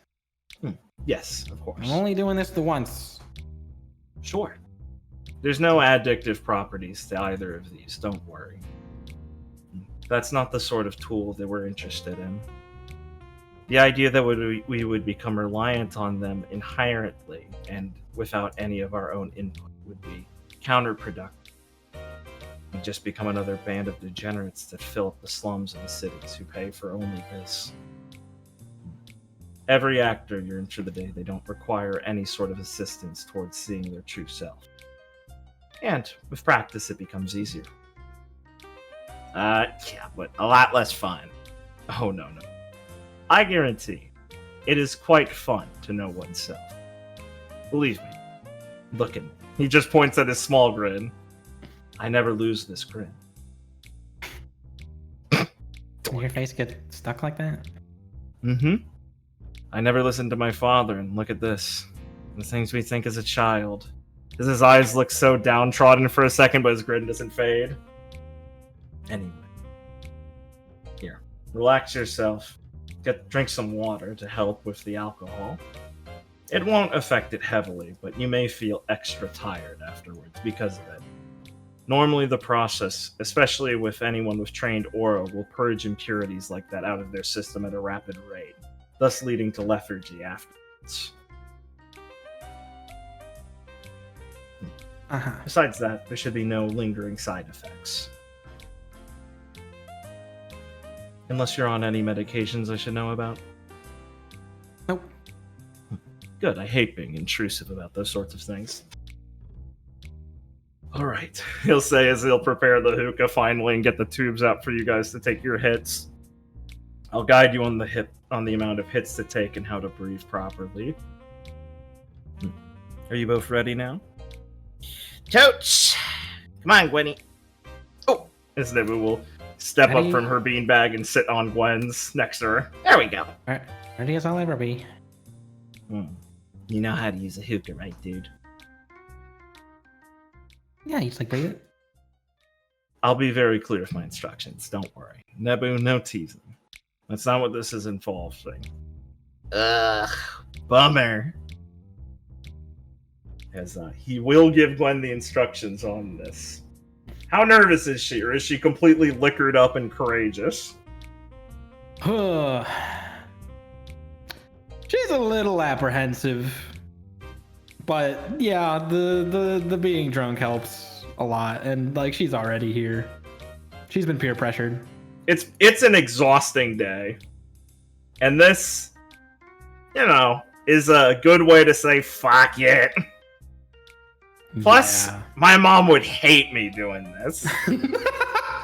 So true. Right. Gwen does have a moment when he first mentions Bandersnatch, where she's like, a slippery slope of drugs. Slippery slope. Oh my god! First one, then two. I'm gonna be doing. And one, then two. I'm gonna be smoking by the end of tonight. First Jabber, then Bander, then Jub. It's over. Everyone knows it. Alright, let me make sure. What's the spoon for? What's the rubber band for? Oh, that's heroin. That's heroin. Why do you have heroin? Backup plan? That's for me. That's for me. I gotta be high when I'm doing this. Boring as fuck, dude. After I give you two kids your hits, I'm gonna go shoot up heroin in the back. I'm gonna be high as a kite. Smile never fades, no matter how many times I hit myself with it. Holy fuck! I love knowing myself. I know loving that I'm a heroin junkie. I love knowing I'm addicted to heroin. I discovered myself. I'm a junkie. That's it. You beat your evil self, and then you learned the right thing to do was take heroin. Pretty cool, huh? Hey, I'm really strong, right? Hey, wait a minute. Who's under this actors group? Uh-oh. Alright, Gwen. After you take it, it's gonna hit you like a nice warm blanket, as you will be like, whoa, I am tired, as you will sink back into the beanbag, as you hear Nebu kind of groggily say something. As you will fucking pass out hard. As you will be in complete darkness for a bit. Gwen, you're sinking deeper and deeper into a black abyss. You're vaguely conscious of Nebu still being near you. As she kind of mutters like, man, do you see anything yet? No.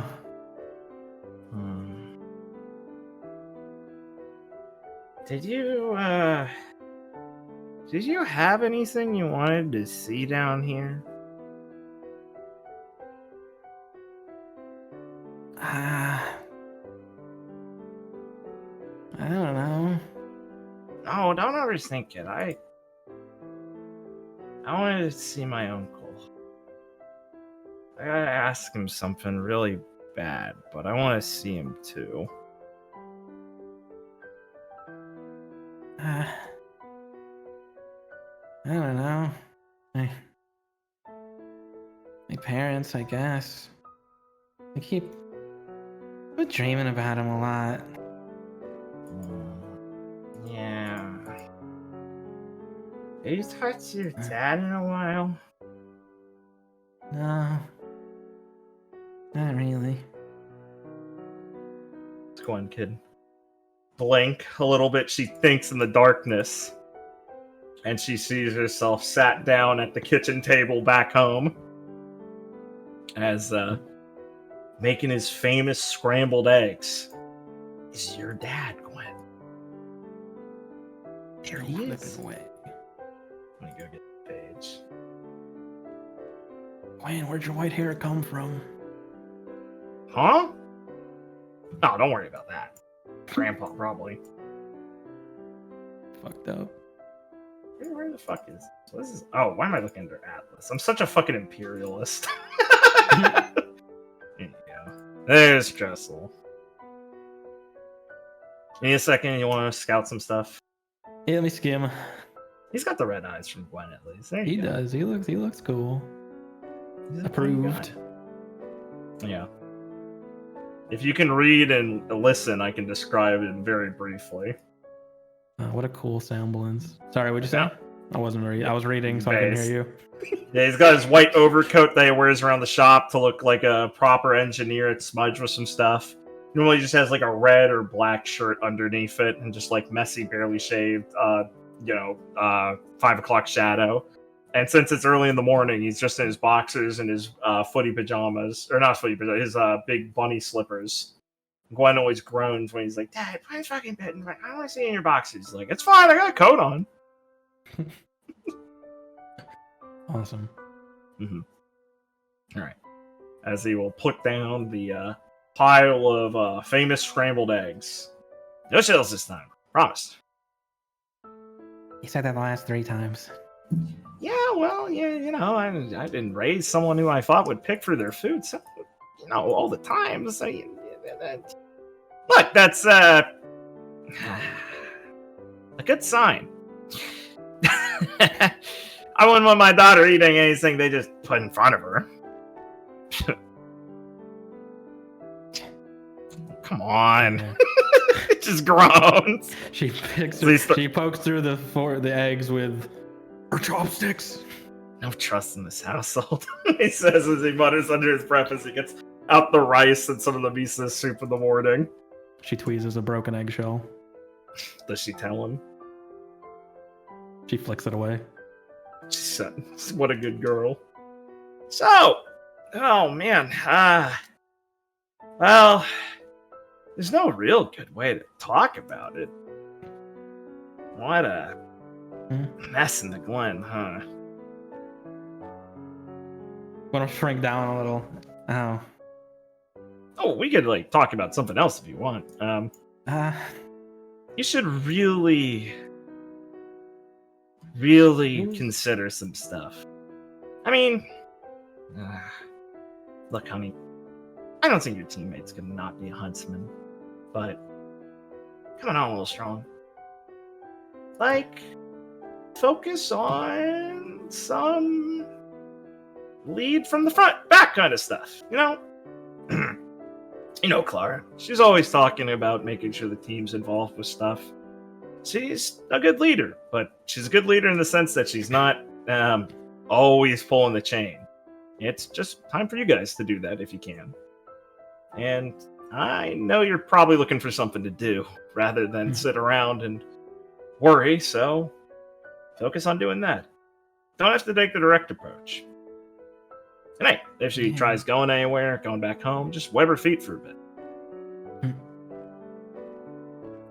I guess. It's just... I've never heard her talk like that. Yeah. Well... Yeah. Scary? Yeah. I mean, she's... Yeah. One of the strongest people I know. I've never seen her waver. Mm-hmm. If Oh. I mean, if she can't do it, then what can I do? Hey, just because your mother stopped retired doesn't mean you gotta do this with everyone. Come on. Don't be cute with me. I know you're worried about it. I don't want her to be right. It's not about right or wrong. Gwendolyn. Think about Hmm. this. He says as he taps his head with his chopsticks a bit. I keep telling you, if you can solve an alarm clock, you can solve a lot of problems. All the bits in there, gonna be, not always what you expect. These aren't always coming just off the shelf, broken by someone. Someone else has tried to fix them themselves. Gonna have to figure some things out sometimes when you're surprised with some parts someone else used. Don't have a manual, gotta figure it out that way too. It's tricky. It's annoying. Don't get me wrong, he says, kind of scratching his chin and nodding along. It's really easy to slip into thinking, what's this guy doing? What an idiot. Isn't it so simple to understand this way? Why didn't they just build it right? But wasting a lot of time thinking like that. We got a problem on our hands in front of us. And it's time to diagnose it first, rather than start worrying about the manufacturer who built it, right? You're jumping to the end game too quickly every time.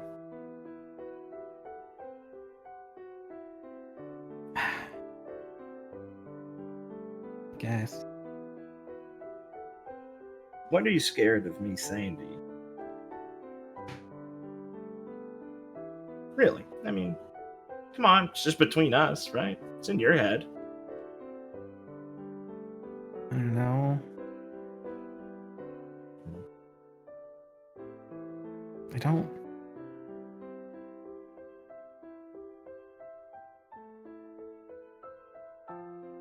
I don't want to let you down. Okay. Give me a second here. Okay. Gwendolyn? He says, folding his arms across his chest and staring at you sitting up his chair. You let me down. Alright. You need to finish your tofu? That's not how it works. Yeah, it is. What else would I say? You didn't mean it. Oh, yeah, of course I didn't mean it. But, that's how I'd say it. What? Now what? You think I can, yell loud like your mom? No, my voice is fragile. Like a little soft kind of guy. I can't do that sort of stuff. I wouldn't be able to talk to customers for a week if I yelled that much. It's a hassle. No. Your beautiful voices are from that side of the family. I'm very proud to have you have one, because, I don't want you to be a wimp like me. No. Come on, you get it, right? You're cool. I am cool. Thanks, honey. So what are you worried about? Seriously. If I'm cool, I'm not going to tell you that. I don't know. And your mother's cool because she told you that. I just really want to be a huntsman. And Cool. you... I don't want to stop. All right. I don't Gives want you to two have thumbs to... up. Stop being so... What? Goofy? simple about everything. He just reaches over and starts petting her on the head. This is great. I don't know how you two put up with me. What?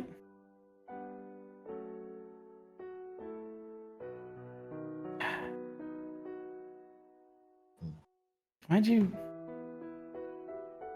Can you really not be a huntsman anymore? Sure seems like I told you that, didn't I? Yeah, but... Hey, you've seen me in those stilts sometimes. A lot of days where I can't do much out of them if I really don't want to exert myself, but, you know, aura's still aura, right? Yeah. No, it's probably not just that. It's probably something difficult. Life's pretty hard. And it's not going to always be like the stories, but, you know, I didn't ever tell you any that were a lie. You know that, I'm a terrible liar. Yeah. It's not like I'd tell you all that stuff, give you all those secret huntsman tips on the side real smooth if I didn't want you to keep chasing your dream. And you know your mother. She would come get you. If she really meant it. He looks pale for a second and just shivers. So, it can't be that. If she's fine with it, then why does she talk like that? Well, she's scared. That's about it. It's kind of simple, but I know it's kind of hard to take. I mean, I told you about the Lance Maiden in plenty of the stories, right? So, she seems pretty freaking cool, but, well, Wait, huh? what? Come on! Oh, I'm really glad you're in here, Gwen. I feel like you've been really keeping this tight in here. I mean, seriously. Come on. All those stories are real? Duh. I pinky promised. You think I'd break that? No. So? That's Mom? He smiles. Pretty cool, huh? Yeah. You always knew it. It's fine. So she's not coming, right? Because I don't think I could. Hey, don't look at me. I'm in your head. He throws up his hands. But I am telling you the truth here. I mean, seriously. Look. He scooches on the chair closer to Gwen as he starts trying to steal her eggs when she's distracted. Look. The point is that all those stories not changing. You still you might have just sighed a little bit, but they're still cool. You still love them. And they're still the reason you came here, right? Yeah. So, let's learn a few more now that you're older. There's some tough reasons. There's some scary ideas in there of why this happened to us, but you've been through a lot, Gwen. You know that already. Mm-hmm. Look. At the end of the day, no matter what happened, Romeo still was there when you needed him, right? Berkowitz, what a stand-up guy! I wish I had met him. For all we know. Yeah. You would have liked him. Oh, yeah, totally. Definitely. No matter all the shit he went through that you saw. I mean, at the end of the day, people don't just hang it up for no reason. They always have it in them. It's just plenty of other good reasons to get the stuff. And once they hang it up, if they do, those stories are still worth something. Past doesn't go away. Oh, you should definitely tell that girl Nebu to never get rid of that childhood. That's really important stuff. And seriously, I don't know if I would have been one if I didn't have my parents.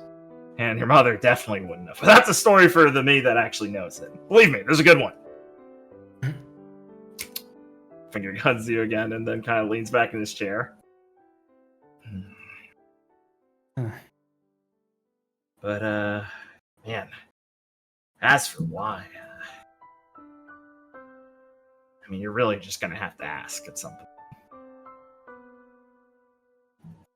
Yeah.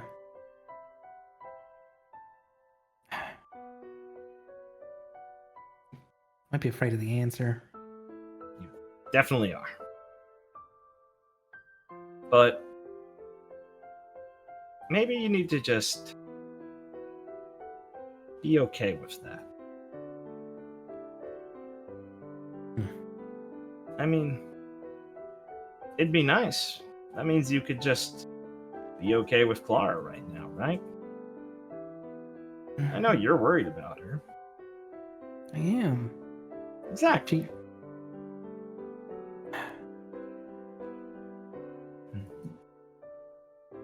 You held her in your arms when you thought she was dead, I know. Do you think someone else woke up in that body of hers? No. Exactly. I Need thought to I be f- there for her. thought I Girl, your failed. team. No. Failed? No. Life doesn't really work that way until we're gone. You just get bumps in the road. Look. Clara, Felix, Bridian. I know you all know they're off. I know you're angry at them. You're worried about all of them. And maybe it's okay just to kind of realize that and start working on it. However you need to.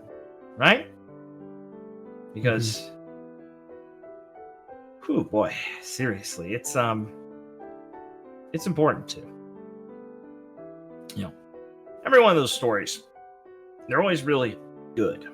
And they're always really awesome. You know? Like, we're totally cool in them. You seen some of them? I mean, you made me repeat a lot of them, and I'm really glad because I really was worried I was trying to get all the details wrong. But I didn't. Because you know why? They're important to me. And I know I'm not going to forget things that are important. And that's really that simple.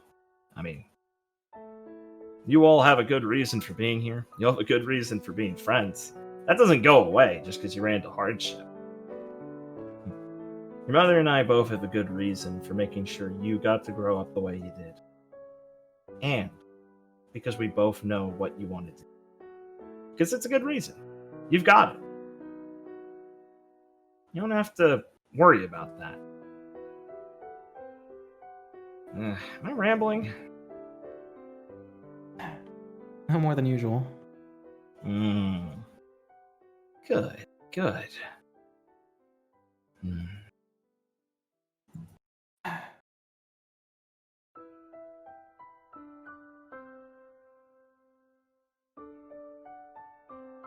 Eat some of your eggs.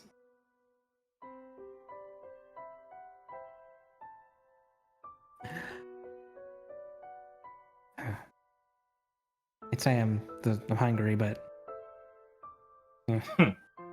Yeah. what do I?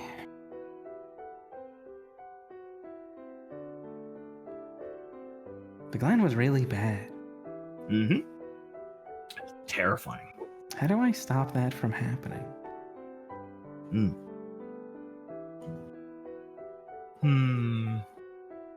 Because that thing was the scariest thing I've seen in my life.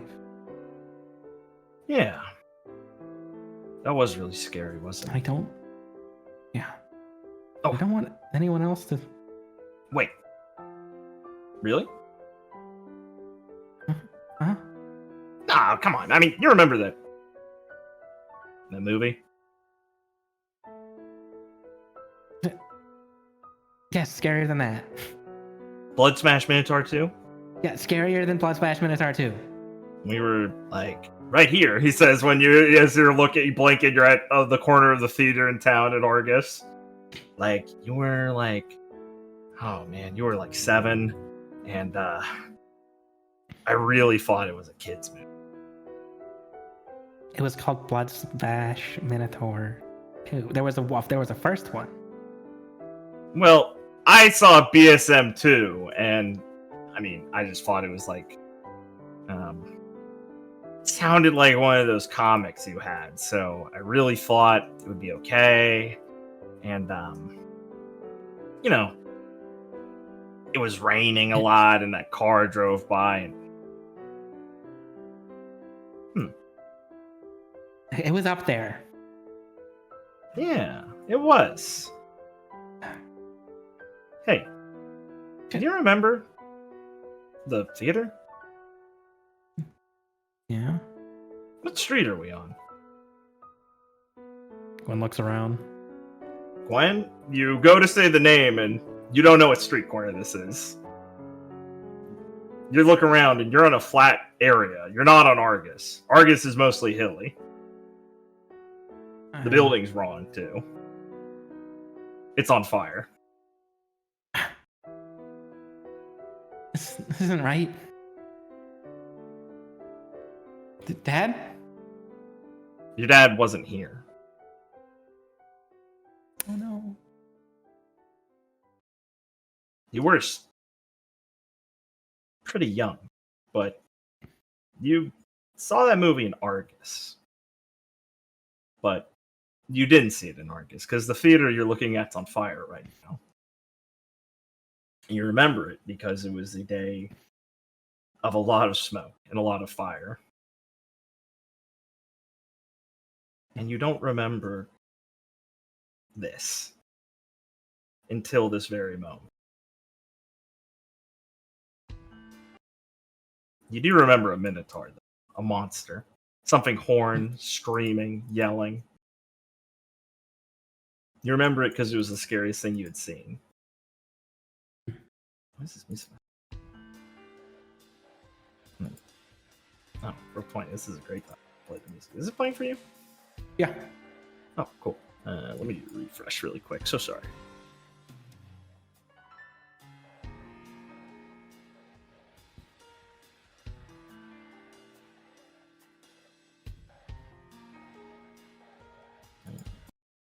Okay.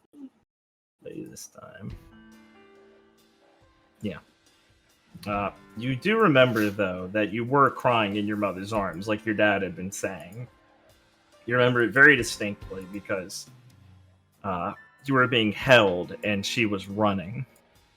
You remembered the smell of rain was potent in the air. And you remember the dry smoke in your lungs. And the fire bits of ember almost feeling hot to the touch as they landed on your cheek.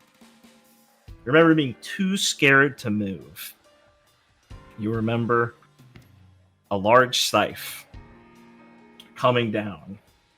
You remember red, you remember screaming, and you remember something happening to your father. You remember a lot of things happening to a lot of people, but none of them are clear. You remember the burning building, you remember the mother, you remember the dry, hot day, and you remember that monster that she was fighting. And you remember screaming. And another thing to remember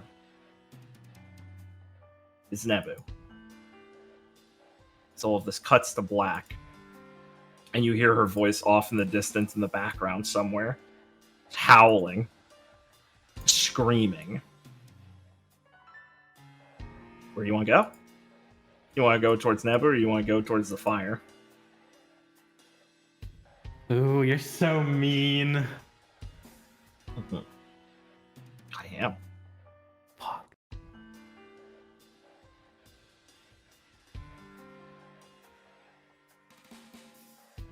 Ooh,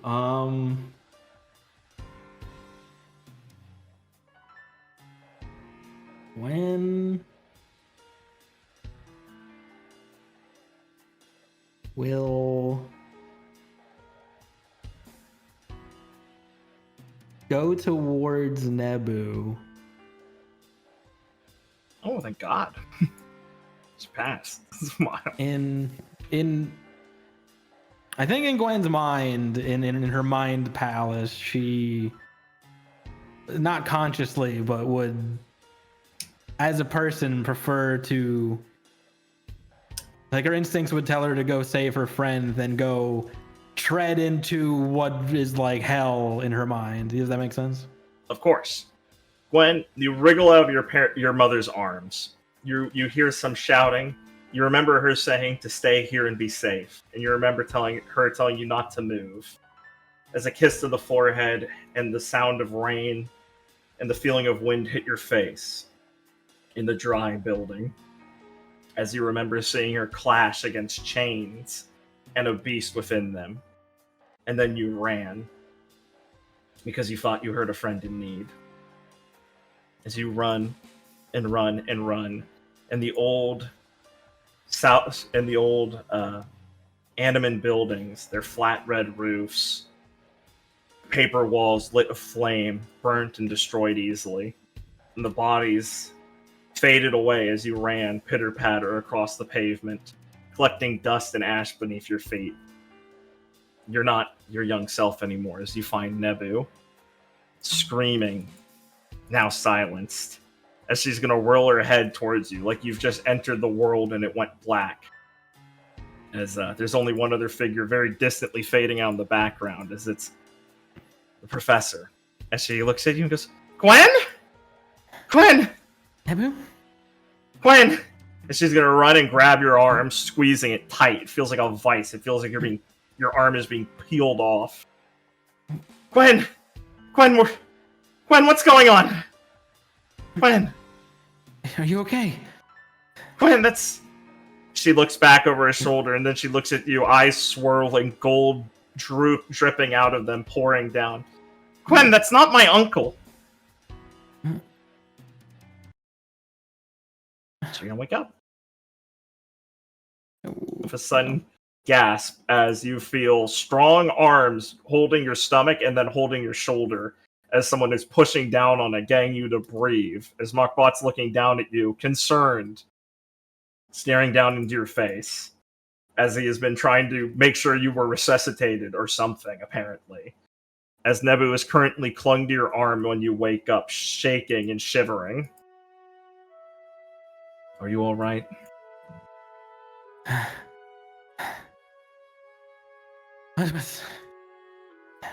Nebu, are you okay? Nebu doesn't respond right away, and you can feel the tightness on your arm kind of shake for a second as she peeks up. She's been crying, it seems like, and the gold-stained tears have frozen to her face from her semblance. When? I'm here. Are you okay? Can we go home? Yeah. She looks pale, and like a bit of vomits come out of the side of her mouth that she's just touches and turns to gold flakes as she gets it off her skin with a flick and starts cleaning herself off shakily. As Machbot stands up and goes to the hookah and adjusts it. Nebu, you didn't mention the Glen. I needed this.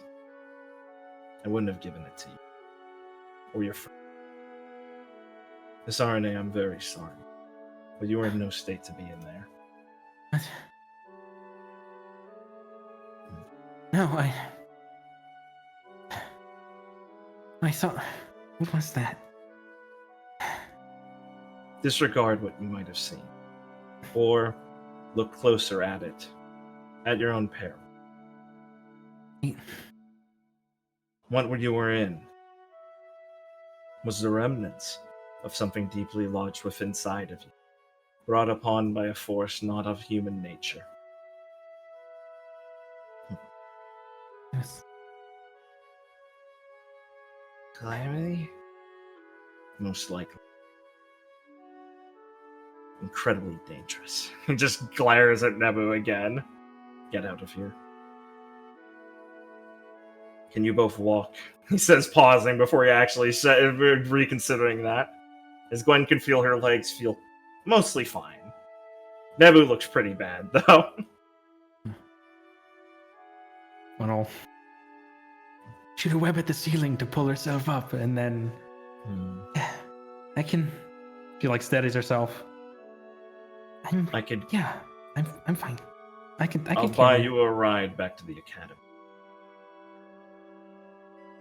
Okay. He'll nod and leave the room after emptying the hookah and everything back into its vials and giving one last frustrated but concerned glance at Nebu. As Nebu sheepishly grips her other arm as she looks down after you start to pull her up. I thought he wouldn't let us go if I told him. Are you okay? I don't know. Yeah. I still feel drunk.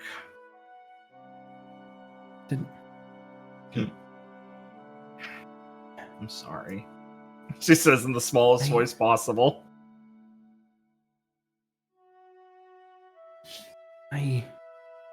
Don't be. I don't know what I saw. I feel like it was something I forgot. You saw something really warm and hot. I could feel it. You could. Yeah. And you saw something with Osiris? No, You- I don't think. I don't. Gonna put her hand on her shoulder. He said he killed him. And Who? clenches up and tightens. My uncle's dead, Gwen. And she starts heaving and sobbing again for a second. Gwen will hug her. You can smell the alcohol off her breath heavily. We just saw him. I don't know. Look, It was really, don't really put too much, real. Don't put too much stock into this stuff. But you said you saw it, right? I've never done. I don't know anything. Don't listen to me. You're fine. It'll be okay. Osiris, I knew him. That wasn't him. My uncle. Was it my dad?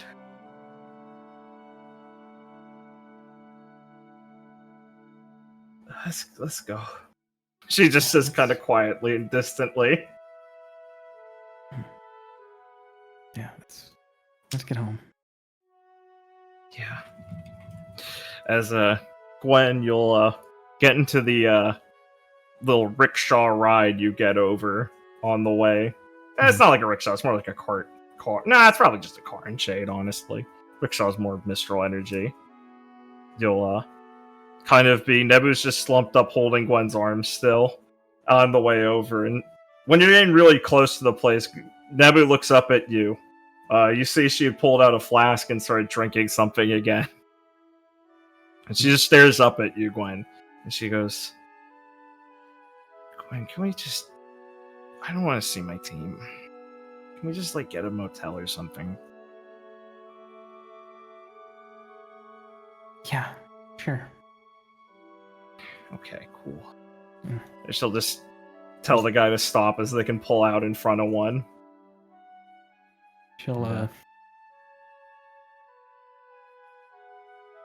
I think Gwen will try and carefully grab her flask and be like, I think we've had enough for tonight, Nebu. Kind of weakly Gwen take it and just nod, just compliantly.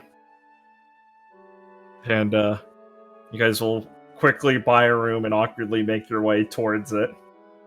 And as you kind of enter it, Nebu just kind of hugs herself by the door, staring at the beds, and just goes, Man, can I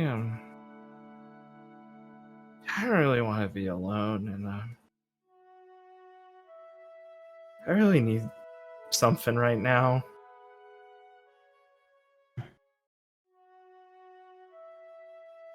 I won't leave you. I'm here. She's gonna hear that, and she's gonna grab Gwen and push her onto the bed. Oh. She is drunk as fuck. She stares down and looks so fucking scared at you. Ooh.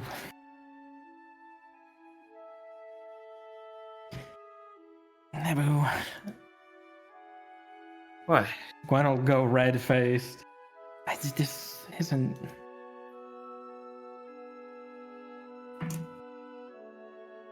Sorry. And she's gonna just get up and quickly make her way to the bathroom, and you're gonna hear her vomiting, and she's not gonna come out until you're the rest of the night you're awake.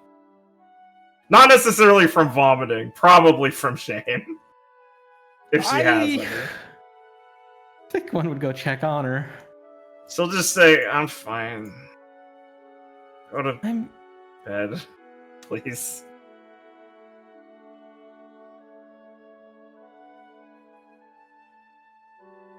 Ooh. Man, I'm not gonna kill myself in the bathroom or anything stupid.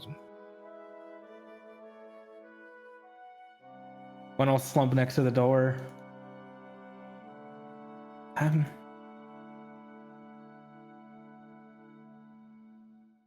I told you I wouldn't leave you. Oh, she just groans as she slumps up against the door. Okay. So why, we're sleeping on the floor? Yeah, it's not too bad. It's stone, could be dirt. Alright, fine, I'll get in my fucking bed. You just hear it start fiddling with the lock. What, I'm a fucking prima donna, she says, opening the door and not looking you in the eyes and quickly shambling over to her bed.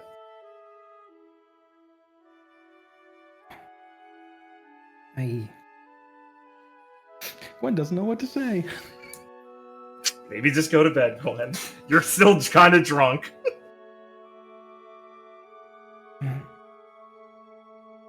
Good night, Abu. You hear some grunting noise, and just Abu's just deep under the blanket. And that's where we'll leave ourselves off.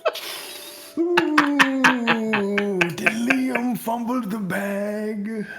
Dude, there's no I way don't- Gwen has drunk sex with Nebu. That's I don't crazy. drunk sex with That- Nebu I'd stop you and That- go, whoa! That feels out of It character. is, but I feel so bad for Nebu.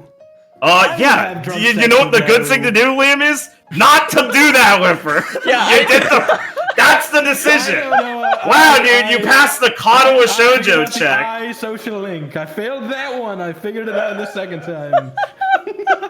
Liam would play Katawa Shoujo and say comfort her. That's all I'm saying, folks. That's a misleading dialogue. Jesus, guys. The original Glassum. Dude, I thought you'd give him longer to fumble. Just let him actually hang himself before you stop. No. Liam's smart. Of course. It was also impulsive, but not. I mean, when Gwen looks up at you and goes, "Please don't fucking do this," it's pretty hard not to. That was a pretty much instant regret moment. That's fair. I laughed my ass off when you did that bit when Gwen's like, or she's like, "You want to try something with me?" And you thought that was the bit. I was like, Jesus, you read my mind. The crash out hasn't even begun yet, though. Yeah, don't do don't crossfade while you have fucking calamity goo in your head. By the way, guys. Yeah. What's up with those shadows Gwen was seeing? I wonder. Yeah, right. I wonder. Shut the fuck Well, one up. was her mom, so you know that one. That's easy. But she's Greek. Fucking master fucking. I know. I saw it. I figured it commentary out. like- Cause she's great. Or what? Her dad? What? Her mom and dad are fucking based on feces and stuff. Yeah, I wonder what the fucking monster is, dumbass. Holy shit! I know. Sometimes I can be smart. Ugh, I hope the boys Damn. get more to see next session. This was too fucking femme coded for me. Yeah. Man, Gwen's What's up dad with is that? so cool. Yeah, I love him. He's a loser in the best way. He's fucking comfy. Yeah. Yeah. Yeah, that's real great. You want to start moving into the wrap up, please? Sorry. This is the wrap up. Yeah, little post session. Man, that was Yeah. fun. What's Fun the session, Noah. Anyone have any questions? Yeah, I have one. Ideas? So Okay. many. Question of the Go week. Who is at more fault, Rosalind or Gwen? Rosalind, she's a bitch. Rosalind? Okay, I you guys all have consensus. I that guess it's a bad question. I'm up for the art. No, I didn't say it's a bad question. I'm providing my answer. Second viewer question of the week. Would you have sloppy, drunk, gay sex with Nebu? Oh my god. It's not gay on Remnant. Holy shit, Liam. Holy shit, Liam. No, Yeah, that one wins. No, she seemed very I emotional. guess Liam's not mature enough for my plot points. She seems very. Hold on, can I check the list of do's and don'ts that I signed before I started this game? Oh yeah, I didn't violate anyone's. Guys, we're hitting our pre-game 5-bit contract, limit. right? You gotta hurry up. I didn't hit my pre-game contract, right? All right, yeah, those questions do well enough for me. Yeah, okay, I like those. Thanks, guys. Oh, what? They're both funny. Oh my god. What? The idea of putting yourself in the emotionally dead-eyed Gwen, or debating which of the two cunts yelling at each other, with one being a massive, huge cunt is worse. I like it. I think Gwen's more full. I'm gonna play Which part of the pool you betting on? Gwen? Oh, the pool! Based. Or whoever the other one was. Tammy or Gwen. Yeah, Tammy. Alright, well, if you enjoyed that and you like what we do here, luckily for you, we have a bevy of content. Unlucky for you, you might be listening to this as the latest episode. Yikes! In which case, you're fucked for like a week to a month. Luckily, if you really want to, and you've already commented, liked, and subscribed, which you should have done if you've gotten to this point, then you can check out some of the links below to Blake Spiva, Liam Spiva, and Ben Spiva, the various streaming channels of the participants here, minus me and Richard, because we're better than that. They've been putting out some content recently. There's a glut of it. So I recommend catching up on the archives. They're all there. You can always go rewatch them. And I think they're mostly pretty fucking entertaining, personally. I enjoy them. I've sat in them myself. And if you're really hard up for content, we had some sideshows we used to do. And if you're desperate for the secret content, including some very, very good stuff that should be going up very soon, a very high-quality story read out by ourselves in character of the Team Spiva characters going through a simulated scenario that I think you'll all find very interesting, you can check out our Patreon and click the tier that will allow you to view some extra content. Like, what's the money structure on that? Is that like monthly? What's the charge? Yeah, it's a monthly charge. It's monthly. Okay, we at least put out shit monthly. That's fire. Okay, so yeah, you can do that a little bit there, a little bit on the streams, maybe wherever you want. You can even become a member of this channel, and you're going to be seeing some guys spam some cool emotes that I bet you want in the chat right now if you're watching on the premiere. If you weren't, show chat replay and you'll see them. So we like comments the most. I said that like a minute ago. Thank you. But yeah, fair enough. Yeah, and besides that, I think I've plugged every fucking bullshit thing we have. I can't wait till we add like extra things to this, like a fucking LinkedIn page for some reason. Oh, there's or an like email, a referral, referral link to Chug Jug. Oh yeah, a fucking email. recordsremnant@gmail.com, is that it? Yeah, it's linked on the main channel page as well. All right, it's linked below. You'll be able to see it. There you go. All right, well, I hope you all had a wonderful time, fellas, and I hope you all had a wonderful time listening. I've been your GM, Noah here, signing off. We'll see you guys next time. Goodbye. Here we are again. Name of Patreon list here. I made a big note. I won't forget it this week. I don't think I can go back and edit it in because I get rid of the chat. And I highly value it on premieres. I like to see what people say in real time.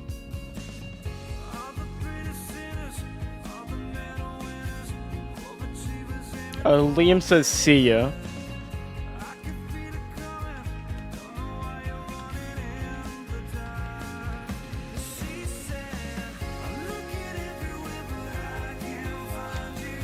Yeah, fun session. I really liked everything. It's fun having scenes again. I'm still recovering from my drought. Secret Gwen backstory, Pog. Wow, can't believe her backstory is probably people killed by Grim stealing from me. I hope her family's bakery is okay. No, but it'll be interesting. I'm happy we're getting into stuff like that. Either way, see you next time, folks.